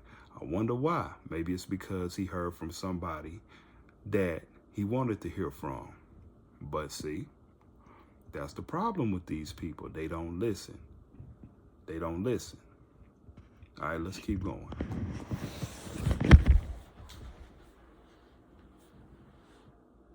Will it be 7 in the morning to 10? Or, no. Or it's gonna be 7 in the evening to 10? Yeah. Oh, okay. That's why I was confused. I was like, wait a minute. Oh, okay. Well, that sounds cool. I mean, I'm definitely down with that. The way to do it would be, you know, I'll need him to sign that one form which he already knows and is fine with. So I'll go over there sometime sooner the better, actually. There are 2 forms that need to be filled out, and you sign one of them. the same one that he signs, which is basically he's agreeing to sign off on your timesheets. So, you know, and the way the timesheets work, there are 2 a month, the 8th and the 23rd. So you fill those out. He looks it over, says, yeah, you worked that, and he signs it. And then that's sent to Diane Jones, who then cuts the check. Oh. So those 2 forms need to be signed, you know, and I want to just go see the place anyway. Asked him if he was okay with, once, you know, we're ready to go, you just coming? He said, sure, that's great. So you'd be able to just, you know, as soon as, and it usually we should, you know, I want to shoot for you starting on Monday, because we should be able to finish all the paperwork and get it back, hopefully, you know, by Friday. I mean, it's Tuesday, so. It should be enough time. Yeah, as long it as should you be. can get ready to sign it. Yeah, I mean, I'll fill out those 2 forms today and, you know, call him back and just set up a time to go by and meet him. But when did you go? It was like, what time of day did you go? I went right about 7. And In the 7. evening? Mhm. Okay. I went at Oh, 7. yeah, it probably has to be that sometime. 'Cause he's gotta So, do yeah, his you job. might want to arrange it because that's when he starts his classes, right? Well, I'll call him. Yeah. Yeah, I mean, I'll definitely call him. So these forms, so the process, Terry, just, and I think you guys reviewed it before, but just in case, these forms need to be signed first. Has your IPE been updated? Yes. And has that been signed with the work request? I'll double check. Yeah. Okay. Just to explain, Terry, I'll double check, and if we need to add the work request on there, if it's not already on there, then you and I would meet exactly like we did the last time. Yes, ma'am. Add the work request on there, then you would enter your PIN, and then I would provide you the copy of it, you know, the encrypted email. Yes, ma'am. I'll double check, Ada. Okay, Is yeah, 'cause- the, Yeah. is the IP specific to a job? No, Or is it just the work request? request Okay, services. yeah. Because we're paying for the work request services, which includes the third party, which is, what is it called now, you and I? Yeah. You and I. So these 2 forms are, Oh, yeah, we did. Yeah, Okay, yeah. perfect. When you said you and I, I'm like, oh, yeah, we did. Remember, Terry, because we talked about. Oh, yeah. you and I. Yeah. And it kept crashing, right? Yeah, It's like, yeah, it kept yeah, crashing. we did, because we talked about the name being so Yeah, unique. it's Yeah, so- yeah, we did. Yeah. I'm still getting used to the new name, you and I. What is UNI It stand used to for? be, Well, I think they're just being cute, you know, the letter U and yeah. I, and then there's something Okay. after it that, It's, you know, yeah, you and I Incorporated. defining disabilities. makes it very Okay. difficult, Yeah. Very confusing to difficult. talk about. Yeah. When I'm talking about you, Yeah. Terry, and I versus you and I, the services. Right. So, Yeah. but once these forms are signed, then a purchase order, all that goes together to Diane Jones. She reviews the paperwork, if nothing is missing, then she's gonna send an onboarding, packet Mhm. to you, your instructor, and your counselor. Okay. They typically copy me just because I've always been the lead of that. Okay. Well, and those are PDF files, and they're really hard to fill out, so I'm gonna Yes. fill Yeah. those out. Those will be hard. Yeah. Anything that I need, I think, well, there is a part on the onboarding where they're asking for banking information, and we'll need to be using your home address. So Okay. anything I don't have, I'll just put it in an email, you know, fill it out, send it back to me. Okay. Make it a high priority. So, yeah, so that information, so, yeah, the banking, you will also need to be able to have a copy of your ID and social security. Oh, okay, good. Okay, because this Yes, is ma'am. part of, since they're getting paperwork, paid, they need that information. Mhm. Also know that you and I will also run a background check. Okay. As part of it, because it's just all the employment pieces of it. Yes, They ma'am. operate the same way because you are getting paid for that. So I just want to make sure you were aware of all the stuff that you will need to kind of, your personal information. Mhm. Your home address is important because at the end of the year, you know, they need to be able to send your W-2s somewhere. Okay. And know that, I think you've met with Michael already, Mhm. right? Yes, ma'am. About reporting and things like Mhm. that, and that's starts after you start working, okay? Yes, ma'am. I have luckily I already have a copy of my ID and my social. Miss Angela made that for me. Okay, awesome. Does you and I direct deposit, or do they give Which him a is, check? which is why they ask for the Okay, banking information, gotcha. so that's, That's good. because they're gonna have, provide you direct deposit, so, yeah, they don't do hard checks anymore. Good. Do you have a copy of that then? Yes, I believe I have it in my room. If you can bring that to Diane. Okay. Yeah. Or Deanna. Oh, My ID. License and- Yeah, Yeah. Do you have the originals with you as well, Terry? I believe so. Okay. The You original don't, you card don't need the, itself? No? you don't need the originals because all that needs to be mailed into Diane Jones anyways. Yes. Okay, yeah, and I'll just wait for Yeah, you if you've to- already got a Yes. paper. put those Okay. in. Yes. Yeah, okay, good deal. Yes, ma'am. Would it be good just to bring it by at any time, or? I'll be leaving at 12 today. So Oh, if okay. you can bring it by 12, that'd be great. Okay, I can Yeah. do that. And, then And we'll if you get miss her, get you them can over. always bring it to my office and I'll just scan them and send them to her. Okay, and you're right around the corner, right? I'm by Julie. Okay, cool. Yeah. Exciting. Yeah. Yes. It's exciting. Yes. I'm excited. Yes. Awesome. I just have one question about so do I still keep calling, Oh, yeah. or do I? Okay. Yeah, so All right. this, what will happen is, this will make up half of your request, Okay. but we can do 2, which is what we absolutely have to go for, so, and as soon as possible, so. Okay. The good thing is that, I mean, you still have your whole daytime, to work the other work request, but just keep in mind, so this one is going to be 10 to 15 hours when you're calling. Mhm.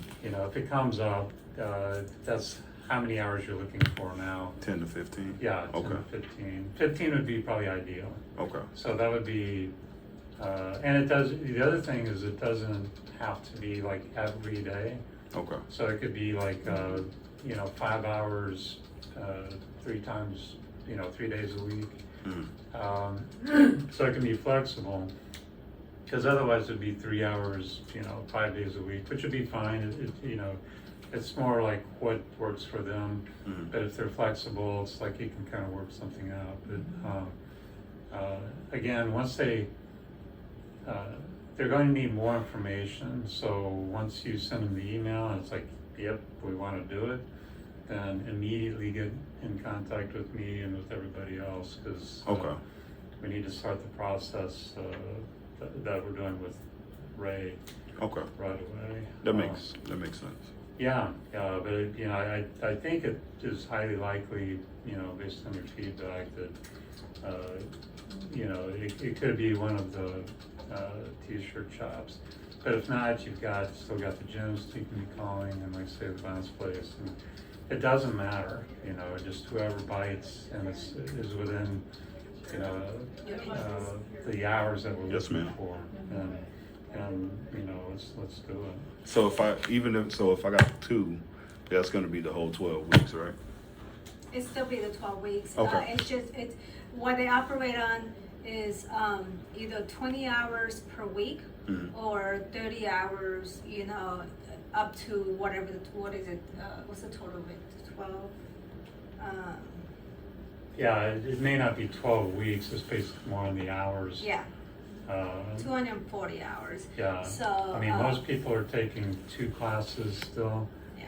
And so there's only, 20 hours a week available. Okay. Since you're not taking any classes, it theoretically could be 40 hours a week, but they don't want 40 hours a week. Okay. You can do 30 hours a week. and At the then- most, yeah. Yeah. And Terry, keep in mind that your gym schedule is going to be 7 to 10 weekends, is that what you said? Yeah. Yeah. So, when you're working with folks, keep that in mind because you don't want to Overbook. exhaust yourself. Yeah. Yes, ma'am. So like when the paperwork all goes through, that's when he'll be more specific about the days that he wants to. No, Ray's like, it's, Now check it out, everybody. Now you heard Ada Mendoza. Both of the work quests are gonna be 12 weeks. You heard that, right? Both of them are gonna be 12 weeks. Now, usually there's 20 hours a week available, but you see they kind of threw that little slight jab in there at me because since I ain't got no classes due to them and their negligence in stacking my classes, well, oh, you could do 30, you could do 40, but they don't want anyone to go over 40 hours a week and stuff like that. Now, I need to know during this process, even though eventually I got this one at the pro wrestling school, it was cool. I only worked there for a month though. Now, I have no idea what Marshall told Ray. I don't have no idea. Don't have no idea. Don't know if he told him if I was hard to work with or not. And the guys and the girls at the gym, they treated me nice. No complaints there. So, but with this Big Frog custom t-shirts thing, I still got some pushback from Marshall.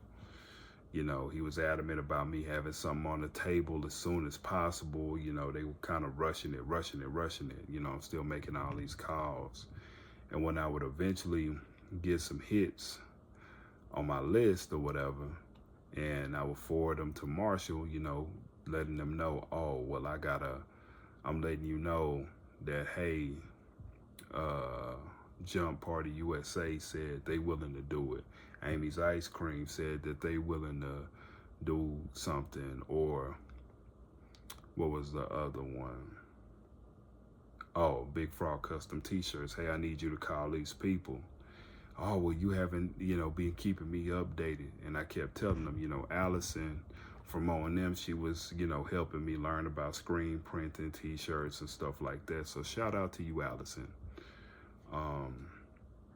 for helping me with that, helping me learn that, watching the various videos on that. I really appreciate that. The only thing that I wasn't cool with, Allison, was whoever's idea was for me to walk from Big Frog custom t-shirts to the liquor store. Now, whoever's idea it was, I don't know if it was yours, don't know if it was Deanna's. I'm sure it was a compound effort on somebody's end. I wasn't cool with that. But other than that, I don't have a problem with you, Allison. I definitely enjoyed the time together. It was fun. You're a very creative lady. And I hope everything goes well for you. But these other bad apples I'm talking about, I hope they get investigated to the fullest. Real talk. So now you know a little bit about my work quest journey. We're about to wrap this up, and I'm gonna let you hear one or two more things. Probably let you hear the meeting I had with Trey and Deanna when they were talking about, when my work quest came to an end.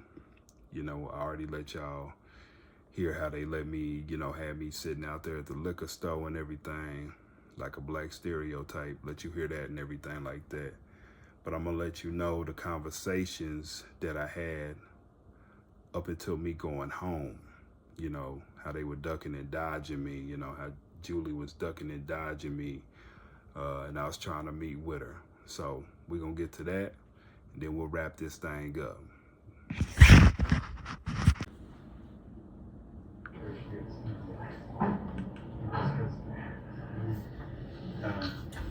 Okay.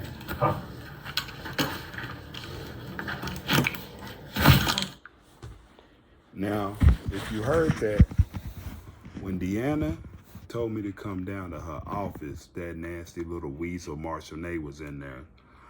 So I find it quite convenient when I come around the corner to the counseling, in the counseling hallway, he sees me and he scurries off to his little office.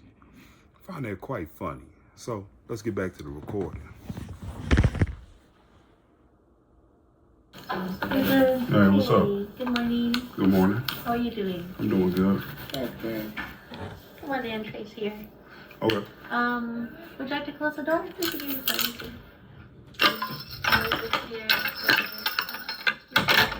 We're next to Trey. Okay. Yeah, we're here when you are. And so, how's your weekend? It was good. Good. How was yours? It was good. It was fast. Mm-hmm. And so I got your email, Mm-hmm. and so just want to see what what the conversation was like with you and Susan. All the stuff I'll discuss with Julie Johnson tomorrow when I'm on. I made an appointment to talk to Julie tomorrow, so I'll be talking to her. I got on her calendar, so. Yeah. Well, and the reason that I wanted to ask is that it looks like Susan is concluding the work quest this month, from what your email said. Mm-hmm. So if that's the case, then we need to start looking at your graduation, Terry, because your classes are done, and if Susan, based on your email, said that she's concluding, we need to plan for your graduation. And so, I wanted to ask if, if you had thought of it over the weekend, if that's something that you would be having family members assist you, with graduation, as far as, like any transition. As far as like, if you're staying here in Austin, or if you're going, transportation, to Hereford, boxes, no, my family's not going to be able to come for that. Okay. So like a plane ticket or what? If I was to go home, yeah, Mm-hmm. I need to fly home, yeah. Okay. Well, that's what my question was, because when I read your email, then I need to kind of work on documents and reservations and all that, because it doesn't happen like really fast. Sometimes it takes a couple of days for us to get the information back from our travel department. Mm-hmm.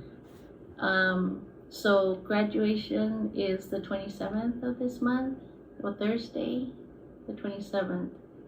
So we can, potentially look at like Friday would be the, the next full, day.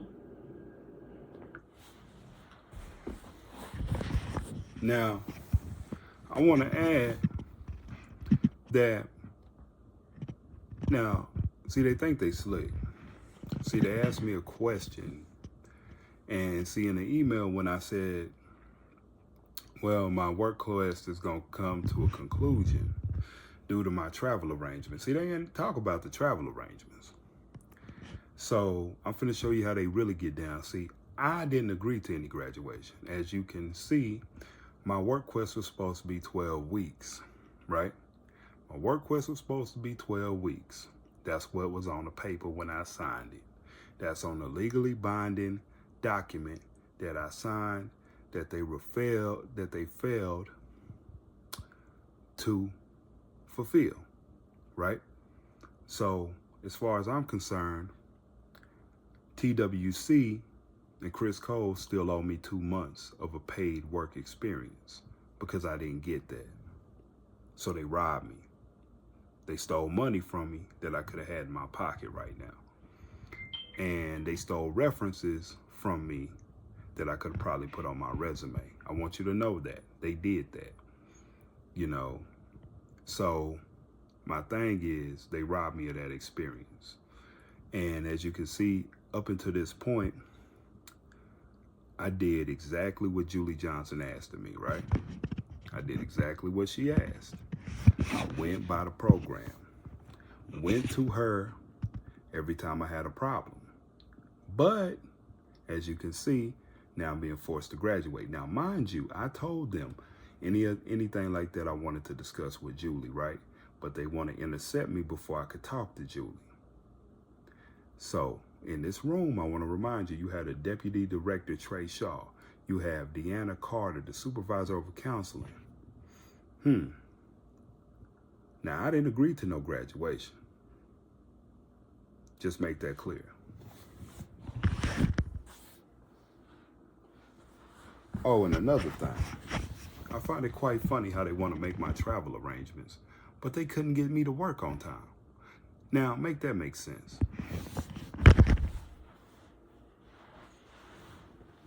And so, I just want to get your thoughts on, if it's something that you would like to Hold up. as like a morning travel or afternoon travel. That seem reasonable to you? I could see what I can do. I could see Okay. what if I could talk to him and stuff. But like I said, during work hours. Well, that's what I'm saying, tomorrow by the end of the day. That way you've got tonight or whatever. You know what I mean? I'm trying to get it as tomorrow. Oh, okay. And Well, but I you mean, still have your, of course, the meeting with Julie, but so The purchasing of plan, it's someone at TWC state office and transportation. Oh, okay. You mean prefer afternoon or prefer morning? Just so we can see what's available. well, We can chat with them. Let us know that's not what's happening, then we can cancel. whatever she says. based on, like if you look at like Friday would be the, the next full, day, on the hometown probably. Yes, ma'am. Well, I guess if I could get back to you on that, because whatever me and Julie talk about tomorrow, and then whatever she says from then on, then I guess I can give you a better vision of what's that gonna look like. I guess my question for you, Terry, is knowing that this process takes a little while to get a plane ticket, we could start working on it. And if someone at any point tells us, no, that's not what's happening, then we could cancel it. But we want to start working on it so we have it in place for you if needed. Does that make sense? That makes sense to me. Now, see, the thing about it, see, Trey is a liar too. Now, because it was told to me by the person that makes reservations and stuff. Now, see, they did this very strategically, to rush me up out of there and things. Because the lady that makes the travel arrangements and stuff like that, see, they didn't even give me 2 full days, man. They didn't even give me 2 full days to talk to somebody. Talk to a family member to see when they were gonna take off and stuff and come pick me up, could get me from the airport and stuff like that. Man, let me tell you, they harassed me through this whole process, just hounded me. What do you want? What do you want? What day do you think? Because Trey and Deanna, they were just adamant on it, wanted me out of there, man. So the thing was, they're like, oh, this process takes, it takes a while, right? So basically what happened is this, check this out. What went down with this whole situation is that the lady, Miss Mandy, she let me know straight up. She said, okay, well, we can see what's available and see the arrangements and everything like that. But after that, I go on vacation. And I was like, well, Trey said that if, I got a meeting with Julie, and if they say, well, cancel it, they can cancel it, right? Okay. So let's see where this goes from here. Because, man, they start talking real spicy.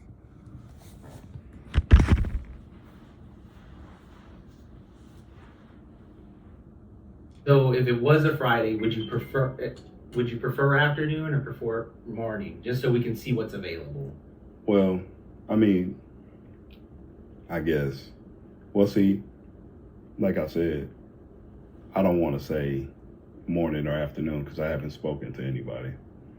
You see what I mean? Because people have to coordinate their work and see. Oh, okay. You mean back home? Yeah. Okay. I got that. Well, if you can chat with them, whenever you can, just to let us know so we can work on processing it. Because it's not anything we get to do in this office, the purchasing of plane. It's someone at TWC state office in transportation travel. And so we have to give them all the stuff. And so we're asking the questions they're going to ask us. Okay. So we can share that with them. Okay. Yeah. But if you want, I know if you have some, downtime right now, maybe, make some, have some conversations with them, and then if you can just check in with me, later this afternoon, or maybe 4:30, and I'll give you, the rest of the day too, to talk with them and see what, what their schedules look like as well. Oh, okay. I'll see. Because we also have, like Trey said, we have like time limits for documentations, for travel that is airline travel, and so that's why we need to also, abide by, those policies. Oh, okay. And Well, this- but I you mean- still have your, person meeting with Julie, but this is separate from that meeting. Mm-hmm. Well, I can't guarantee I'll get back to you at that time because their work schedule they're not allowed to have their phones during work. How about maybe tomorrow by the end of the day? Do you think we could have something by then? I could. Does that seem reasonable to you? I could see what I could do. I could see Alright. if I could talk to them and stuff. But like I said, during work hours. Well, that's what I'm saying, tomorrow by the end of the day. That way you've got tonight or whatever. You know what I mean? I'm trying to get it as fast as possible, but also give you the time that you need. Mhm. And only as fast as possible because we don't get to buy the tickets. Like I said, we're not the ones that put the rush on it. We're just at the will of the people that actually buy the tickets. Okay. So is that what you wanted to talk to me about? Yeah, because, like Trey said, we don't do any of that here. That's done outside of Criss Cole. And so, they have requirements on us on, how many days in advance to do all that. And so, we want to make sure to stay within, their policies as well. Okay. Okay? Was there anything else? No, that's all. Just wanted to ask, as far as graduation, did you want to have a graduation sometime? No. Yeah, Well, when you- I had one comment for this whole thing is like, like y'all said, y'all want me to do it. Talk to somebody, make arrangements as soon as possible, or ask somebody so y'all can know as soon as possible. But, I mean, if I'm being quite honest, anytime I've asked for something or my uncle's asked for something, it's been a long, lengthy process that I've had to wait for an answer or he's had to wait for an answer. So, I mean, I don't see why, just throwing it out there. I mean, so like when it's something that y'all absolutely need, it's got to be ASAP.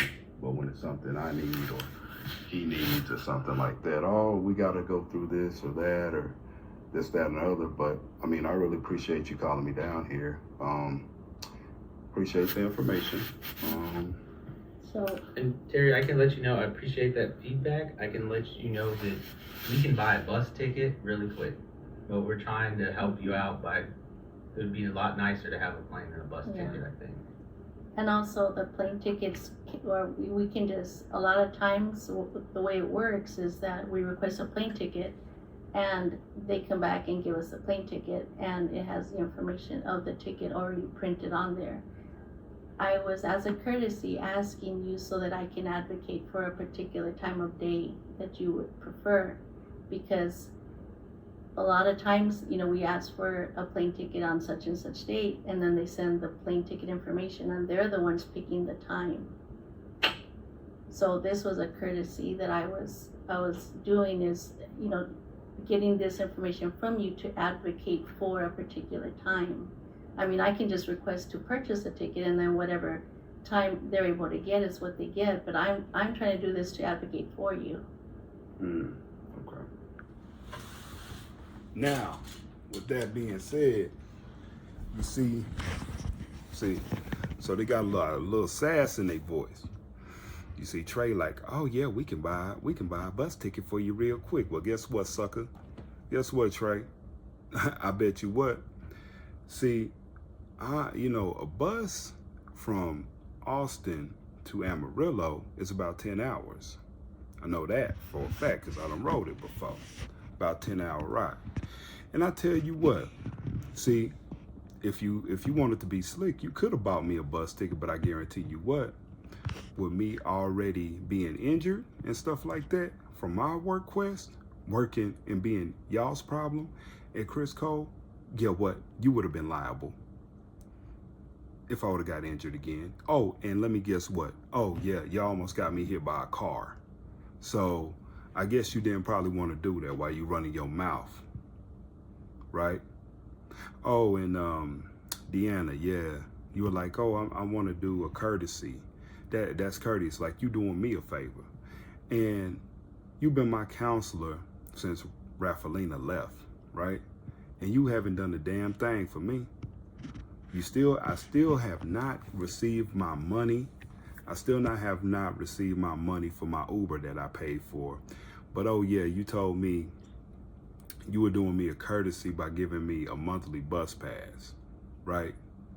Well, mind you, I had to catch 2 forms of transportation to work. And you said you wasn't gonna issue me a reimbursement for my money that I spent because of y'all's negligence, because I couldn't get to work on time, because I, Terry Thomas, had to spend money out of my pocket for an Uber to ride from a liquor store, number one, I shouldn't have never been at in the first place, across the highway that y'all wanted me to cross, where I almost got hit by a car.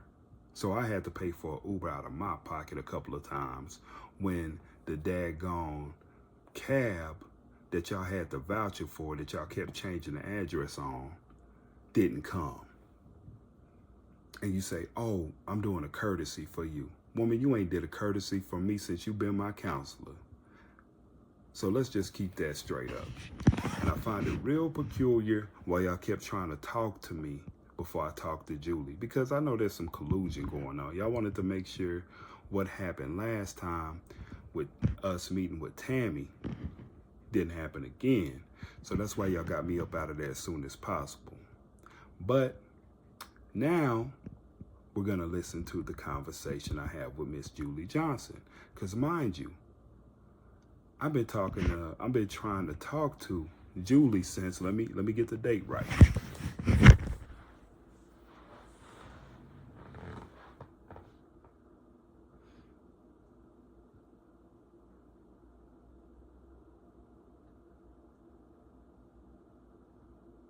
So I met with Trey and Deanna Carter on, let me see, June the 10th. I met with them June the 10th. I was supposed to meet with Julie Johnson on June the 11th.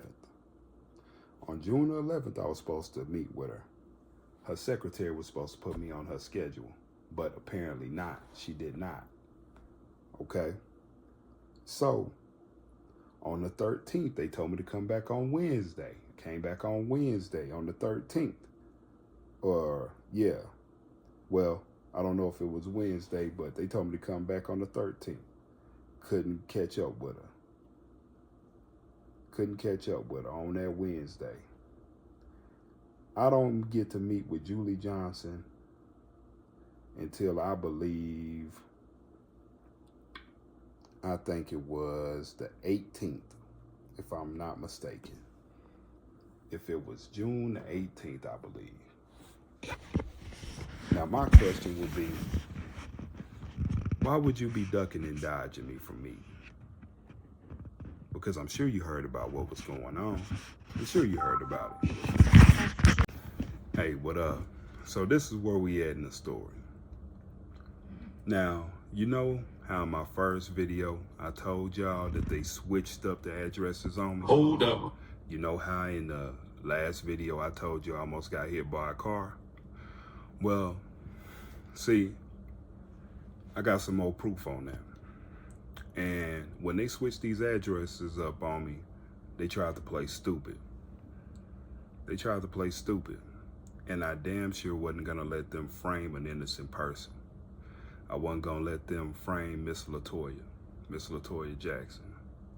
I wasn't gonna let them frame her, you know, because I know Criss Cole, they have a bad habit of framing innocent people. See, if they can make you the scapegoat, I put this in the email, because when I said something about it, they were like, oh, well, who filled out the voucher, the cab voucher and stuff like that? If you remember, the cab vouchers are blank, you know.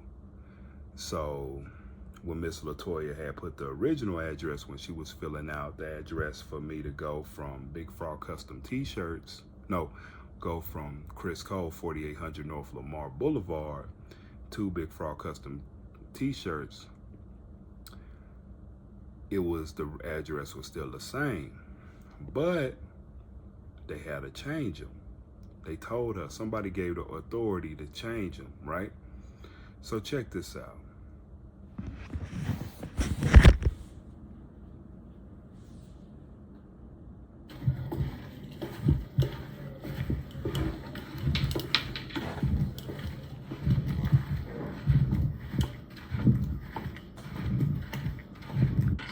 They changed it.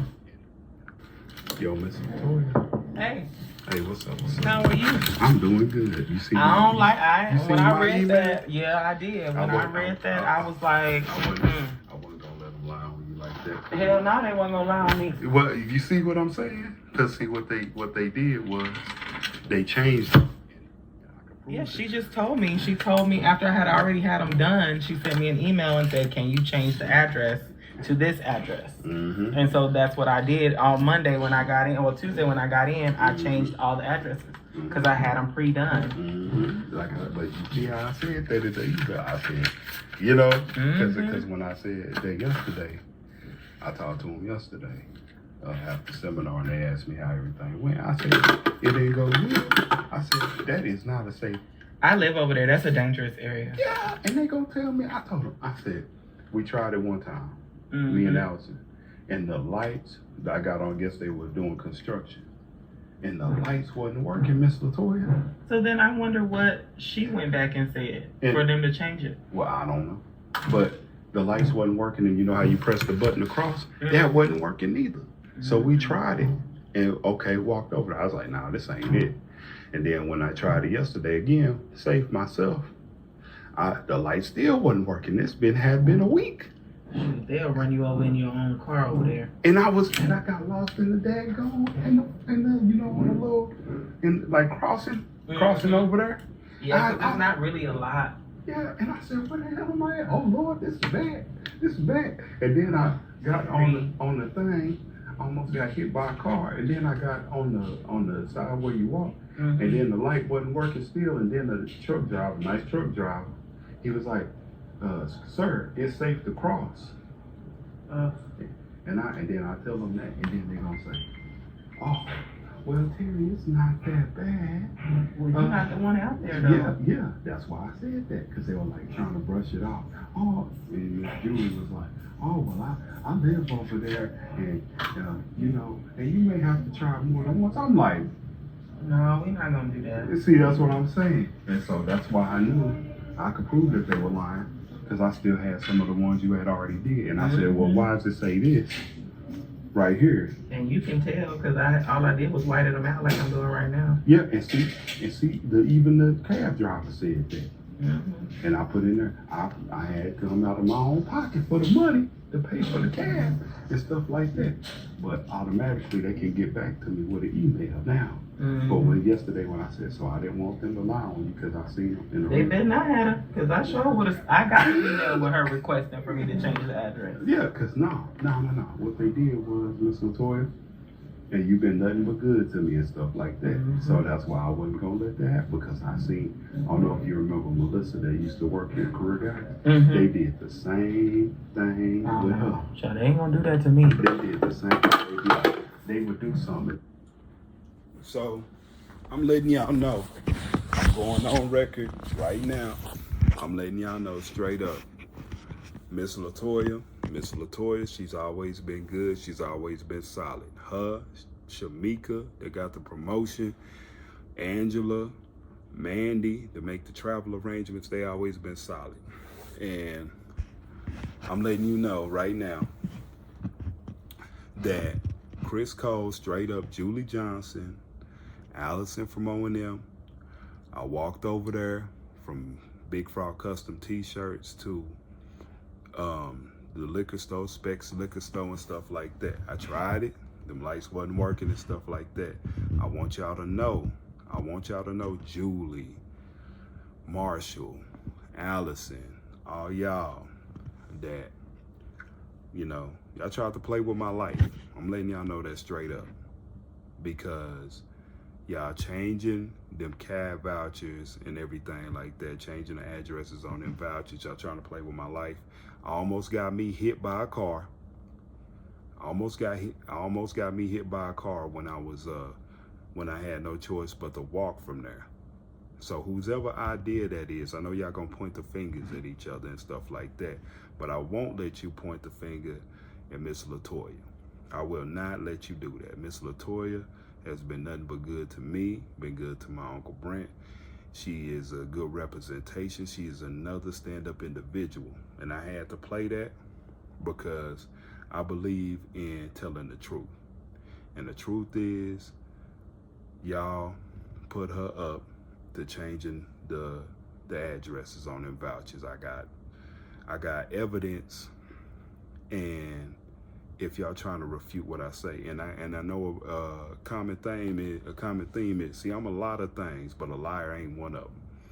And I will not stand by and let y'all lie on somebody. So the next thing I will be showing y'all is the conversation with me, Trey Shaw, and Deanna Carter when they got ready to get me up out of there, because due to their tomfoolery, due to my travel arrangements, I didn't get to work on time, as you may know from my first video. Now let's see the way that they feel comfortable talking to me. Let's see the way that they feel comfortable talking to me, since they're gonna force me to graduate. Go ahead, let's get it. All right, then we coming to the end of this thing. So I want y'all, I finally got the meeting with Julie Johnson on the 18th, June 18th. So graduation's on June the 27th. All right, now check it out. Now I go in here with an open mind, trying to see if we can negotiate, because like I said, my work was supposed to be 12 weeks long, and it wasn't. So let's see what Julie Johnson got to say. Let's see if we'll hear some foolishness. All right, let's get it.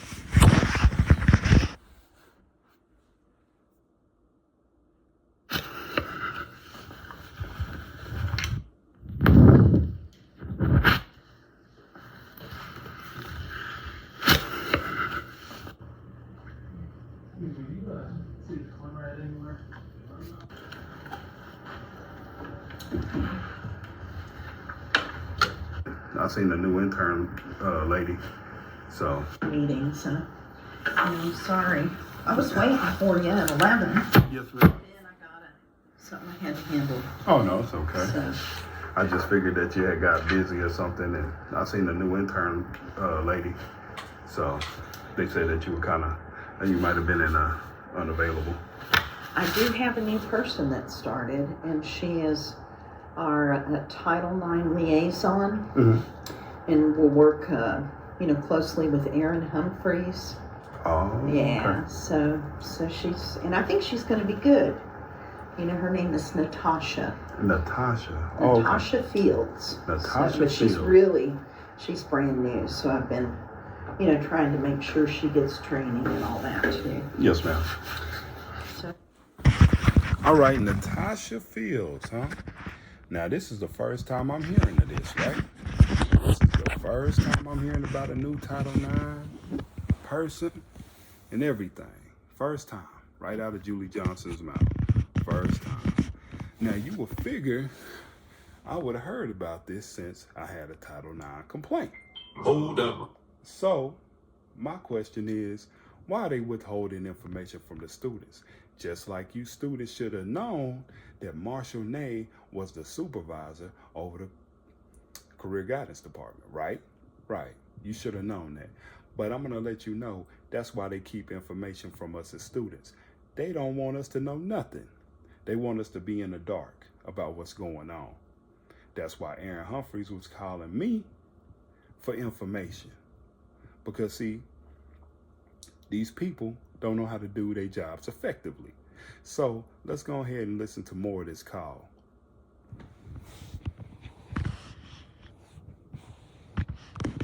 How are you doing? Well, getting your stuff ready? Well, I mean, I can't say I'm fantastic feeling, but I am, the reason why I wanted to meet with you is because of what's been going on. My WorkQuest experience is coming to an end. And I've heard that. It was going to be on, I talked to Miss Susan, and she was telling me about the whole scheduling thing. So what was the deal? What's going on with their schedule? They're going to get busy or something? Well, basically it was kind of after the day I had went to Specs that Wednesday. It was about two Wednesdays ago, and my driver didn't come.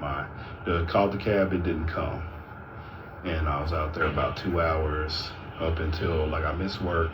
So I was out there 2 hours, called them, got there at 8:35, called the cab, they never came.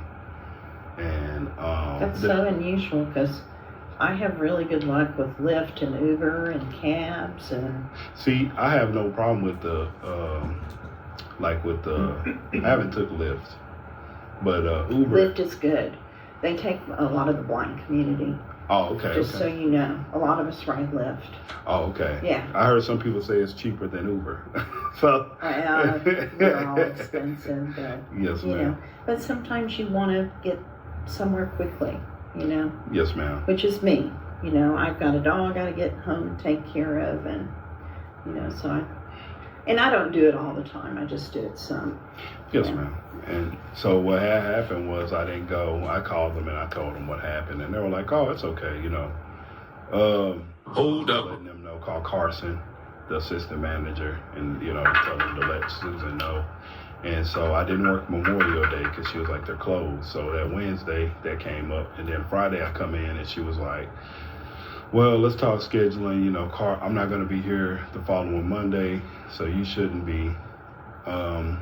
Hold up. He's going to be out, so he's going to have, you know, he's going to be here, so he's going to have more responsibilities. So you're going to come in, work Wednesday, Friday, work the following week, and then Friday will be your last day on the 21st.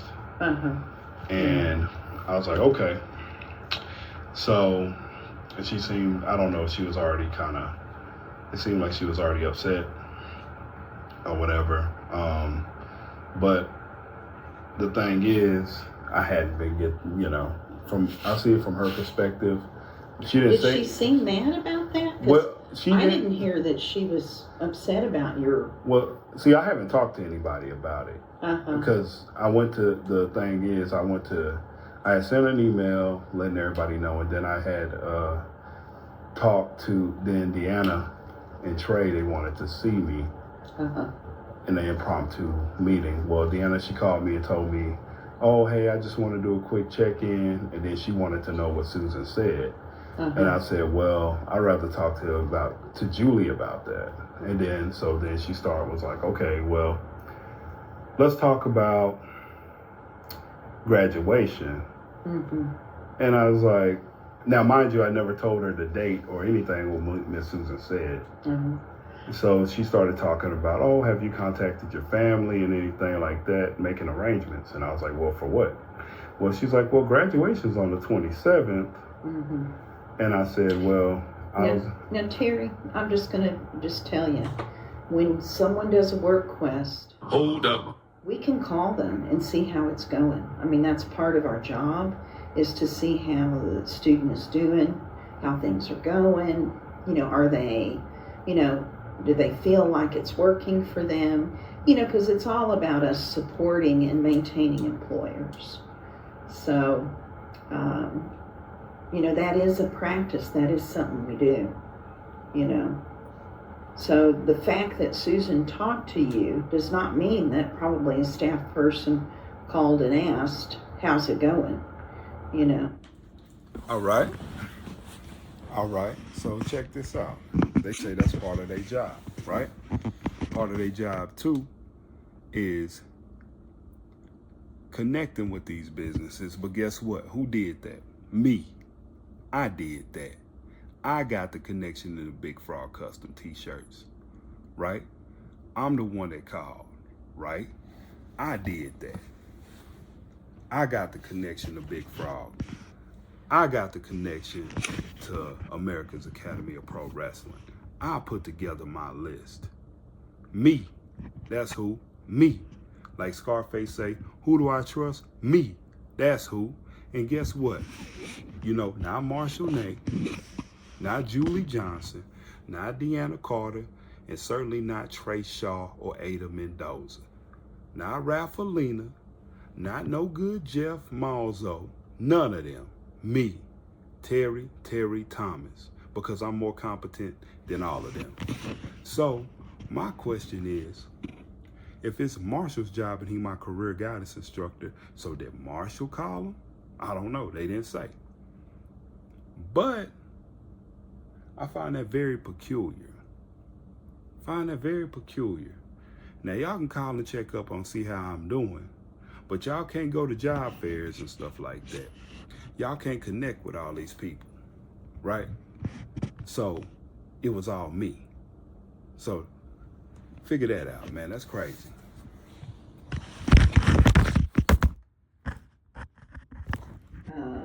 I know Marshall called and talked to the gym guy, you know, because he said he ran out of work for you, you know? Yes, ma'am. I'm aware of that. Yeah, and I think what this lady, my understanding is they're going to get busy, and I understood she didn't have enough staff to work with you, is what it is. That's kind of what I heard, you know. Well, see, what she had told me was see, now that's a lie. See, you see how they lie? You see how they lie. See, that's what I'm talking about. See, they lying. Because see, that ain't what the woman told me. Now, how we gonna get two different sources of information from the same woman? See, I heard they gonna slow down. The woman told me straight up. She said, well, you know, June's kind of a slow month and everything like that. So, you know, your work quest is gonna end. You know, I mean, you'll come in and it's gonna end. So my thing is, now how you heard two different things? Because obviously it wouldn't surprise me. Y'all probably did me the way y'all tried to do my uncle and stuff like that, and probably got some of your summer gear up program kids in there. Because I know Michael Sanchez, and I heard it from Allison's own mouth, Allison and O&M, when I was there doing my work, that, you know, Michael was gonna come in there and talk to Susan, because she was telling Susan, hey, one of our instructors is gonna come by and come and talk to you, right? So that's the thing. So they real good at sliding in and backdooring you. So let me get this right. I make the contact, I reach out to the people and stuff like that, and make a new contact that Criss Cole never had before, right? And your slime ball of an instructor, Michael, hold up, wants to go in there and then ask if they can get some geared up summer program kids in there. What's up with that? Huh? What's up with that? You know, I don't got nothing against the kids, because they need work experience just like I do. But what I do got a problem with is people backdooring me. Because you know what? Just like he did it next to New, when my uncle wanted to start his work quest. So man, that's ridiculous, straight up ridiculous, man. You see the gall of these people? Unrespectable.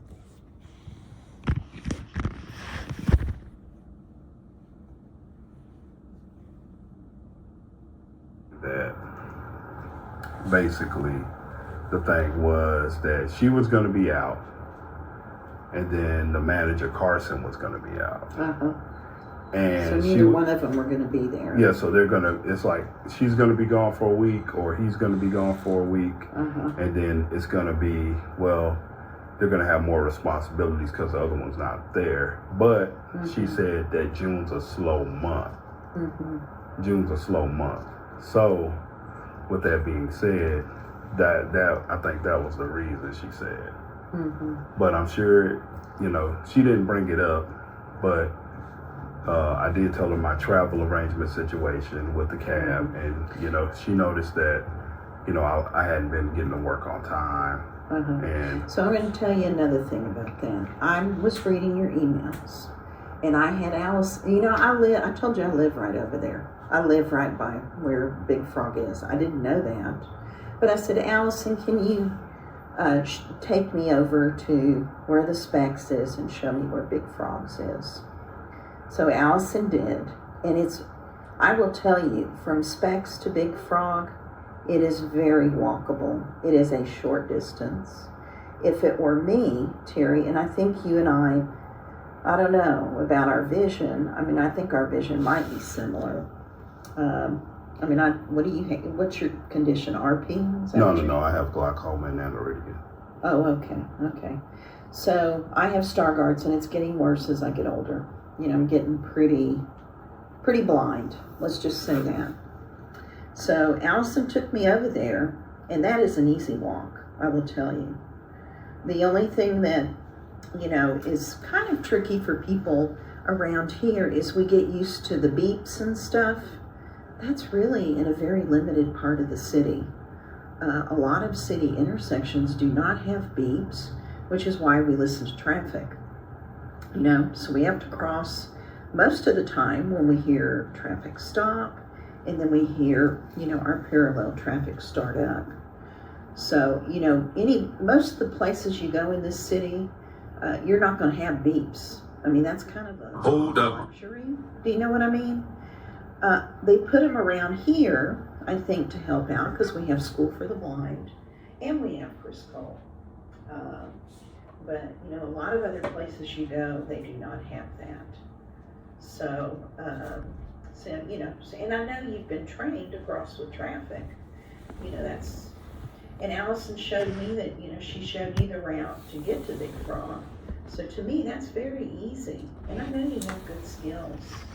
So I'm not sure why you just didn't walk. You know what I mean? Now you hear this shit? You hear this? Now, okay. Now you see this? This woman gonna try to play me yet again, man. Now Julie Johnson gonna try to play me. Now first she tried to sympathize and act like, oh, well maybe our vision's the same. Hell no, it ain't the same. See, I don't know how you got yours, but I was born with mine. Number one. Number two is, how you gonna tell me it's an easy walk when people with vision, everybody gonna say that is not safe to walk over there. You gonna try to play me like that. I know what I went through. If it was so easy, why did I almost get hit by a car? Tell me that. And, oh, I don't know why you didn't walk. You know damn well why I didn't walk. Because what? I got in a car accident. Coming back from my first work quest at the professional wrestling school where I got whiplash. While I was still at Criss Cole, right? Got the paperwork to prove it, x-rays to prove it, and all that.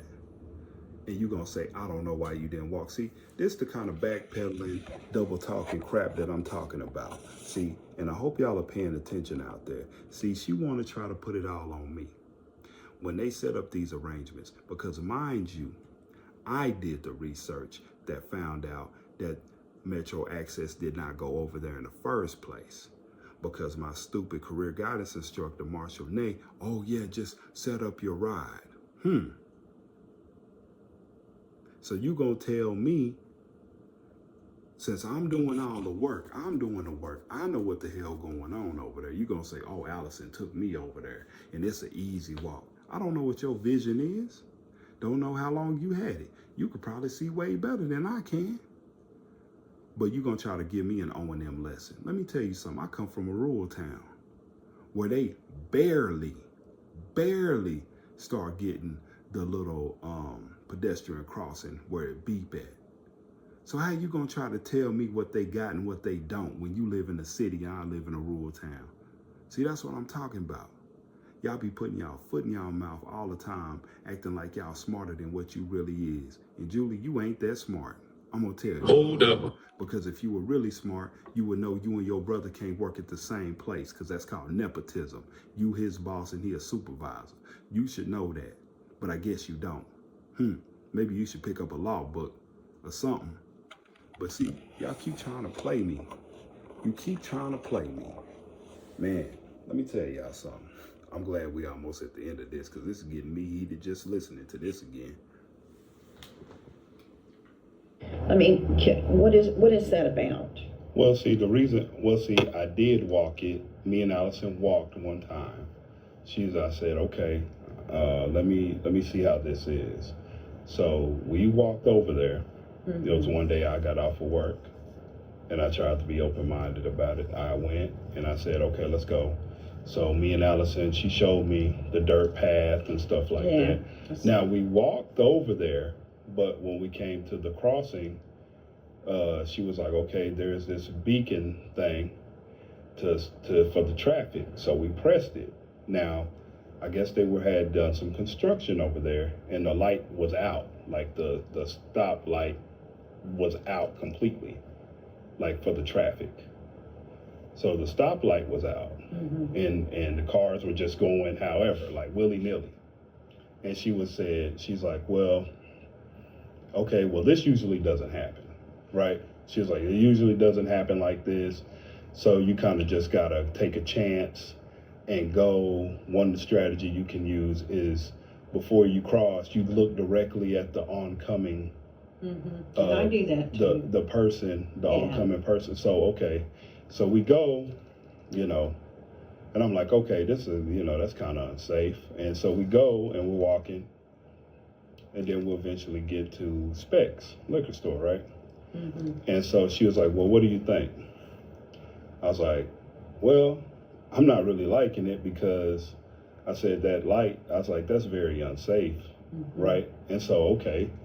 So she's like, oh, well, maybe you should, give it a chance to walk it again. So one day, I'm at work and something happens with my ride. Like it doesn't, the cab doesn't come or something. And so I'm like, okay, well, all right, I'm going to try this again. So I walk the exact same way that we went, and I get to the light yet again, but it's out. It's totally out. And so what happened was, I was like, okay. So I'm like, all right, I try to cross the street and then I almost get hit by a car. And then I'm like, oh no, this ain't good. This ain't good. And then I get to the other crossing, and now that also the light thing doesn't work. And so the cars are going on all crazy. So this guy in the semi, he's like, hey, sir, it's clear for you to go. Like, he was trying to help me. Yeah. He's like, it's clear for you to go. So, he stopped. Which you got to be careful with that too, because his clear may not be your clear. Yeah, and I was like, oh man, so I'm like, oh no. I said, this is terrible. This is not good. And so I finally, once I made it over there, I was like, nope, I'm not, not again. And plus, like I said, I was like, oh no, that's not safe. And that was the day, I believe that was on a seminar day. That had to be a Wednesday. And that's when I came back. I sent the email and everything, and then I saw y'all guys. I seen you, Allison, and everybody. And then I told y'all guys, and y'all were like, I was like, well, I'm not walking that again because I almost got hit by a car. And Allison was like, well, it's not that bad. And I know that's when you told me that you lived over there and maybe you need to walk. And I've crossed those intersections. I used to do it a lot. I don't do it as much anymore because, I'm getting older. I'll just be honest. And oh, you used to? What was used to 20, 30 years ago? Huh? You used to, but you getting older now. No. It's getting dangerous over there. Now, who am I going to believe? Am I going to believe you? That's a liar.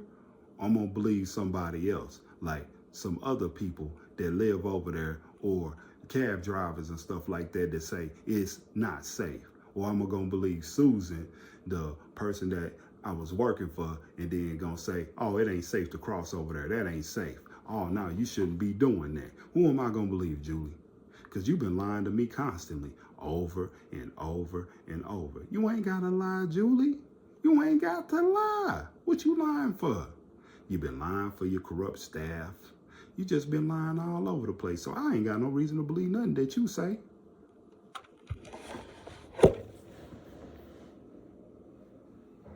So my boyfriend gives me a ride or I take a lift. So, but I did go over there and check it out just because I was listening to what you said, and to me it looked very easy and very doable. Y'all ain't listened to a damn thing that I said. Nothing. Now, if you were listening to what I said, then I probably would have still been there doing work quests. But my thing is like this. So how do we go from March 18th to, oh, this is the plan, we're gonna give y'all everything you want, I understand what you guys want, and we're gonna go and do that, right? To, oh, why didn't you walk across the street? Why didn't you walk across a dangerous intersection? How we go from that? How do we go from me being promised a 12-week work quest to me getting 1 month on each work quest? How we go from that? Now I'm graduating early. How we go from that? Now I'm forced to graduate. How does that go? People rushing me to get a plane ticket.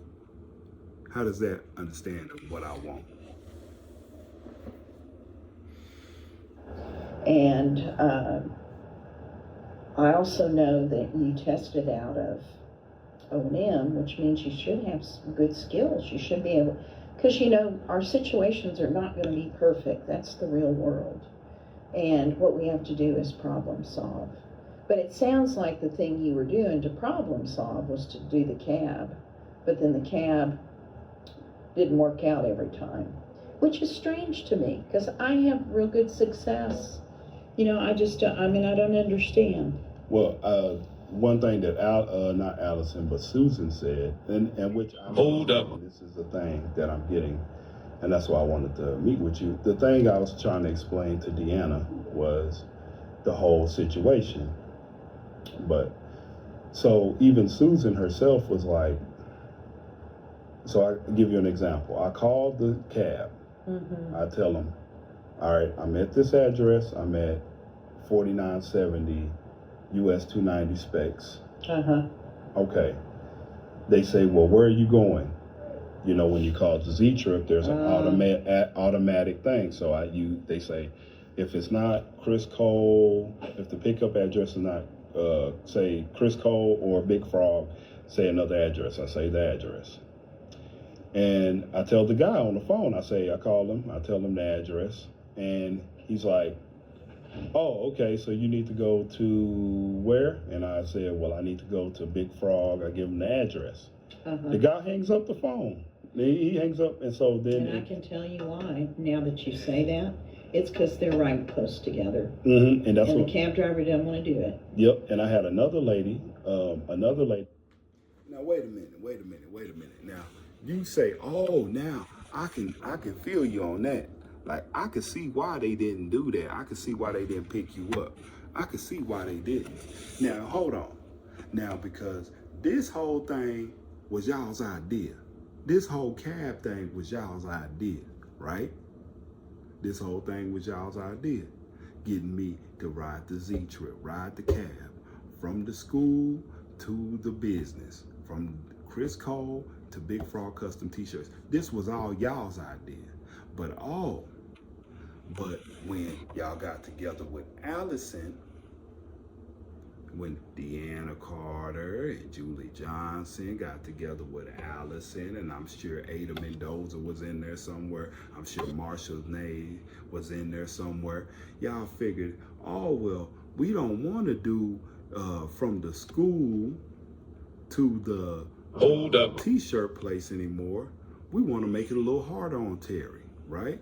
So let's make him catch 2 forms of transportation. Oh, well, guess what? What can we do next? Let's make him catch the Metro access to a liquor store. And then when I give y'all pushback about that and let you know I'm not some minstrel stereotype, what am I doing? Going to a liquor store, waiting on a ride, especially getting there when a liquor store is closed and they don't open at 10 o'clock until 10 o'clock. And just like I said, the first day I showed up over there at 8:30, an armed security guard approaches me and wonder what I'm doing there, right? Because I look suspicious.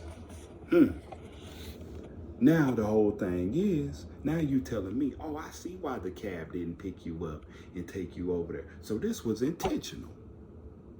Man, These people be acting stupid. These people know exactly what they doing. I hope y'all been paying attention to me when I've been talking. These people are acting stupid. They know damn well what they doing. They doing this intentionally. Cause ain't no way you gonna sit up here and tell me, oh, well, I know why, they're so close together. I know y'all can read. Y'all can read well enough to have Miss Latoya change the address. Oh, well, they sent, you know what I'm saying? Y'all can write an email. Y'all can write an email to get somebody to change an address. But all of a sudden, you put me in a situation where I can't get to work on time, right? You put me in a situation where you want me to walk across a dangerous intersection, and you got me thinking, hell, you hope I get hit by a damn car. Oh, well, I don't see why you just didn't walk it. It's easy to me. I thought it was easy. And I know that you completed O&M. Hell yeah, I completed O&M. And I was forced to do that. Because Rafalina was like, how much training do you think you need in O&M? I was having a good old time with me and Miss Atlanta. But O&M is a lifelong skill, Terry. See, y'all been plotting on me since I opened my mouth to advocate for myself and my fellow students, my fellow classmates. But that's cool, because my grandma and my great-grandma got a saying, you think you're getting away, but you're just getting by. You think you're getting away, but you're just getting by. Listen, for me, for all the people in the back, for all the bad apples in the back, I know y'all be watching my videos and stuff like that. I'm going to tell you this. You think you're getting away with what you're doing. You think you're getting away with screwing these students over, screwing me over, screwing my uncle over and stuff like that. But see, things got a way of coming around. Things got a way of coming around, and it don't take as long as they used to. That's what my great-grandma would say. So keep on. Keep thinking you're getting away with what you're doing. But I promise you, everything that's holy and righteous in the world, people gonna find out what y'all doing. These parents gonna find out what y'all doing. These taxpayers gonna find out what y'all doing. And boy, let me tell you something. If y'all don't get fired about that building, shoot, let me tell you, either y'all gonna get fired out that building or Criss Cole gonna get shut down. That's one or two things gonna happen. Either the bad apples are gonna get fired or Criss Cole gonna get shut down. Just point blank, period. Because you know what? Because once this message gets out there, oh yeah, every news channel in the country gonna be coming to Criss Cole, knocking at y'all's door. Gonna be knocking at y'all's door. Gonna be knocking at Ed Sarna's door. You know, Sheriff Fuller, Tammy Martin's door. Gonna be wanting to know what the hell is going on up there. And you know what? Y'all can't hide it. Y'all can't hide. It's too late to hide. It's too late to apologize like that song say. But see, y'all always got an excuse. Y'all always covering up for each other. And Julie, whether you know it or not, who's going to take the brunt of it? It's going to be you. It's going to be you, dummy. Because you the director of the center. Don't you think all them other people like Trey Shaw hoping that you screw it up so you can get fired? I bet you he would like to be the director. I bet Ada Mendoza would like to be the director of the center. Maybe your own brother, Jesse Johnson, might want to be the director and be the boss. But you ain't thinking about that. You thinking it's a team, huh? But I'm telling you what, like they say, shit don't roll uphill, shit roll downhill, right? The last one hired, the first one fired. You ever heard that? But oh, you don't think. See, I'm telling you. Do you think Ed Sarna gonna take this heat? You think he gonna take the heat for you? Hell no. Because it's easy to get rid of a director. It's easy to get rid of you. He'll fire you like that. Shit, somebody will be in your office like that. You'll be cleaning out your office. But see, you playing. You playing. See, I gave y'all chance after chance after chance. My uncle gave y'all chance after chance after chance to do the right thing, boy. To do the right thing. Y'all better be glad I ain't on this show Undercover Boss. Because, boy, I've been done had y'all shut down. I'm telling you, straight up. Straight up. And then y'all going around telling the people that comment on my videos, oh, you know that Terry guy, da-da-da-da-da. Stay away from him, da-da-da-da-da. Oh, so Criss Cole stalking my social media now? TWC stalking my social media now? Tammy Martin sending my video to Aaron Humphreys now? Oh, man. Shoot, y'all violating so many laws, y'all can't even keep up, man. But, man, y'all gonna keep on, boy. Y'all gonna have some shiny new bracelets in a minute, boy. Keep it up. Shoot, y'all gonna be behind bars, man, singing that song, I'm locked up and they won't let me out. Keep it up. Another day that, so I book a cab over there as well. Mm-hmm. And I told the lady, she said, okay, well, I'm all the way on the other side of town. I can't remember, it's just like Pflugerville or something.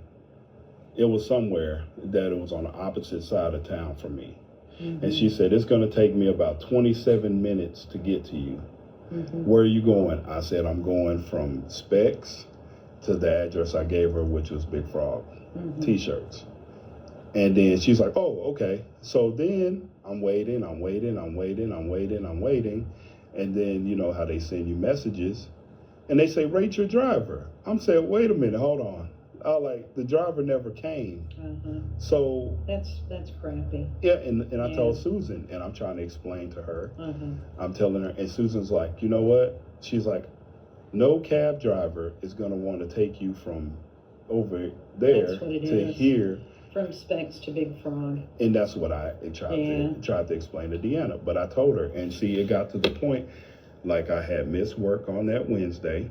Mm-hmm. I had been continuously late, and I told Susan, I said, well, this is my situation. This is how they got my travel set up. I catch Metro Access from the school to the liquor store here, and then supposed to catch a cab. So what I started doing is just paying for an Uber out of my pocket. And then I told Deanna, I said, hey, this is what's going on. I paid for this to and from. And Uber did it. Huh? Yeah, Uber picked me up and they took me over there. Now, even I'm not surprised. Yeah, even they just go on their computer, you know. Even they were like, okay, well, this is kind of weird or whatever. They're expecting you to tip them. Yeah, you know. Yeah, so if that's what it is. Yeah, they're like, if I have to do this, you better tip me good. Yes, ma'am. You know, I know how they think. And so I told her, I was like, so Deanna, I said, can I get reimbursed for this? And she's like, no. I'm not issuing a reimbursement. I said, well, but why? Because your transportation isn't working. And she said, well, Terry, we gave you a monthly bus pass and you have, I'm doing you a courtesy. So it's really like a favor to you because I could have just gave you 2 Metro Access or 2 or 3 Metro Access passes and let you figure it out. And she was like, we agreed the reason for you working with Allison at the first leg of your work quest was to figure out a route for you to get there. And I said, no, it wasn't.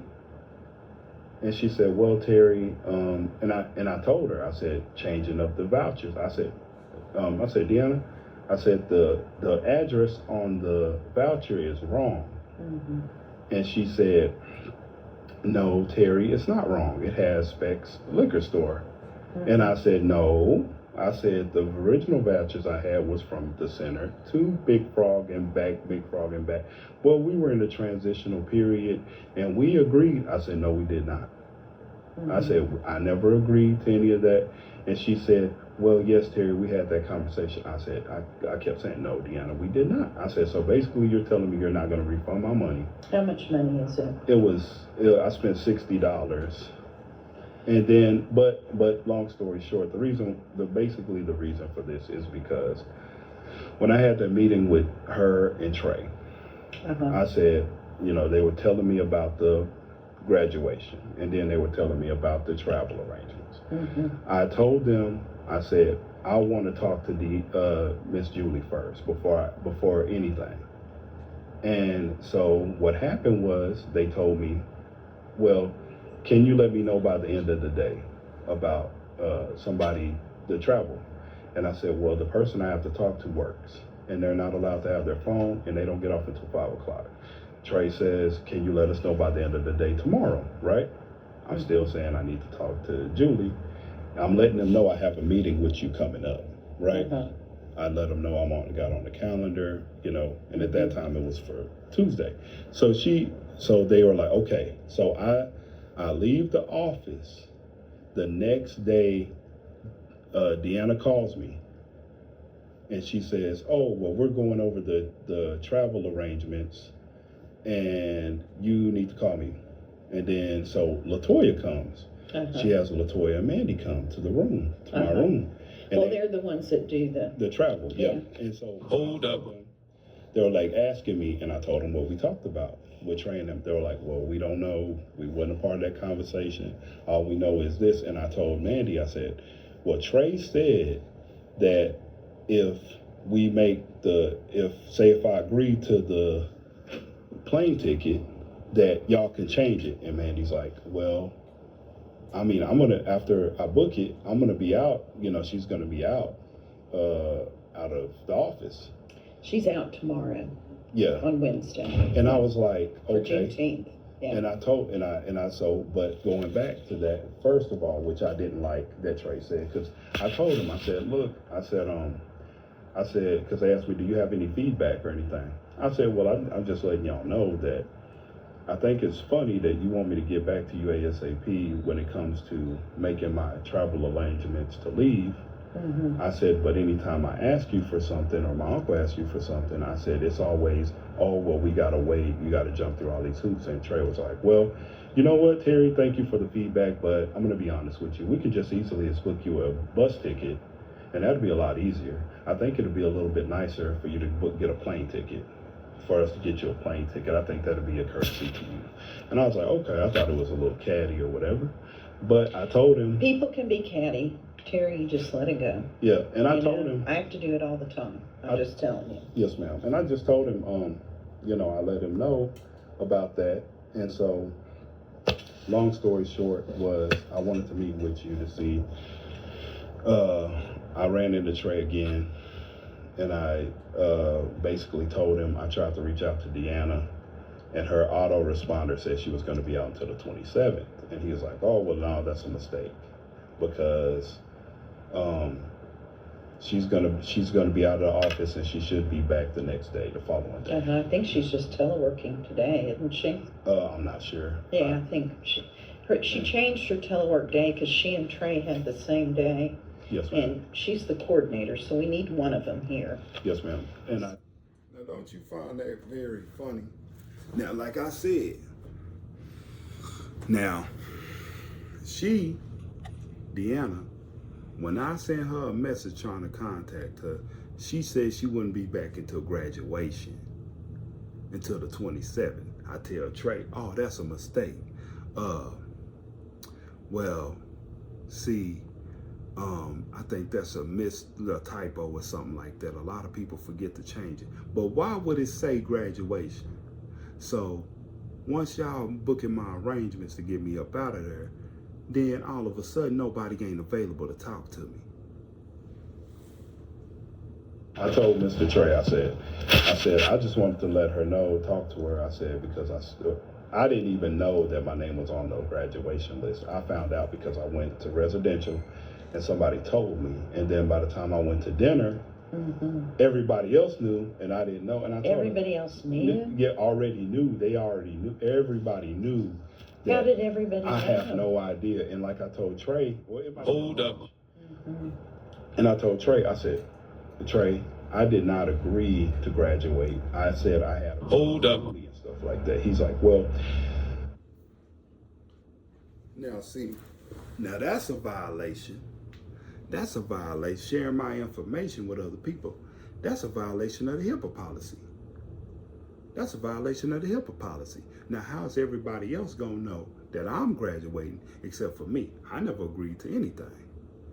And I know some of you could feel me out there because I know past students, y'all been forced to graduate, and I'm sure you didn't agree with it either. So, okay, so you're gonna force me to get this plane ticket. You're gonna force me to graduate. And then you forced me out the building. Ain't that something? And I ain't did nothing wrong, but go along with the program just like y'all laid it out. Try to do my work quest, that don't go right either. Man, let me tell you, boy, y'all a piece of work. Me and leaving that meeting that we had, me and Deanna, we just assumed that we came to the conclusion that you were graduating, and he was like, well, you could talk to Julie or whatever, or whoever you want, that's in your right, and somebody might tell me I'm wrong, that's just a part of the job. But as far as now goes, you've completed your program with that little caveat of the work quest thing. And you have, technically. It didn't go the way maybe you hoped, but you did complete it technically. I did talk to Tammy, just so you know, and she supports your graduation of June 27th. And you know, Terry, the thing I guess I want to say to you is... Now see, right there. Now, Tammy Martin, if you're watching this video, I don't know if you agree with this or not. But I tell you what, if you didn't, Julie Johnson lying on you. So I hope you didn't agree with that. I hope you didn't, because that would mean you going back on the word that you told me and my uncle. And then that would make you a liar. And I hope you ain't a liar. I hope this is just a big misunderstanding. That's what I'm hoping for. Hold up. Because you gained a lot of my respect and my uncle's respect because you were one of the 3 people that are supposed to be in charge that actually came down there and talked to us, right, about our concerns. Now, my thing is, I never got a message from you or nothing. But Julie says she talked to you, so I need to hear that clarification. And plus, it is Wednesday, August the 7th, like I said earlier. I ain't got a call from Aaron Humphreys. I don't know what's going on with that whole situation, so I guess she ain't talked to you either. So I'm saying straight up, I hope that you didn't approve my graduation, because then that would be saying that you went back on your word. And I hope you're not that kind of individual.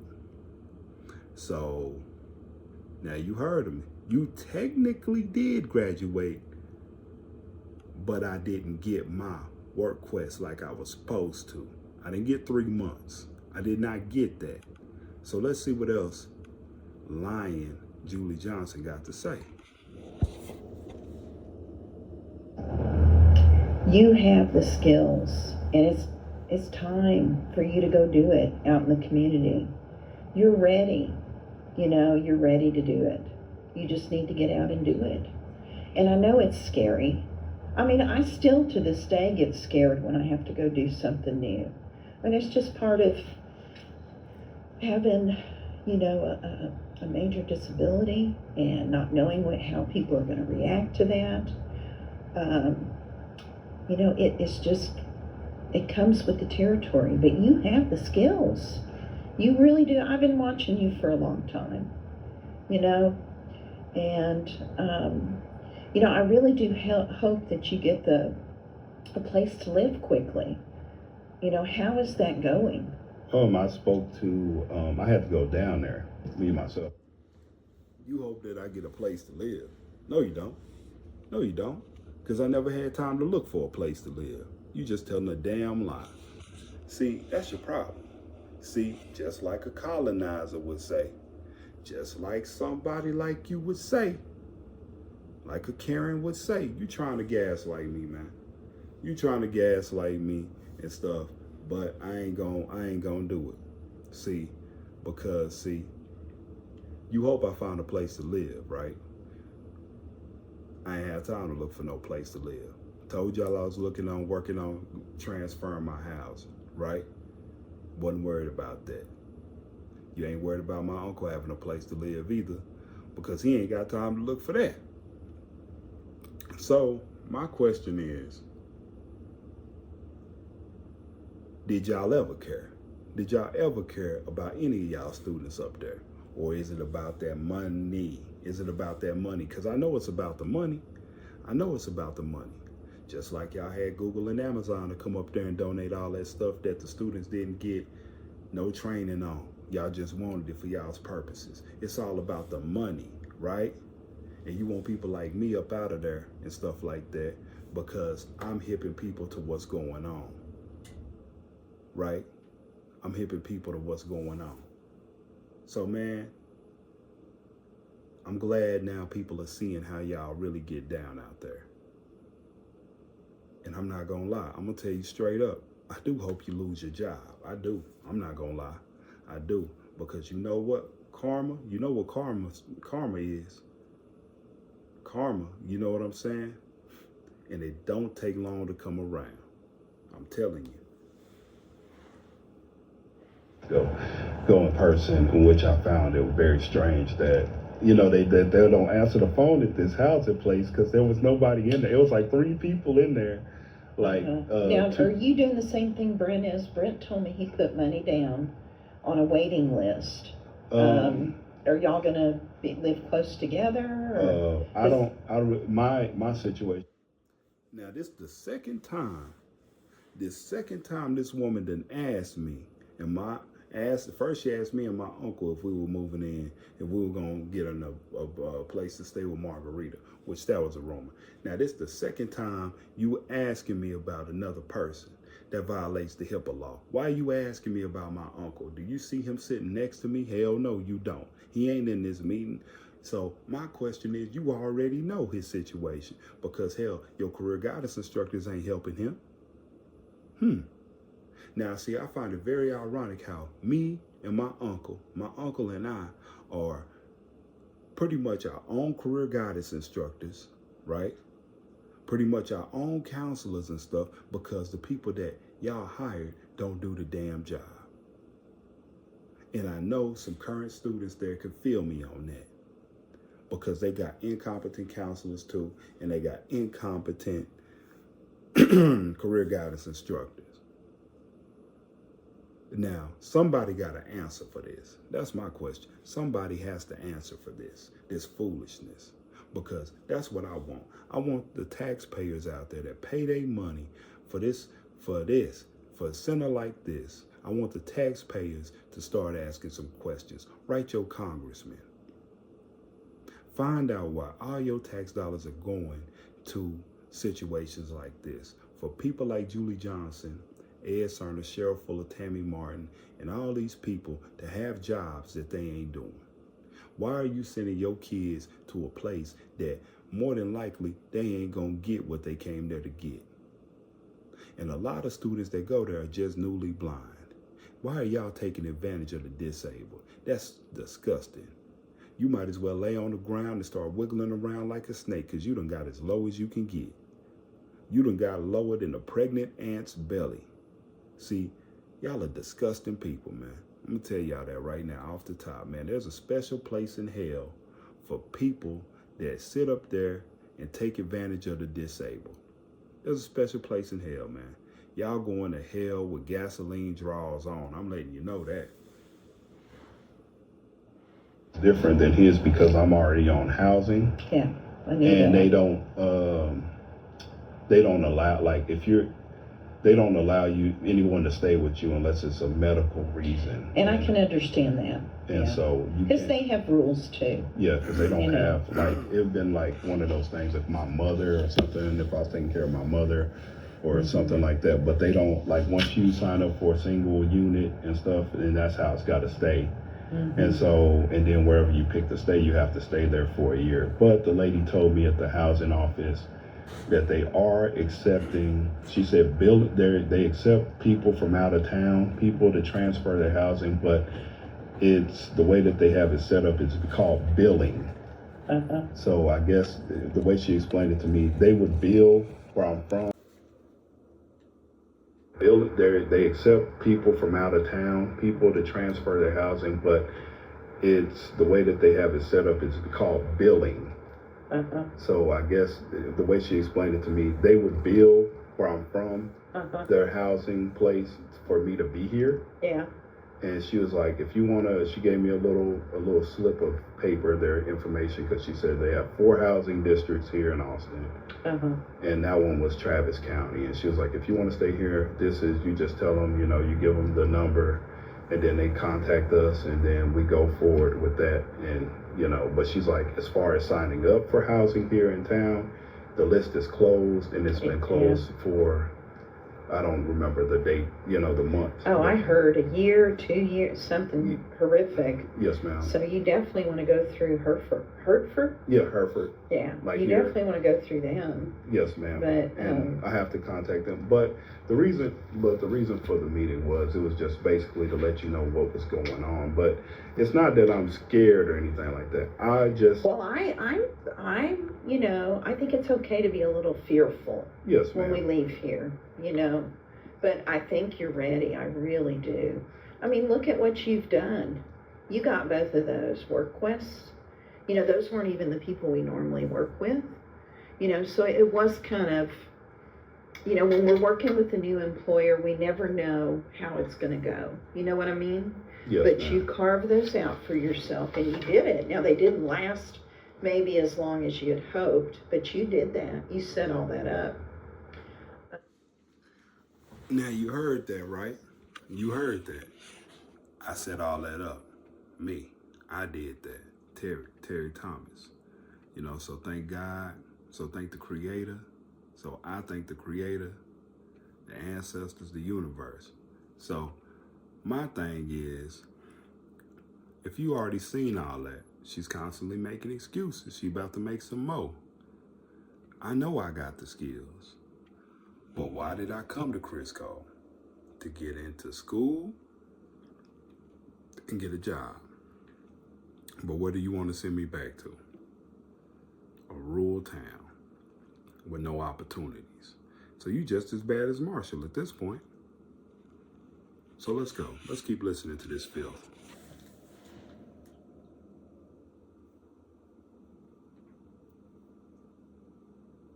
Which is really good, and you do have some things you can put on your resume. Yes, ma'am. And those are going to be current. Now, let's be realistic. If you worked at a place for a month, I can't put that on no resume. I can't use them people as references. Why? Because it only lasted a month. And for one, I never got to work on time because of y'all. And then with the wrestling thing, it was cool and all, but ain't no telling what Marshall Ted told that man. So, ain't no telling what soured that situation could have grew and flourished into something beautiful. You know what I'm saying? I could have probably still been volunteering over there at the pro wrestling gym and everything like that. But ain't no telling what Marshall said. Maybe he said I'm hard to work with. Ain't no telling. Marshall is a slimy, no good, dirty weasel. I'm telling you right now. Ain't no telling. I done already caught him in so many lies on this video just by itself. So that's the thing. These people are snakes, man. You got some resume. You could put something current on your resume. No, I can't. See, that's the problem with you. Y'all wanted to sabotage me straight up from the beginning. Y'all mad because I went over your head and got the okay from Tammy. And now you saying, oh, Tammy, she approved this graduation. I never heard nothing about that. But you know what? We're going to find out, though.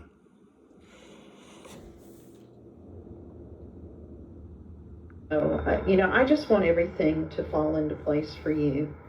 But you have technically finished your work requests. So, we got to graduate you. That's just, how it goes. I mean, you finished all your training. Because that would be the other thing that would keep you here, would be if you were doing, but you've tested out of everything. You got your skills in place. Yes, ma'am. And I think the reason why, I was wanting. And Brent's in good hands. I will tell you, Brent and we have a good relationship. He's going to do his next to new, it sounds like. Then that's all going to work out. So, and he's you know what? He's working hard. Now, my question is, why would you say that out of the blue sky? That my Uncle Brent's in good hands. Why would you say that? Makes me very suspicious of y'all. First of all, I was already concerned and wrote on the email that I was fearing for our safety already up there, because guess what? everything that we've been reporting and exposing on, y'all ain't no telling what y'all will do. You're already letting people being racist towards us, racially profiling us. Then, to go on with this, as y'all seen in my first video, you bring armed security guards to escort me out the building and make sure my uncle ain't nowhere around. So that's the thing. See, so y'all can't be trusted. Ain't no telling what y'all would do, because y'all don't think nobody watching you. But oh, now the world gonna be watching y'all, boy. See, that's the thing, boy. That's the thing about y'all. See, Julie, I don't know why. All y'all had to do is let me and my uncle and all these other students, why didn't you just let us go through our program with no problems? That's what I don't understand. Why couldn't this just be what it's advertised to be? A great facility where people can learn from all walks of life, an equal opportunity experience. Because from what everything that I done seen, everything that I put on this video alone, boy, you know what? This is a layup case. A layup. I'm telling you. And so that's what I'm saying right now. Y'all have screwed yourselves. Time after time after time, I've tried to work with y'all. But time after time after time, y'all just keep messing up over and over and over and over again. Lie after lie. All I wanted to do was come there and do my program. All I wanted to come there and do was get the skills so I can get a job. I don't have Zoom. I don't have JAWS. So I can't practice my computer skills that I learned at the school because my no good counselor, Rafalina, didn't get it for me. Okay. No good Deanna Carter didn't get it for me. Okay.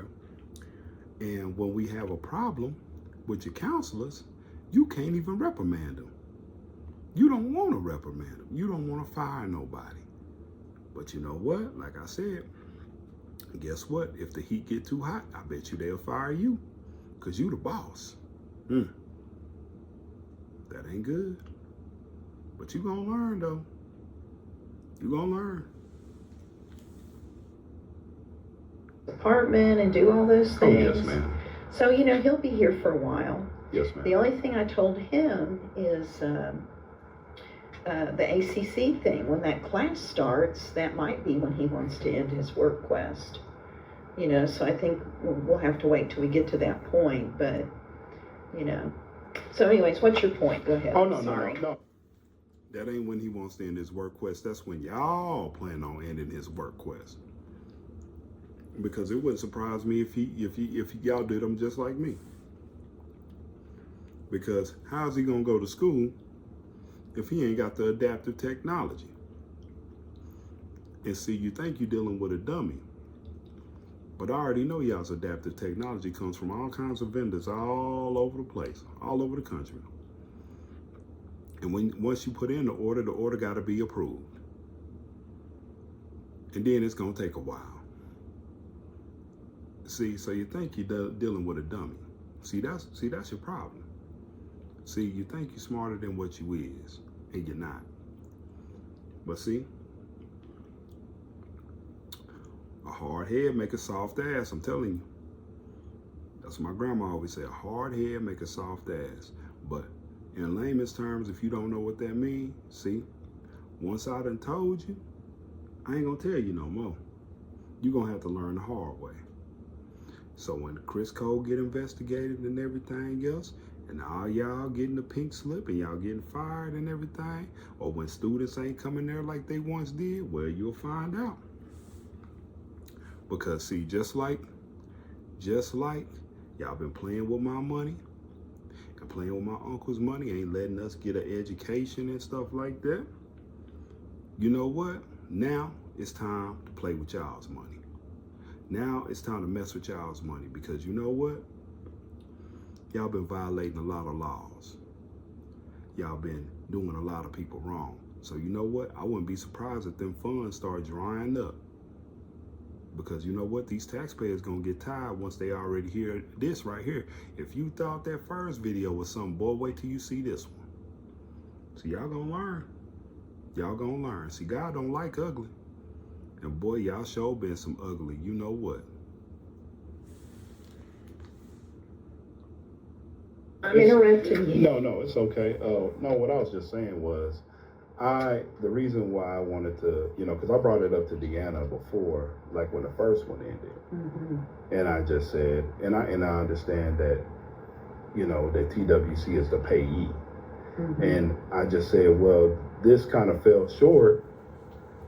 I said, but it was supposed to be like a 12-week thing, and she was like, well, I don't know. Now this is when it got kind of crazy, because she was like, well, because Trey was there and he was on the phone. This was when I was sick, and he was like, well, there's not going to be any other work quest, and he's like, it doesn't matter per the conversation with Julie or anybody else, there's not going to be another work quest. You're working your second work quest. And I said okay, but and I was just going on to say, I said, but the thing is, I said, this was supposed to be a 12-week work quest for both. And he was like, he was persistent. I was like, okay, cool, whatever.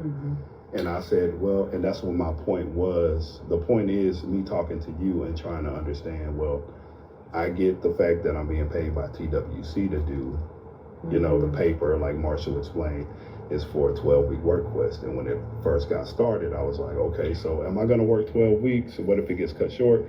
And, everybody was like, well, it's not going to get cut short. TWC. But see, we don't know that. It's really up to the employer, which in both of these cases, they decided it was time to end it, and it just is what it is. In a work. Now that's a lie. That's a lie right there. Because that ain't what that paper say. That ain't what that document say I signed. That's an ironclad contract.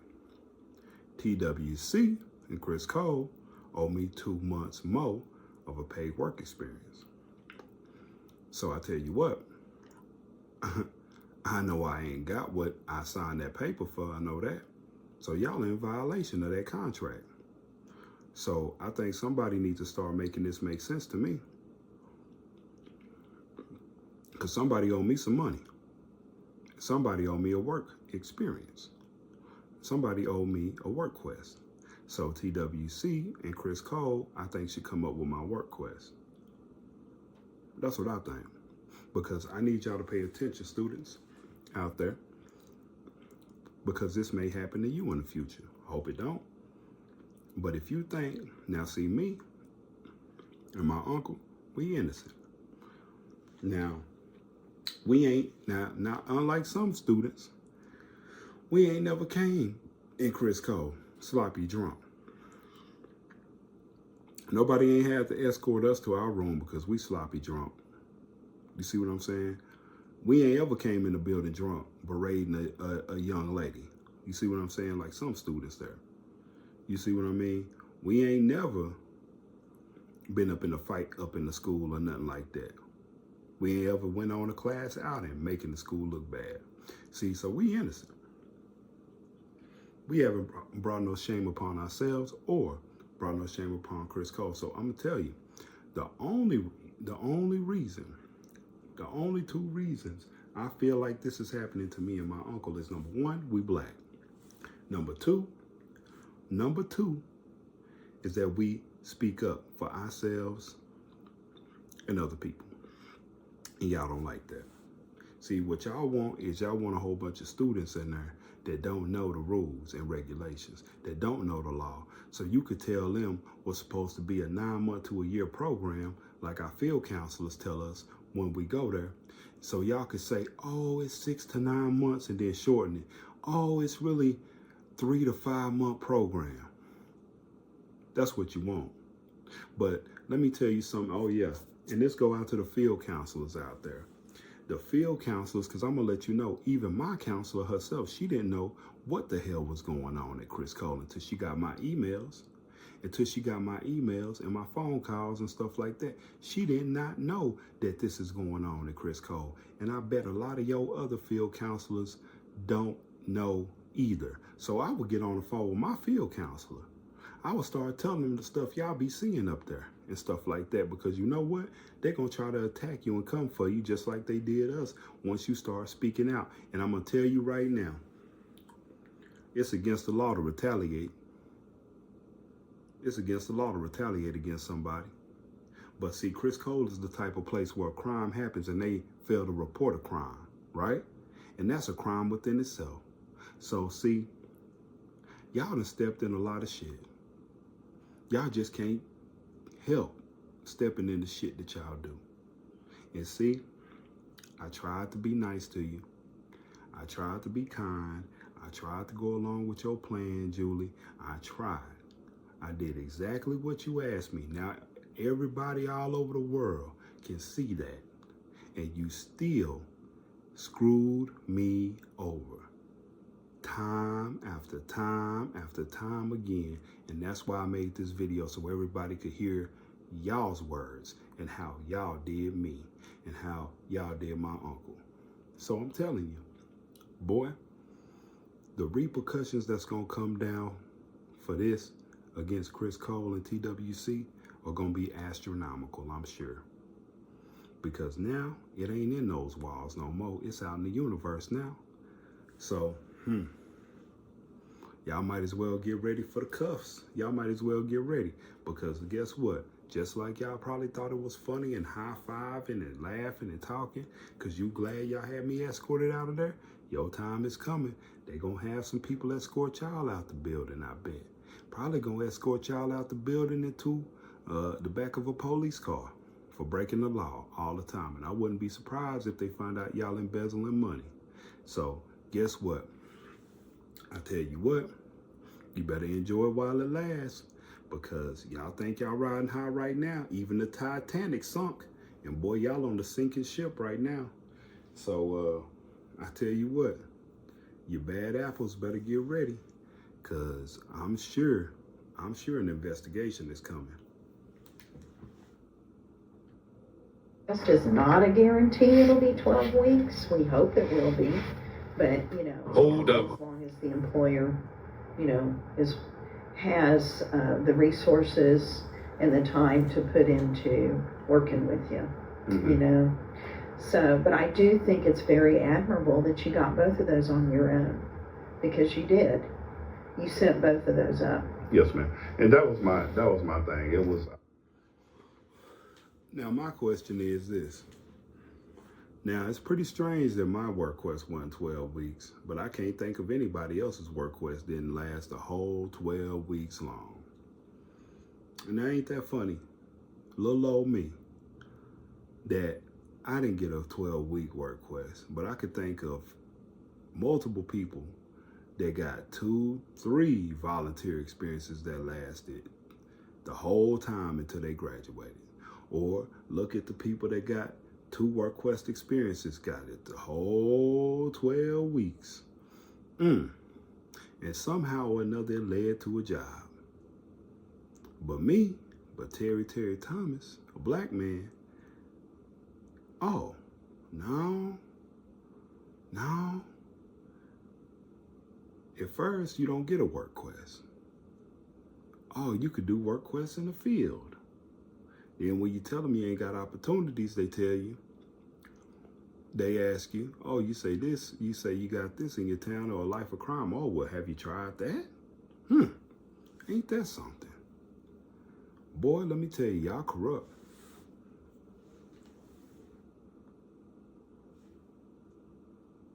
Trying to figure out, I said, and I was trying to talk to them and figure out, I was like, so how is it, does it end? But they kept cutting me off. And I said, well, does this, because it was supposed to be this long, does that end the whole work quest thing?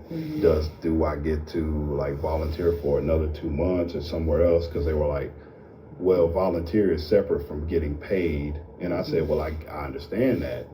I get that. I was like, how's this going to work out? And they were like, well, that's it. That's all you get. And I was just trying to get clarification on that. And I said, okay, well, but the thing that bothered me more was, I was like, okay, I'm going to meet with Julie, and then every time I kept bringing it up, they were like, okay, they would tell me, we'll give you to the end of the day, and then the next day, bam, bam, bam, talk to us, don't talk to Julie type of thing. And then I'd be like, well, they did update me. They said, you know, we met with Terry and this is what we talked about. And they did say, and he told us that he has to talk to you. yeah, And I said, well, you know, that's good. I'm happy to talk to him. You know, but I think, and I'm sorry that doesn't feel good, you know, what you went through. Because I can tell from what you're saying, it doesn't feel good. And I don't really know how to make that better other than to say, you know, that I think you're ready, you know.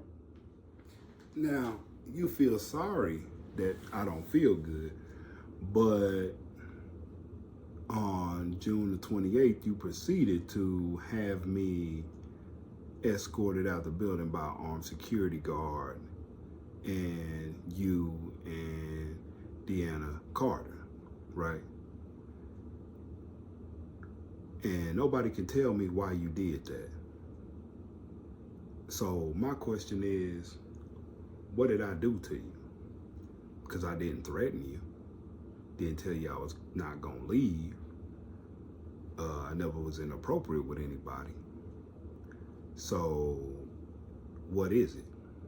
Because I feel like it's because it's the color of my skin. It's because I'm a black man.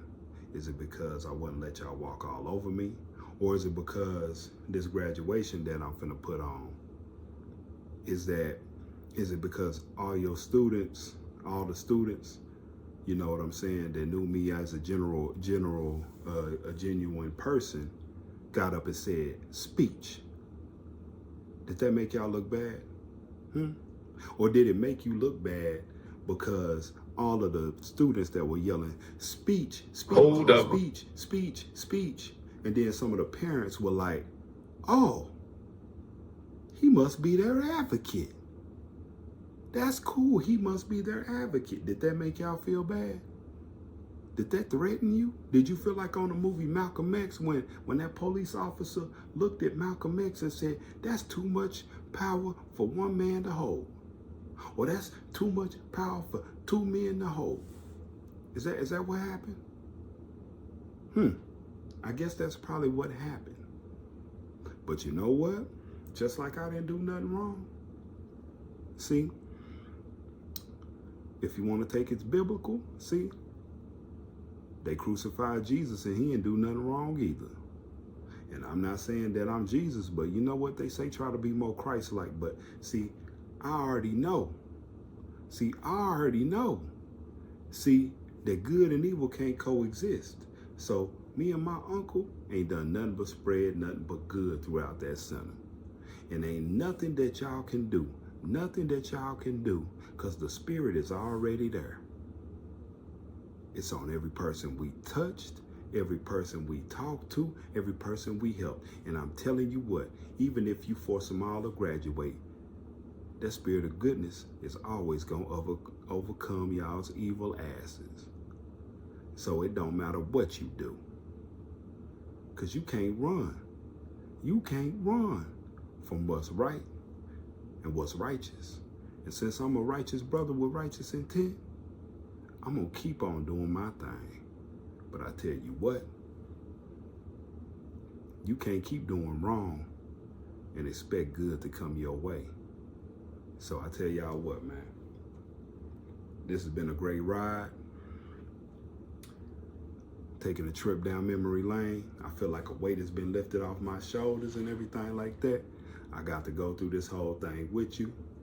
I think I'm gonna put this graduation in this video so y'all can see how the graduation went, how they had everything nice to say about the other people I was graduating with.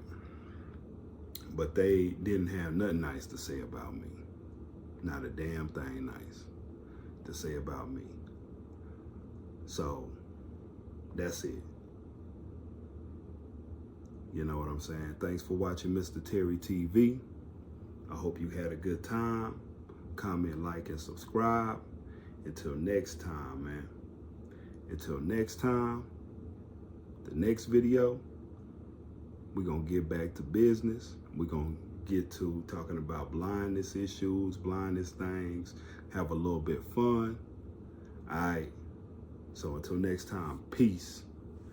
And I wish all of y'all health, wealth, and protect yourself.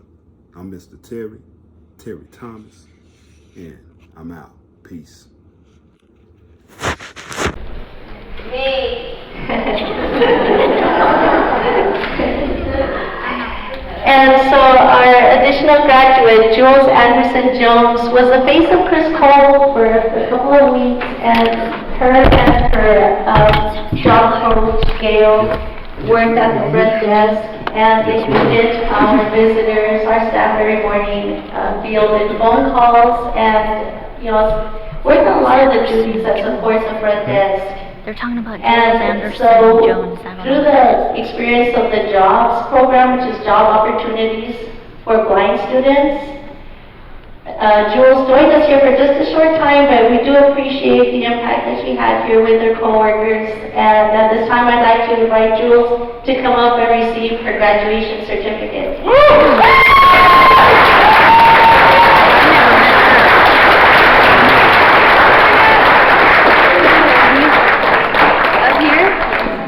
And along with the certificate, there is a gift bag that I'd like to also present. Give me just 1 second.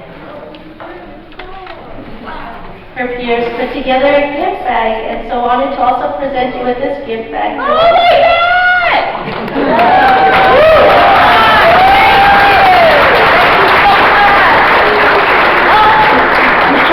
Thank you so much. And so this certificate also includes the Criss Cole keychain to remind you of all the doors that will open to you on this opportunity that you had here at Criss Cole. Congratulations, Jules. So much.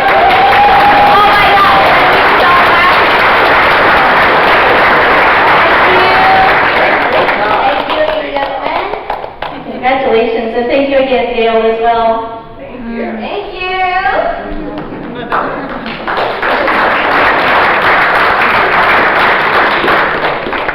And I'll see you again in a few minutes as I present my graduates, but at this time, I would like to introduce you to our newest counselor, Blue. If you please come on up.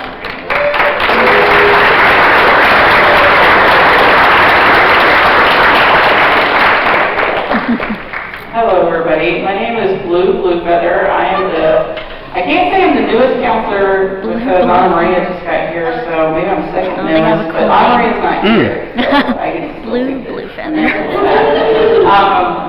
It is just a pleasure and an honor. I want to talk a little bit about Sydney. One of the blessings about Sydney is that as a new counselor here at Criss Cole, Sydney's my very, very first student. And I'm just honored and thrilled by being able to work with Sydney and be in this part of your amazing life. So thank you. One thing about the work experience, I will tell you that Sydney got over 80 hours of work experience. And Sydney works both at Side-by-Side Kids and the Thinkery. I think the key of that is that Sydney's heart and soul is for kids. And there is so much experience that Sydney had, and so many great experiences as far as like children coming to Sydney saying, you remind me of my big sister. So Sydney really does touch lives all the time, and it is just so beautiful to be in this space with you. And what we're going to do right now is go ahead and hand Sydney the Certificate of Completion for the Work Experience Program. So you can come on up, Sydney.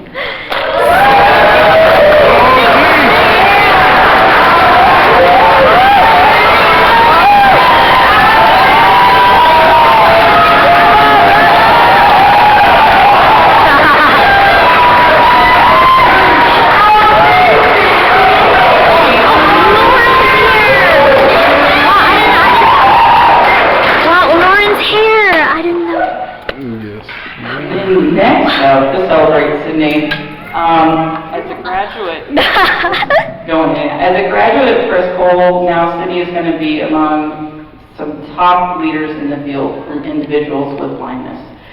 And Sydney is going places, just believe me. We had Sydney's final meeting yesterday, and it was nothing but praises. Did you hear? I don't know if I need to say some words. Did you hear that? So, Nothing but the praises. one person that wants to give Sydney more additional praise is your former counselor, Miss Sharon.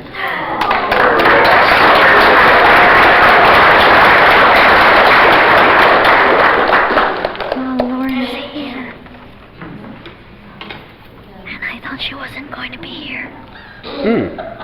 Okay.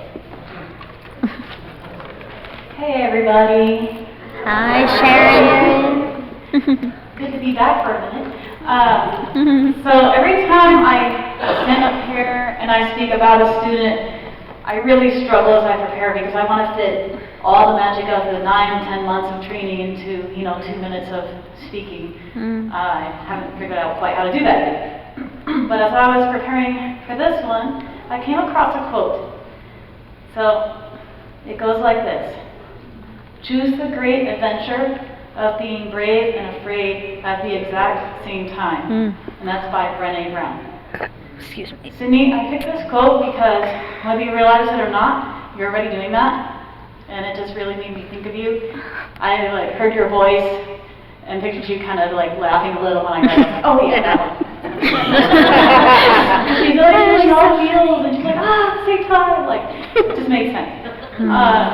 So since Sydney started here in September, right? Yes. Okay, September. We had many, many talks, and I cherished them all. A lot of them were about Sydney's fears. I know every single student who's been here, who is going here, and your fellow graduates can relate. So, fears about a big hot stove and BLS, right? All the new things that I don't have time to list from O&M class, right? All the things.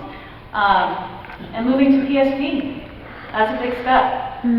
So Sydney has always been able to not only acknowledge her fears, because that takes a lot of courage, but also to continue on and do the thing that she's scared of. Instead of saying, I want to do this, but I'm scared, I'm scared and I'm going to do this anyway.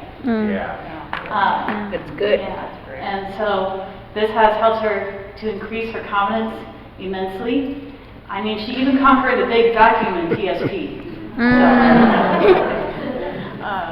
Sydney has also consistently gone above and beyond. So in the early part of her training, when she wasn't able to be here due to some medical reasons, she completed her her Tech Essentials training virtually, so she wouldn't fall behind. She's participated in over 200 hours of rec, and that was last month. So I don't know what all you was probably 500 now or something. Sydney, my hope for you is that you can begin to recognize your victories as much as we all do.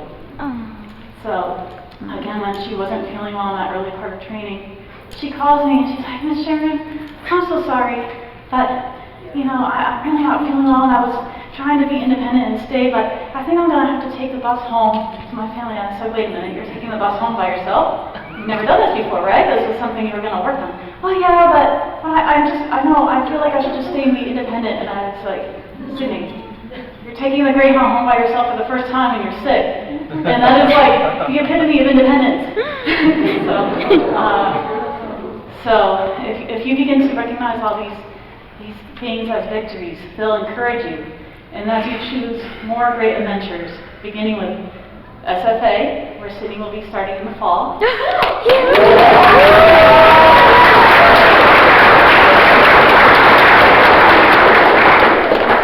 You can stand on all of those victories. I am so excited for you, and I'm so honored to present you your certificate. Please help me congratulate Sydney Navarro.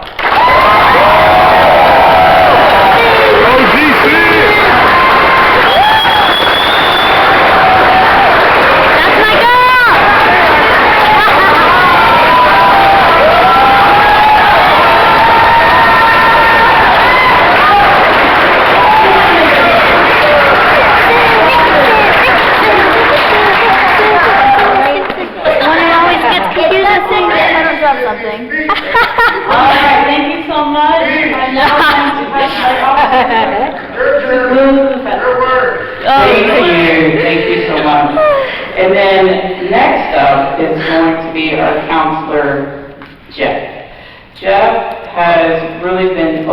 praying for me and just teaching me so much while I'm here. And what a special person to be a co-worker with. So thank you, Jeff, and then here we go. You can't say that. that's not respectful, sir.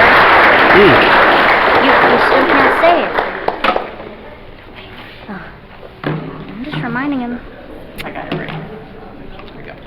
Good afternoon, ladies and gentlemen. My name is Jeff Malto, and I had the pleasure of being the counselor for our next graduate for almost, we decided 10 months, right? About, 10, 11. 10, 11, a long time, but it's been quite a journey. And Lupe began her journey with us in August of 2023. And like many of our graduates, get my notes together here. She has, if I were to define Lupe, I would say her two biggest characteristics as a part of her training at CCRC have been growth and discovery. Like most of our graduates, she came here with a decision to make more of herself, and she gave herself permission to reach for those goals. She learned to be part of a very vibrant community and a very active part. One second here.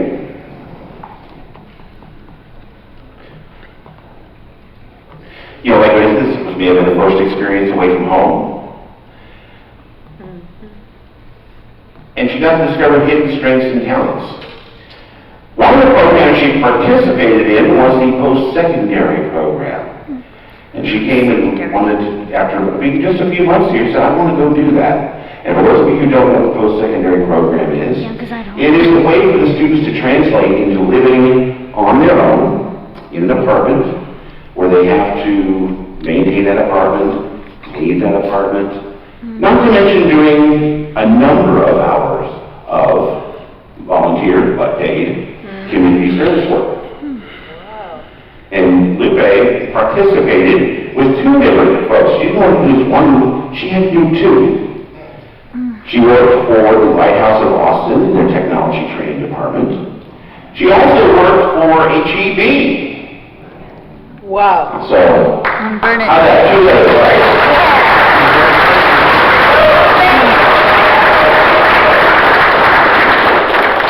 It was last minute. Lupe has also been part of our life skills group. And that's where I think we've seen the most growth is this is how she started to really grow and discover herself. She worked both in an individual and a group life skills class and planned a number of outings, and they were very successful. In fact, I think her group skills class are going to miss her a great deal. Well, you're part of it. Again, as she also participated in a number of recreational activities, probably at times too many, and I think she discovered very quickly that she had to cut back because she wanted to really concentrate on her studies. Lupe and Genevas, I hope that you remember to use all those blind skills you have grown over the last 10 months. And rather than letting anybody take them away from you, make sure you take the time to say, you know what, I worked hard for these skills and I want to keep them. As part of her departure from us, she'll be receiving two things.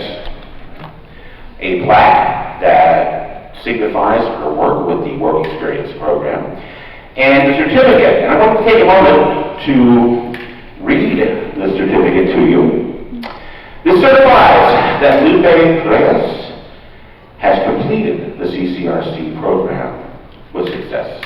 And it is signed with today's date by our Center Director, Julie Johnson. So my favorite quote is that every new beginning comes from some of the beginning's end. So rather than concentrate on the end of a journey, please help me congratulate Lupe Reyes on her new beginnings.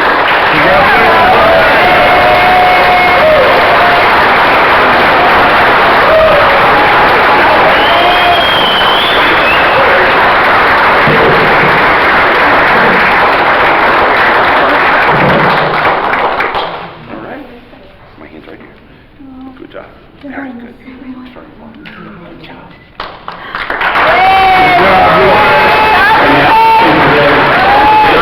Right here, Lupe. Right here. Right over here. You got it, Lupe? Sorry. Okay, you got it. Here's the block. Here's the binder. Oh, it's a heavy one. What do I do with it? Do I just sit it there? Okay. Okay, so I will be presenting graduation certificates and work experience plaques to two of my graduating students. The first student is not with us today, but I wanted to equally recognize all of her success and her efforts. So, I wanted to give you just a little bit of a backstory about Margarita Flores, our next graduate.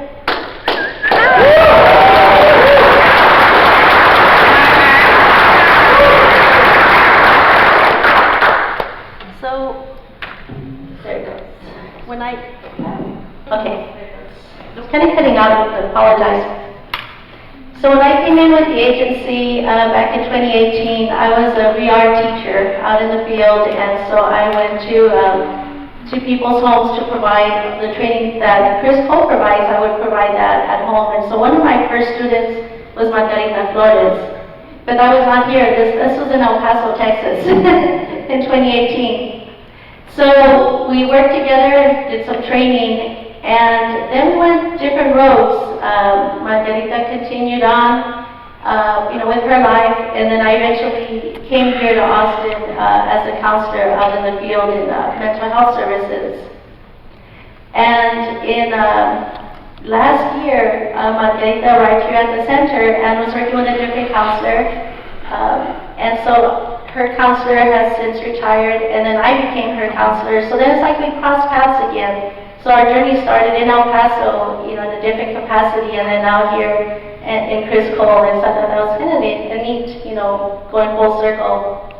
So Margarita worked in all areas of her training here, to include, O&M, technology, career guidance, daily living skills, recreation, and also the residential training.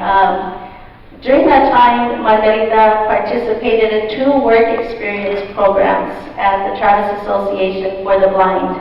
And there she supported the staff in clerical duties. And so Margarita's dream was to move from El Paso to Central Texas, hopefully Austin. And so, she really impressed the staff at Travis Association for the Blind. And so there were, just a little bit of change of plans, but I am proud to say that Margarita received 2 job offers from a company in San Antonio.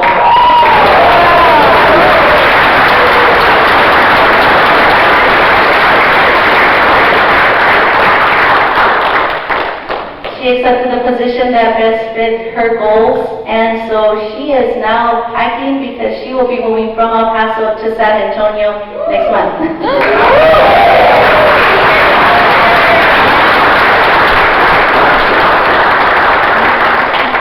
Congratulations, Margarita. Margarita. My next graduate is Terry Thomas.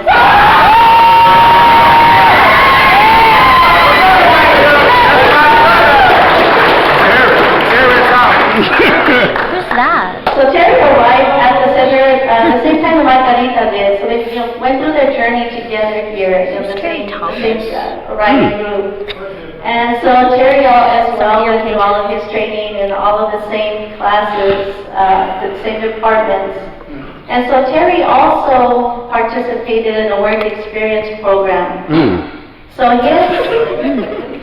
his experience took him to America's Professional Wrestling Gym.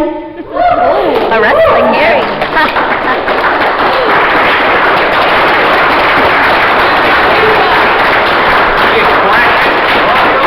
And so there, Terry worked on helping them organize their merchandise and their equipment and keep the gym clean, and help them in any supporting duties as assigned. And then during that time, he also participated in the second work quest at the Big Frog screen printing. And there he gained additional skills in different types of screen printing, printing on vinyl, Also some administrative duties in reaching out to customers, letting them know that their orders were ready. And so at this time, I'd like to congratulate Terry Thomas and present him with his work experience plaque as well as his graduation certificate. Hey, what's up, everybody? You are now watching MR.TerryTV, so thanks for staying tuned. You see, I posted that graduation, right? So congratulations to my fellow graduates. Hold up. And you see how everybody has something nice said about them, right? Now, mind you, if you paid attention to the counselors, they couldn't even remember how long the students had been there. So you know that's crazy. But on top of everybody getting said something nice about them except for me, you notice when they got to me, they didn't read the certificate. My no good counselor, Deanna Carter, she didn't say anything about the keys to the future, because you know they didn't give me no keys to my future because they tried to destroy my future. Anyways, going on with that, she messed up the names of the places that I had my work quest at. I had a work quest at the Academy, America's Academy of Pro Wrestling, for one. And the second one was Big Frog Custom T-shirts. It ain't Big Frog screen printing, Deanna. Maybe the next time you do a graduation, maybe you'll know your information before you get up there. So, you see, nobody said no philosophical quote about me. They didn't say it was a pleasure to work with me. They didn't say none of that, you know. So, you know what that means? They were ready for me to get the hell up out of there. So, that's the thing. So, it's apparent to me, right? I had no idea what would happen next. I had no idea, you know. I didn't know I was going to get escorted out the building like a criminal the next day on June the 28th. I had no idea, right? But I did find something very peculiar, though.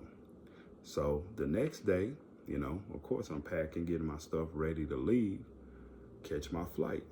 But early in the morning, Deanna Carter and Julie Johnson come to my room, of all things. And guess what they tell me? The second. Yes, ma'am. Good morning. Good morning. How are you doing? I'm doing good. Just putting some finishing touches on my packing. All right. So I was looking at your flight schedule, Terry, and looks like it'll be boarding at 2:50. Oh, okay. So just because we're doing taxi, I'm thinking around 11:40 to 12 o'clock would probably be a window just to make sure that you're able to get through the Friday traffic. Because So, you heard that right. Now, supposedly, I'm boarding the plane at 2:50. Now, you must really be ready for me to go, because anytime I've had somebody book my travel, no one has ever said, oh, you're boarding at this time. Unless I'm at the airport and they tell me what time the plane is boarding, right? So, the thing is, now, why when I'm at the airport, I'm on the plane, my plane don't leave until 3:25. I'm on the plane before 3:25 and they're still boarding passengers on there. So that's another lie. Now, if I have to be on a plane at 3:25, right? That's when my plane supposedly take off. So my thing is this. Why would I leave at 11:40 or 12 o'clock? Riddle me that, Riddler. Why would I do that? So basically, you don't want me to get no food, right? You don't want me to eat before I leave. Now, like I said, this will be the first time that I've seen these two people, but it would not be the last. I would see Julie Johnson 2 more times before the time she came back with Deanna Carter and Zach, the security guard. Now, I didn't have my phone to record the 2 other times that I seen Julie, but she came at me aggressively. Told me multiple times, where's your cab at? Hold up. Where's your cab at? You gotta leave. You gotta get out of here. It's time for you to go. Now, this is the most I've ever seen Julie Johnson. The most I've ever seen her in one day. And Deanna. So I'm telling y'all, if y'all don't believe anything that I'm saying, y'all seen it for yourselves on my previous video. The next time I seen them was with Zach, the security guard, to come and escort me out the building like a criminal. So this is the whole backstory. This is everything right here. This is everything. This is my whole experience at Criss Cole. My whole experience with these nasty, funky, disgusting, dirty weasels right here. So thank you for riding with me to this point. I appreciate y'all guys checking this out. Let me know if y'all like content like this. Like, comment, subscribe, put it down in the comments. And I'm gonna be honest with you. If you're a student, be careful, because if you put your name in my comments, apparently you're gonna have some backlash. You're gonna have some backlash from Criss Cole, because they're gonna tell you to stay away from me and my content, and probably tell you to stay away from my uncle as well. They're gonna try to make like we're bad people, but as you can see, I got all the receipts. We got all the receipts for what we saying, emails and everything like that. So basically, now who's the liar? Because it sure ain't me. It sure ain't my uncle. Sound like it's all on Criss Cole and TWC.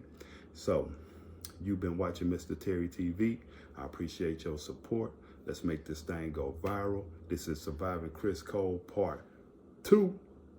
And if you want some more chronicles of Surviving Criss Cole, let me know, because there's many more people out there just like myself with stories like mine. So if you're a past student, get at me. I would love to tell your story. And if you're a current student, if you're going through, you know what to do. Hit me up. Let me know about your story, and I got you. Because you know what? These people ain't gonna stop until we stop them. So, I'm Mr. Terry. This is MR.TerryTV, and I appreciate you. Catch you next time. Peace.